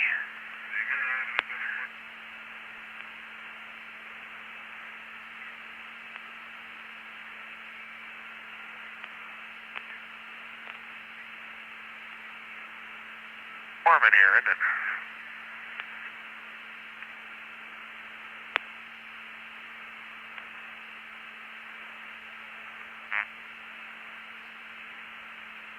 America, a couple items. Would you verify the S-band aux TV switches in the science position?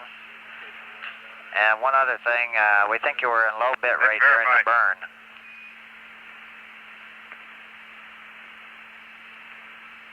Okay, it's in science, and we very definitely were in high bit rate during the burn, by the checklist. All right, we may have a problem there because it looks like low to us on the data. We'll check further.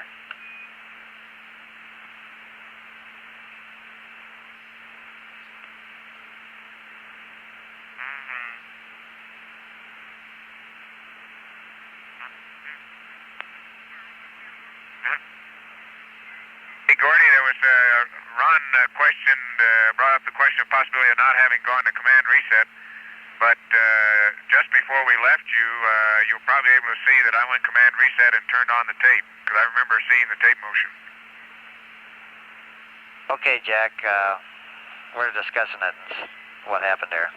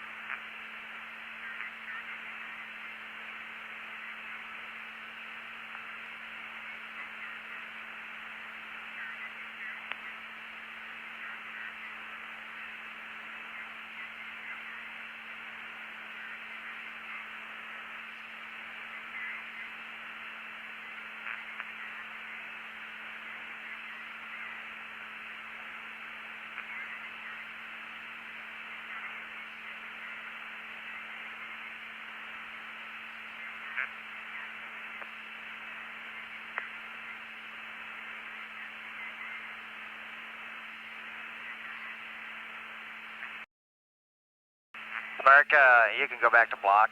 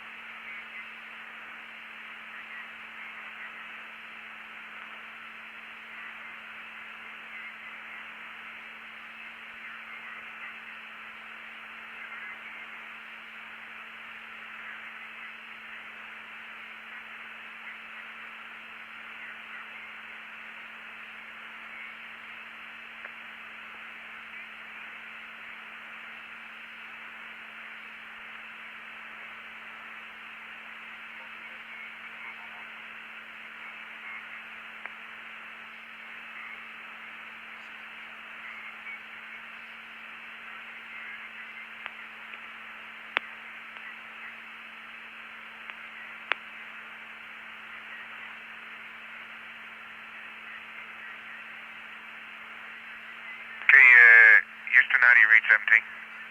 You're loud and clear, Jack.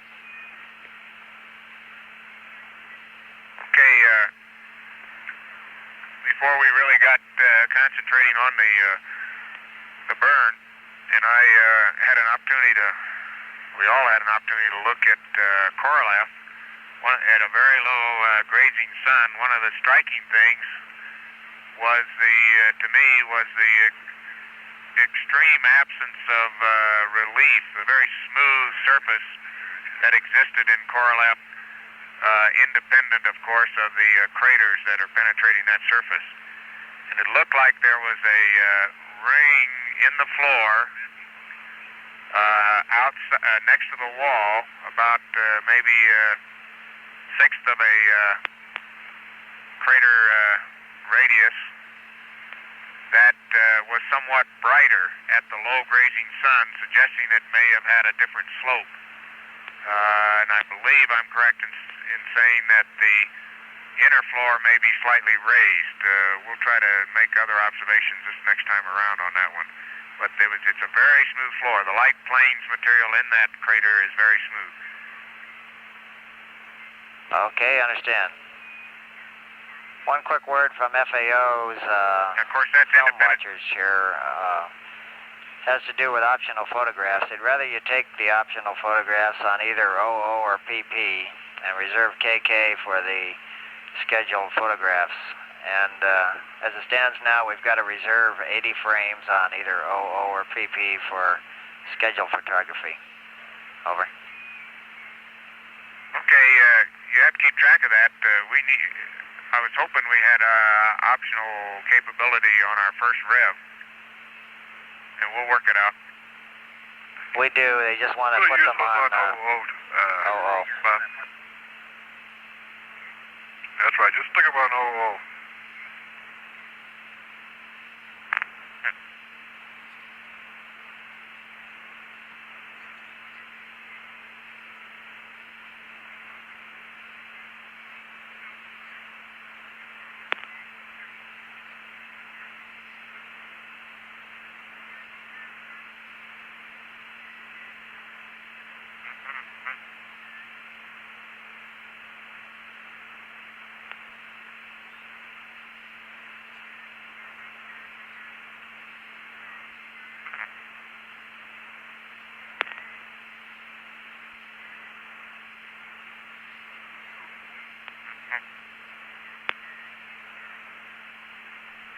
Jack, the problem on the high and low bit rate there was a synchronization problem between you on the burn checklist and us on the ground on our pre-LOS command.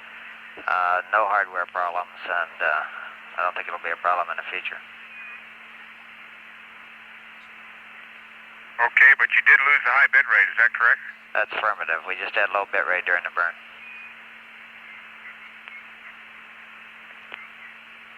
Okay, I may have jumped the gun on you there a little bit, but I thought we were supposed to do that just before we went LOS. I think I did it about a minute before. Okay, it was almost simultaneous with our sending the command. You got about 4 minutes to start looking at Copernicus coming here. Okay, thank you. Sun's just setting.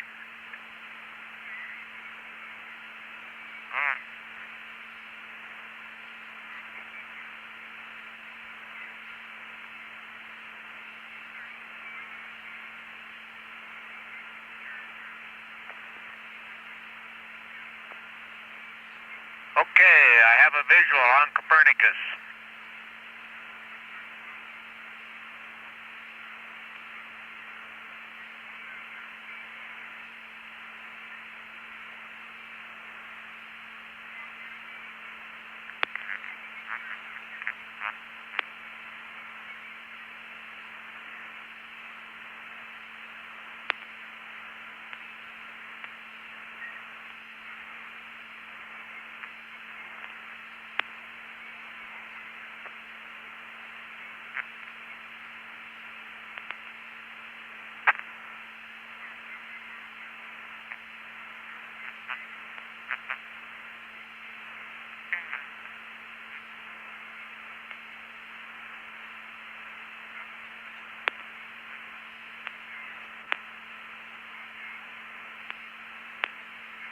And by the way, the S-4B crunched in on time, and it's been ringing the LSEP seismometers like mad for some time now.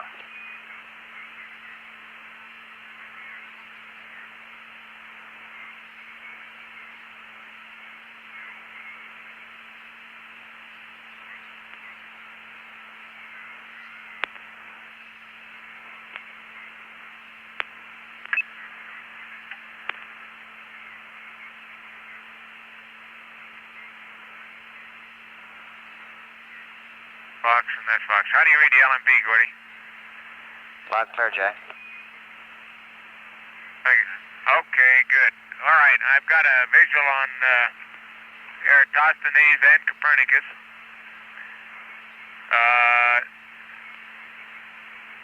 There are obviously different age craters in this light. You can see the ray patterns of Copernicus moderately well.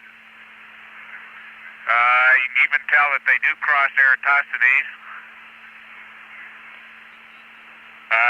Stadia shows up as a very clear dark area to the southwest of Eratosthenes. Now, one of the things that we mapped on the southeast and south rim of Copernicus were dark albedo areas within the ejecta, and those are apparent here very clearly, and also within on the upper portion of the rim and on the benches in that quadrant. The walls, there are the dark spots, lower albedo material that we map. They form linear patterns along the benches apparently, although the topography is not too clear, but the dark spots are an arcuate linear arrangement parallel to the rim, and they appear to have be elongate along the radius of the crater. Roger, Jack. This is in the southeast quadrant I'm referring to. Copernicus H is also very obvious as a dark rimmed crater relative to the albedo of the ejecta blanket. And the northwest quadrant, which we mapped as a smooth floor material and somewhat darker albedo, is just as apparent here, although all the contrasts, of course, are less.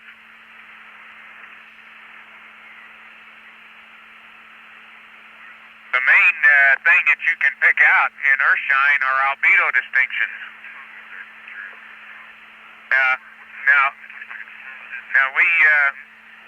I remember that we also at one time, and I can't remember whether they made the final map or not, mapped an arcuate fault structure based on the change in albedo, and this was on the southwest quadrant of Copernicus, and that crossed the southern rim more or less north-south, went down and curved across the floor and up the southwest rim, and that is a very clear arcuate pattern in this lighting.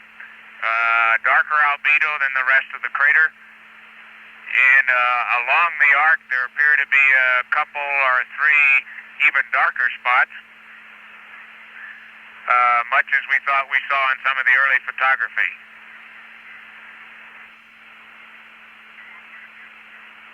Roger. There is a general streaking, radio streaking within that arcuate dark area that radiates radially from the crater, and if I had to project the dark area with whose northeast terminus is the arc in the crater, I'd project it off to the southeast about crater diameter and a half maybe.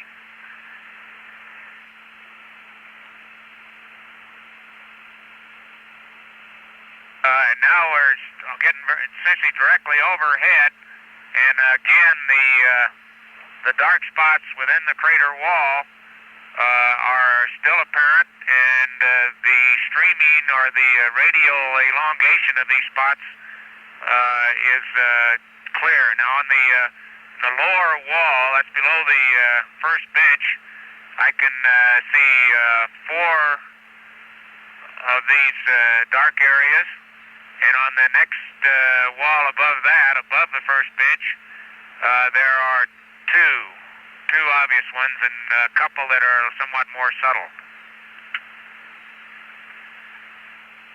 Okay, can you see anything of that structure we're wondering about in the central peak?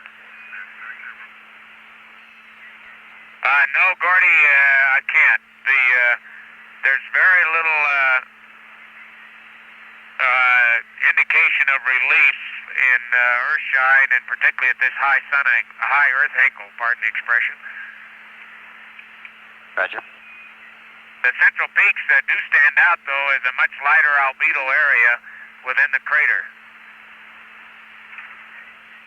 It looks to me like the best thing you can do in Earthshine is work with albedos. Knowing the general topography from the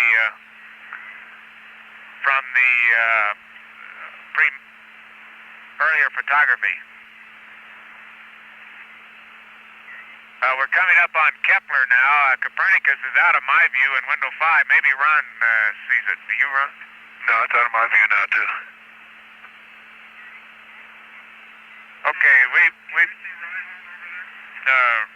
Reinhold, I was not yes, I can see Reinhold. Reinhold is one of the craters, just like Copernicus, that may have contributed ejecta into the Apollo 12 soils. Do you see anything? An S4B, a 16th S4B hit out there to the south, I think. Well, I don't see anything that would indicate that. Reinhold is an Eratosthenian age crater, as you may recall. It's crossed very obviously, even in this light, by the Copernican rays, which is the main way we determine the age, other than it doesn't have any rays itself, although on the good photography we now have, we know it has secondary crater patterns around it. We're not looking at the same crater, are you? Reinhold is right down here, Gino. Well, it's south of Copernicus. South and a little west. Okay, I can see Landsberg now. And I'm afraid I can't shed any light, pardon the expression, on the old question we've had about the age of Landsberg relative to the Mare. Okay.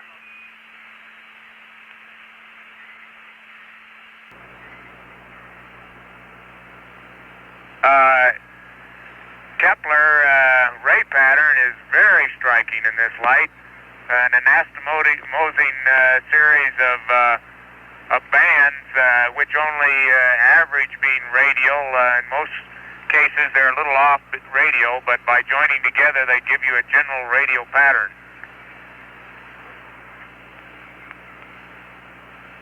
I just want to see. Okay, out the window 4, I have an excellent view of Kepler. Once again, albedo differences are very clear, such as the distinction between the wall light or brighter wall materials and the rim, which in itself is brighter than the surrounding mare. We can look right down some of the rays, and the rays are not completely linear. I'm looking now to the northwest. Gene, you can see Aristarchus way up there in the northwest. See it? Yeah. You ought to have a good view of Aristarchus. Very bright up in the northwest part of our field of view. The inside of that crater almost looks as if it's backlit. That's right. Well, it should be, strangely enough. And but these rays, when contrast to the maybe the feeling one would have that they are, once they get started, they form a linear pattern across the surface. They don't seem to have done that. As a matter of fact, they're quite strikingly curved along their pattern. They'll break from the general radius they're out on, curve away, and then curve back. There are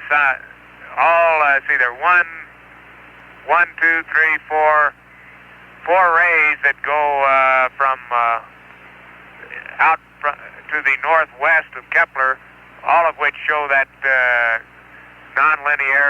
linear characteristic. Yeah, they're all radial, though. They are radial in general, but when you look at them in detail, only portions of them are radial. And a single ray, which you can follow continuously, will bend and then curve back. It's unique. We've got rays from, I guess those must be Copernicus over here, those long ones out to the right, which you may not be able to see. Kepler and Rhine are all intermingling up here. Yeah, this is the area now we're going over where the gamma ray work on 15 indicated a relatively high radioactivity. And not yet. It's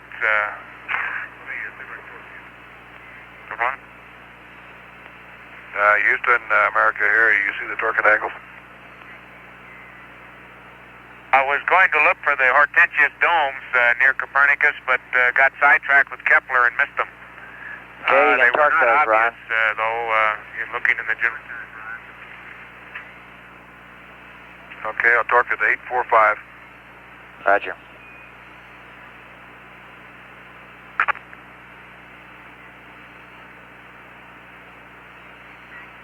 Okay, we're getting out into Procellarum, Oceanus Procellarum proper now, and before long should pick up the medial ridge that makes that mare so distinctive from the other mare. That's the ridge that stretches something like 2,000 kilometers north to south, if you want to tie a number of things together. And probably is the moon's closest analogy to an oceanic ridge, which have been in the news over the last decade. Roger.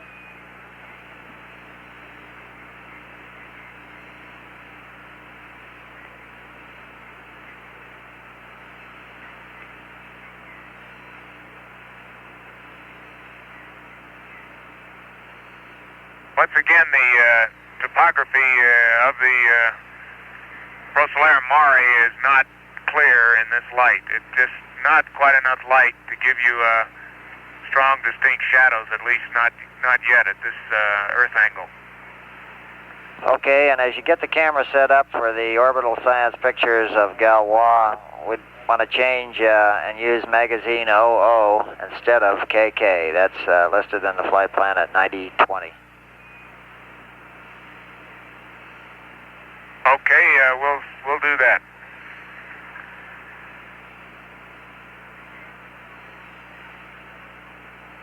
Okay, I'm out of the window 4. I'm able to see some of the Rhina Gamma materials, and it's awful hard to say more than just the fact there is a very clear light-colored pattern off to the north of our position, at any rate. I think all I can say is that I've seen it. I can't give you much information on it. Okay. You can see the area where Marius Hills should be, although it's not an obvious topographic feature in this light. Still see Aristarchus off up there shining like a star, if the moon could have stars. Okay, Houston, I'm going to torque those course line errors out at 1-2. Roger, Ron.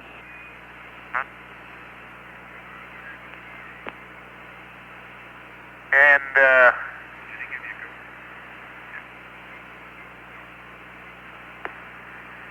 you squared away. good to be able to see some stars out of a telescope. It's the first time I've been able to see any.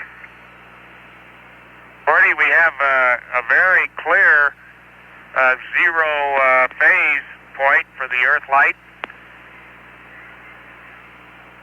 It's certainly not as strong contrast as for the sun, but it's out there, and within it, again, the fresh craters tend to brighten quite a bit more than the surrounding mare. Still looking at Oceanus Procellarum. And now at window 3. Up to the northwest, Grimaldi is starting to show up. A very obvious dark area within the highlands of that part of the moon.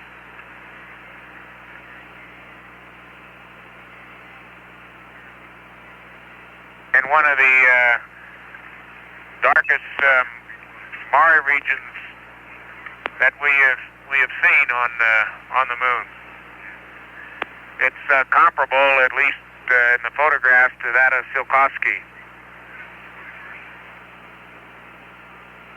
Roger. Normally, of course, we think of the dark mare as being the younger basalt flows that on the moon, but in our case, of course, young means something on the order of 3 billion years or older. Roger. If we can extrapolate from the samples returned by other missions.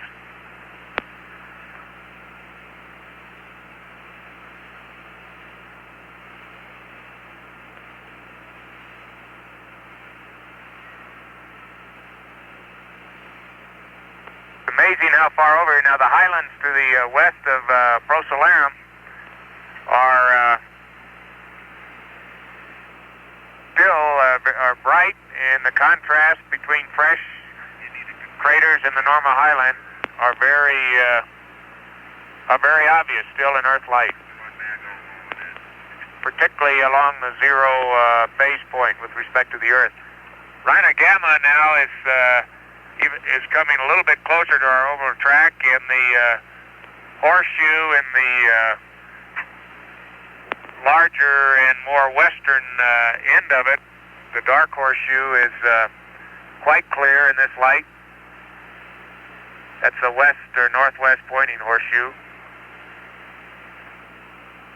as is the complete trend of that strange feature.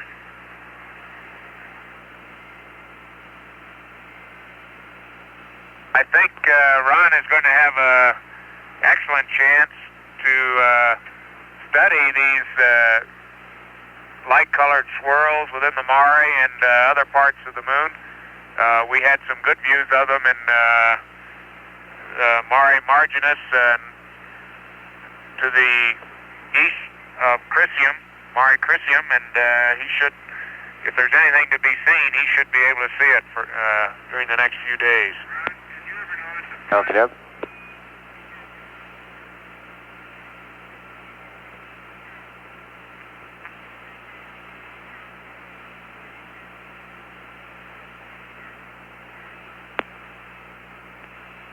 Say, Gordo, something I just noticed here in working with the GDC, what have you, I looked at the PC gauge, and in a PC position, there's a continuous bias on it now of about 7%, and if I switch to alpha, it goes to 0.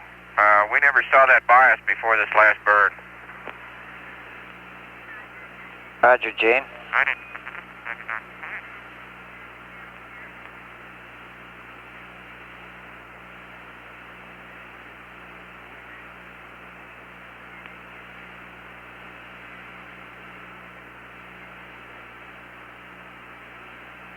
Okay, Gordy, I'm looking right up the western edge of the Procellarum Mare, where it contacts the western highlands of the moon, and we're just about to fly a little bit south of Grimaldi. That edge is very irregular. There is no obvious indications that there are large basins that have been flooded by Mare that have formed that edge. But again, the topographic distinctions possible in this light are small. Now I'm starting to see that there are shadows in the craters. Roger. That's the small craters.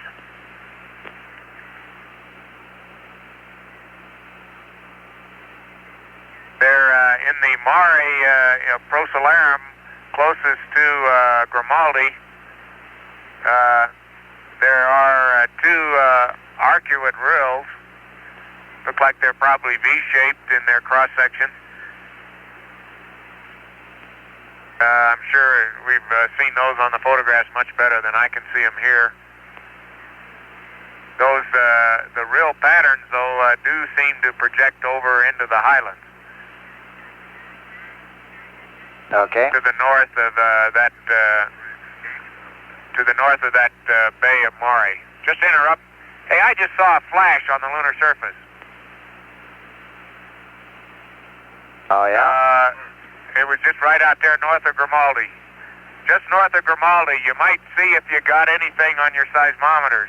Although a small impact probably would give a fair amount of visible light. Okay, we'll check.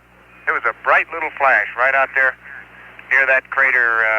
See the crater right at the edge of Grimaldi? Then there's another one north of it. Fairly sharp one north of it is where there was just a pinprick of light. How about putting an X on a map where you I'm going to keep saw looking occasionally for... yeah, we will. I was planning on looking for those kind of things. Starting to see the edge of Oriental, Gordy. Way off to the west. Hey, just yell, Gene, anytime you...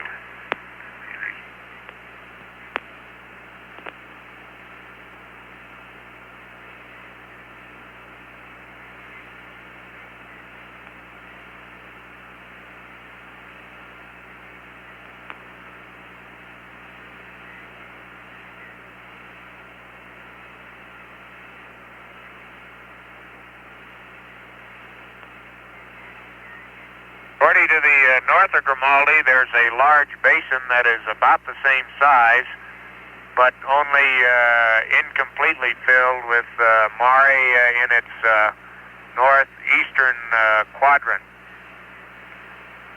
The rest of it looks like a fairly irregular and hummocky floor material of some kind. Roger. But it's almost the same size as Grimaldi. It even looks like it's a little bit deeper. But of course Grimaldi has a considerable fill. Grimaldi on its eastern edge has some of the Graben, or its rim, if you will, is cut by 3 or 4 anastomosing grabens that make it look like some of the bench areas in the larger basins. Okay, the first ring of Oriental is showing up. The next ring in is extremely obvious. Got some very bright east-facing slopes. I'll turn off the intercom.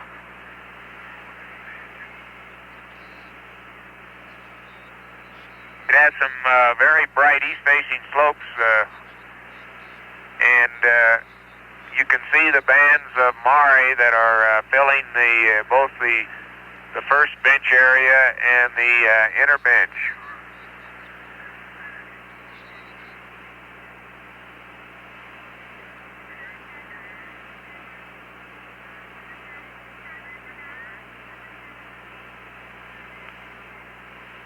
Anytime you need us, Gordy, just interrupt me. Okay, we'll do that. Now, as I look north along the first bench, that's the first bench from the outside, one inside the Cordilleran ring. I better check that. I may have my names mixed up. Got Oriental there. Andy. See. Should be on there. Yeah, this one's what I need. What's the name? They got a name on that ridge there? That's Rook Mountains. Yeah, the Cordilleran.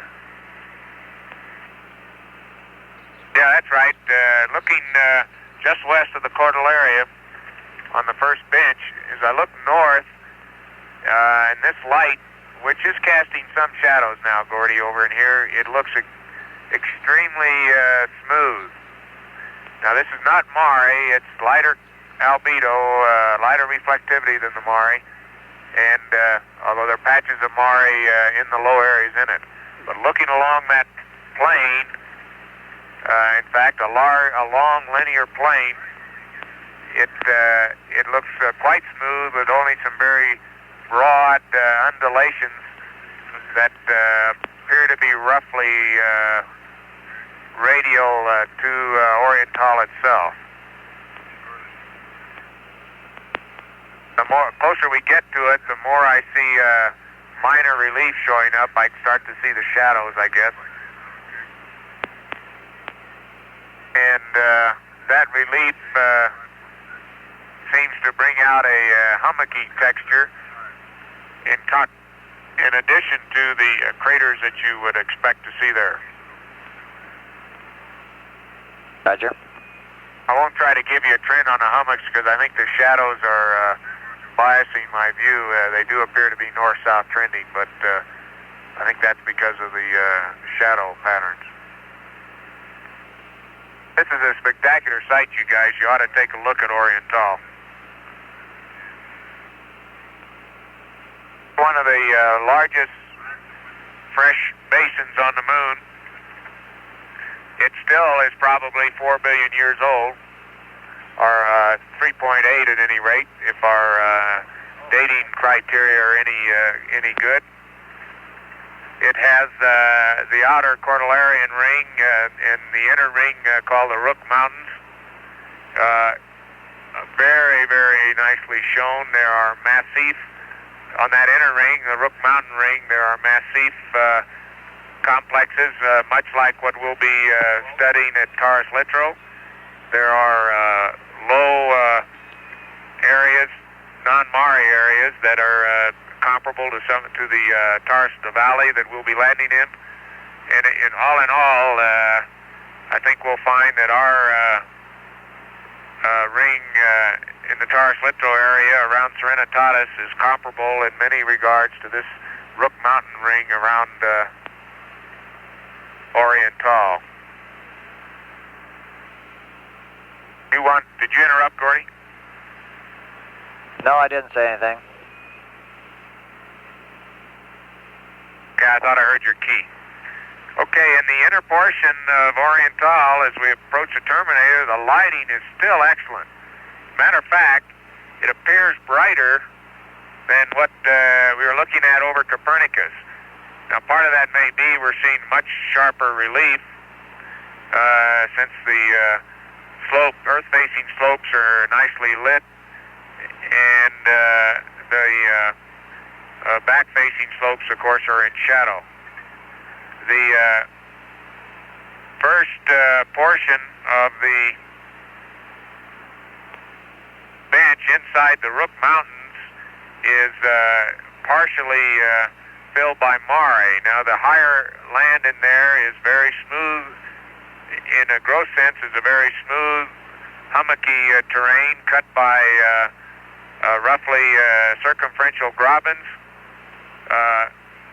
The trend of the hummocks themselves are not radial. They're more, they're about a 45-degree angle to the radius. They, in detail, have a much finer Hackley texture, much like we've been able to see on photographs before.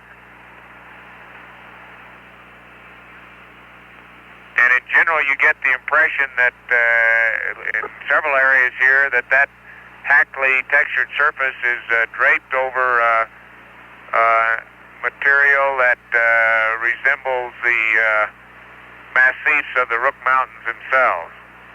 There's one area just to the north now of our track where there's a large, roughly equidimensional mountain mass with a few projections of massif-like peaks through this Hackley textured surface.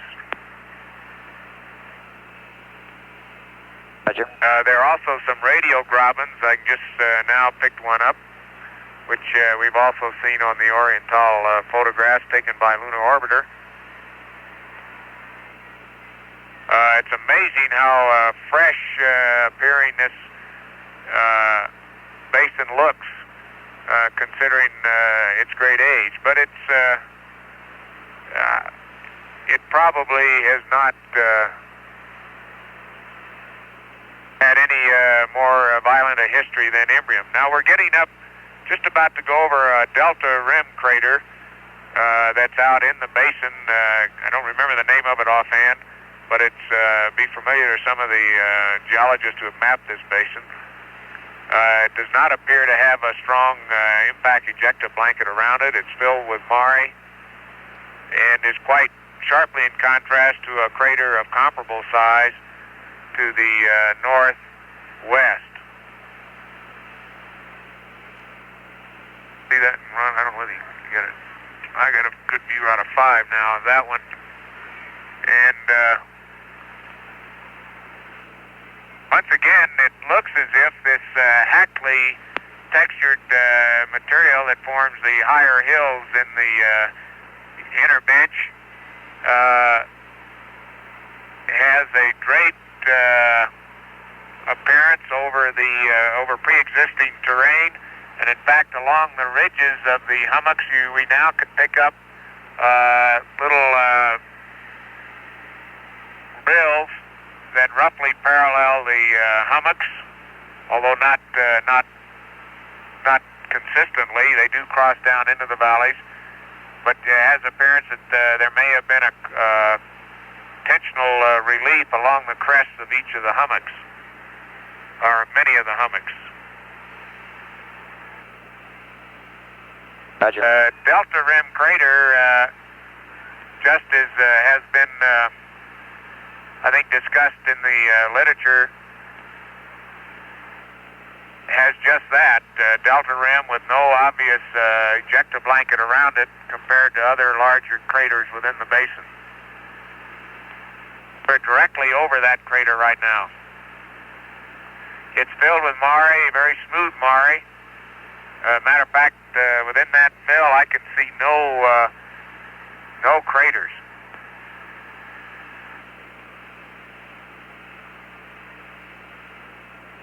Getting very close to the Earth terminator, but you can see good texture in the ejecta blanket of the large crater in the north part of the inner basin of Orientale. The radial ridge and valley patterns are very clear. The concentric coarse hummocks near the rim are apparent, and you can even see the patterns of secondaries, the larger secondaries, extending out radially out away from that crater. The mare fill in the south floor of Copernicus, of Oriental, is very smooth, but does have the sea swell texture that we saw over in Tranquillitatis. Better to let them say something before AOS.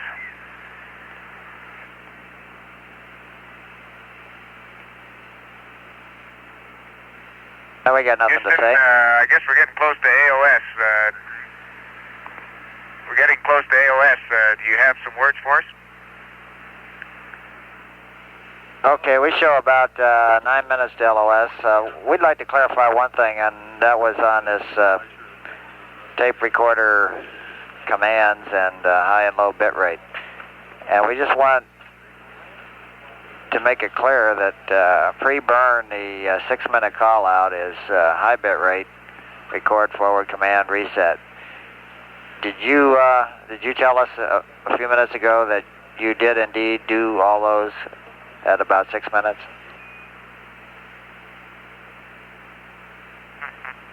Yeah, Gordy, I certainly thought I did, but I can't specifically. I know the high bit rate was there because we switched to low later. I can't. I'm afraid I can't specifically verify the command reset. Gordy, I can specifically say that after the bus ties came on, we called that out. I'm almost sure Jack did get it because I had him then check the helium valves and the nitrogen, helium and the nitrogen valve. Okay, we're just trying to make sure to determine if we do have a switch problem. The INCO did send low bit rate command just prior to LOS there before LOI, which is the way it's called out in the flight plan, and then you should have come along later and with a command reset, setting the switch to high bit rate and a command reset switched into high bit rate mode, and for some reason it did not go into high bit rate.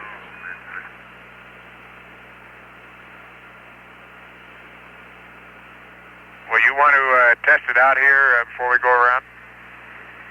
That's a pretty good thought. I think we will. On standby, we'll figure out how we're going to do it here.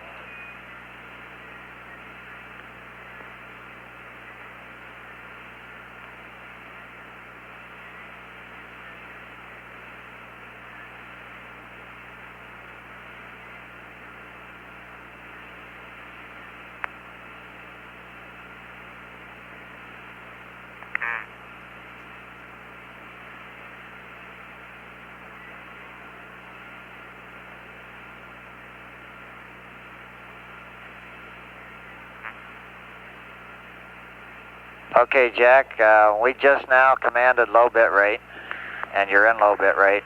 We'd like you now to select high and command reset.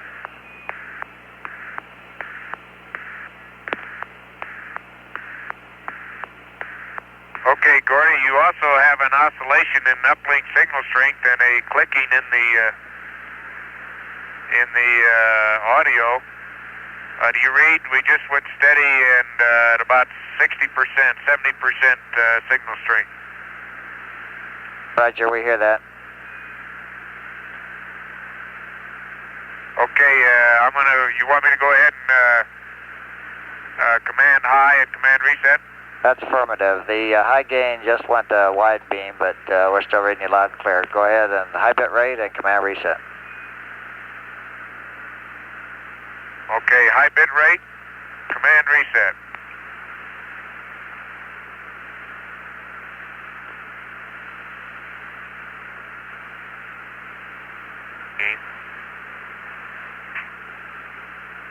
Okay, it seems to have worked properly, Jack.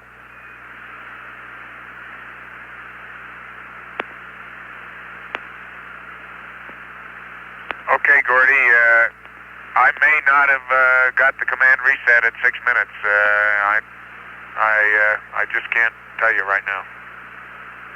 Okay, I want to assure you it was no big problem as far as the burn goes. No great loss there.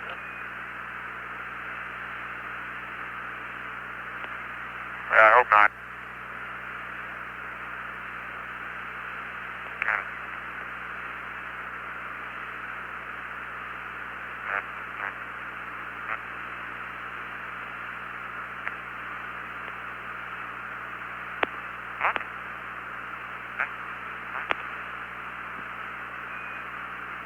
America, Houston, about 5 minutes to LOS now. We'd like to have you go ahead and get the jet inhibits and the covers open as shown in the flight plan so we can see that before we lose you.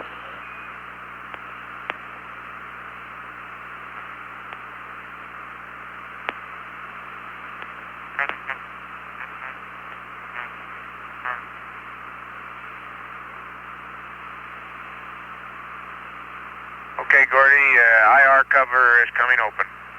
Mark it. Roger. Okay, UV cover coming open. Mark it.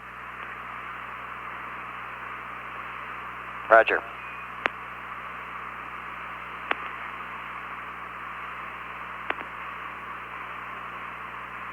And you want me to stay in high bit rate? That's affirmative. You're there. You're going to have to do it in a minute anyway, so since you're there already, stay there. Okay, we're there. We've got tape motion. Okay.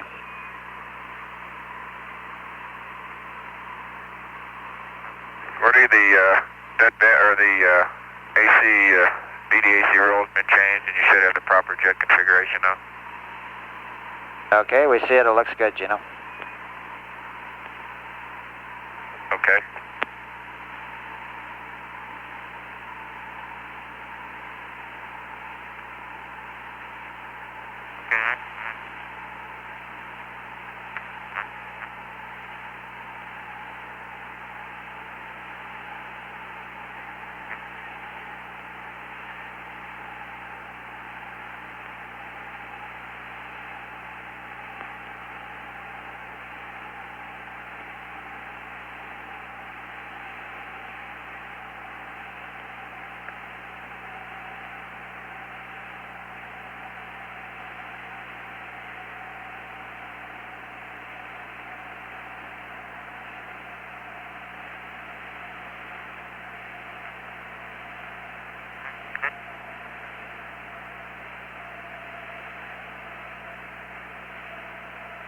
Okay, if you're still with us, we're going to open up the mapping camera laser altimeter cover.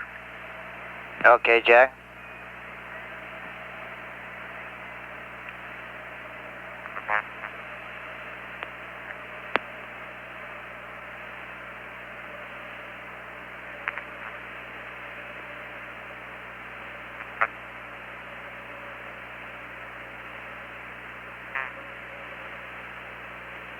Okay, we're going to extend the mapping camera. Roger on that. Okay, okay, mark. Barber pole. Roger.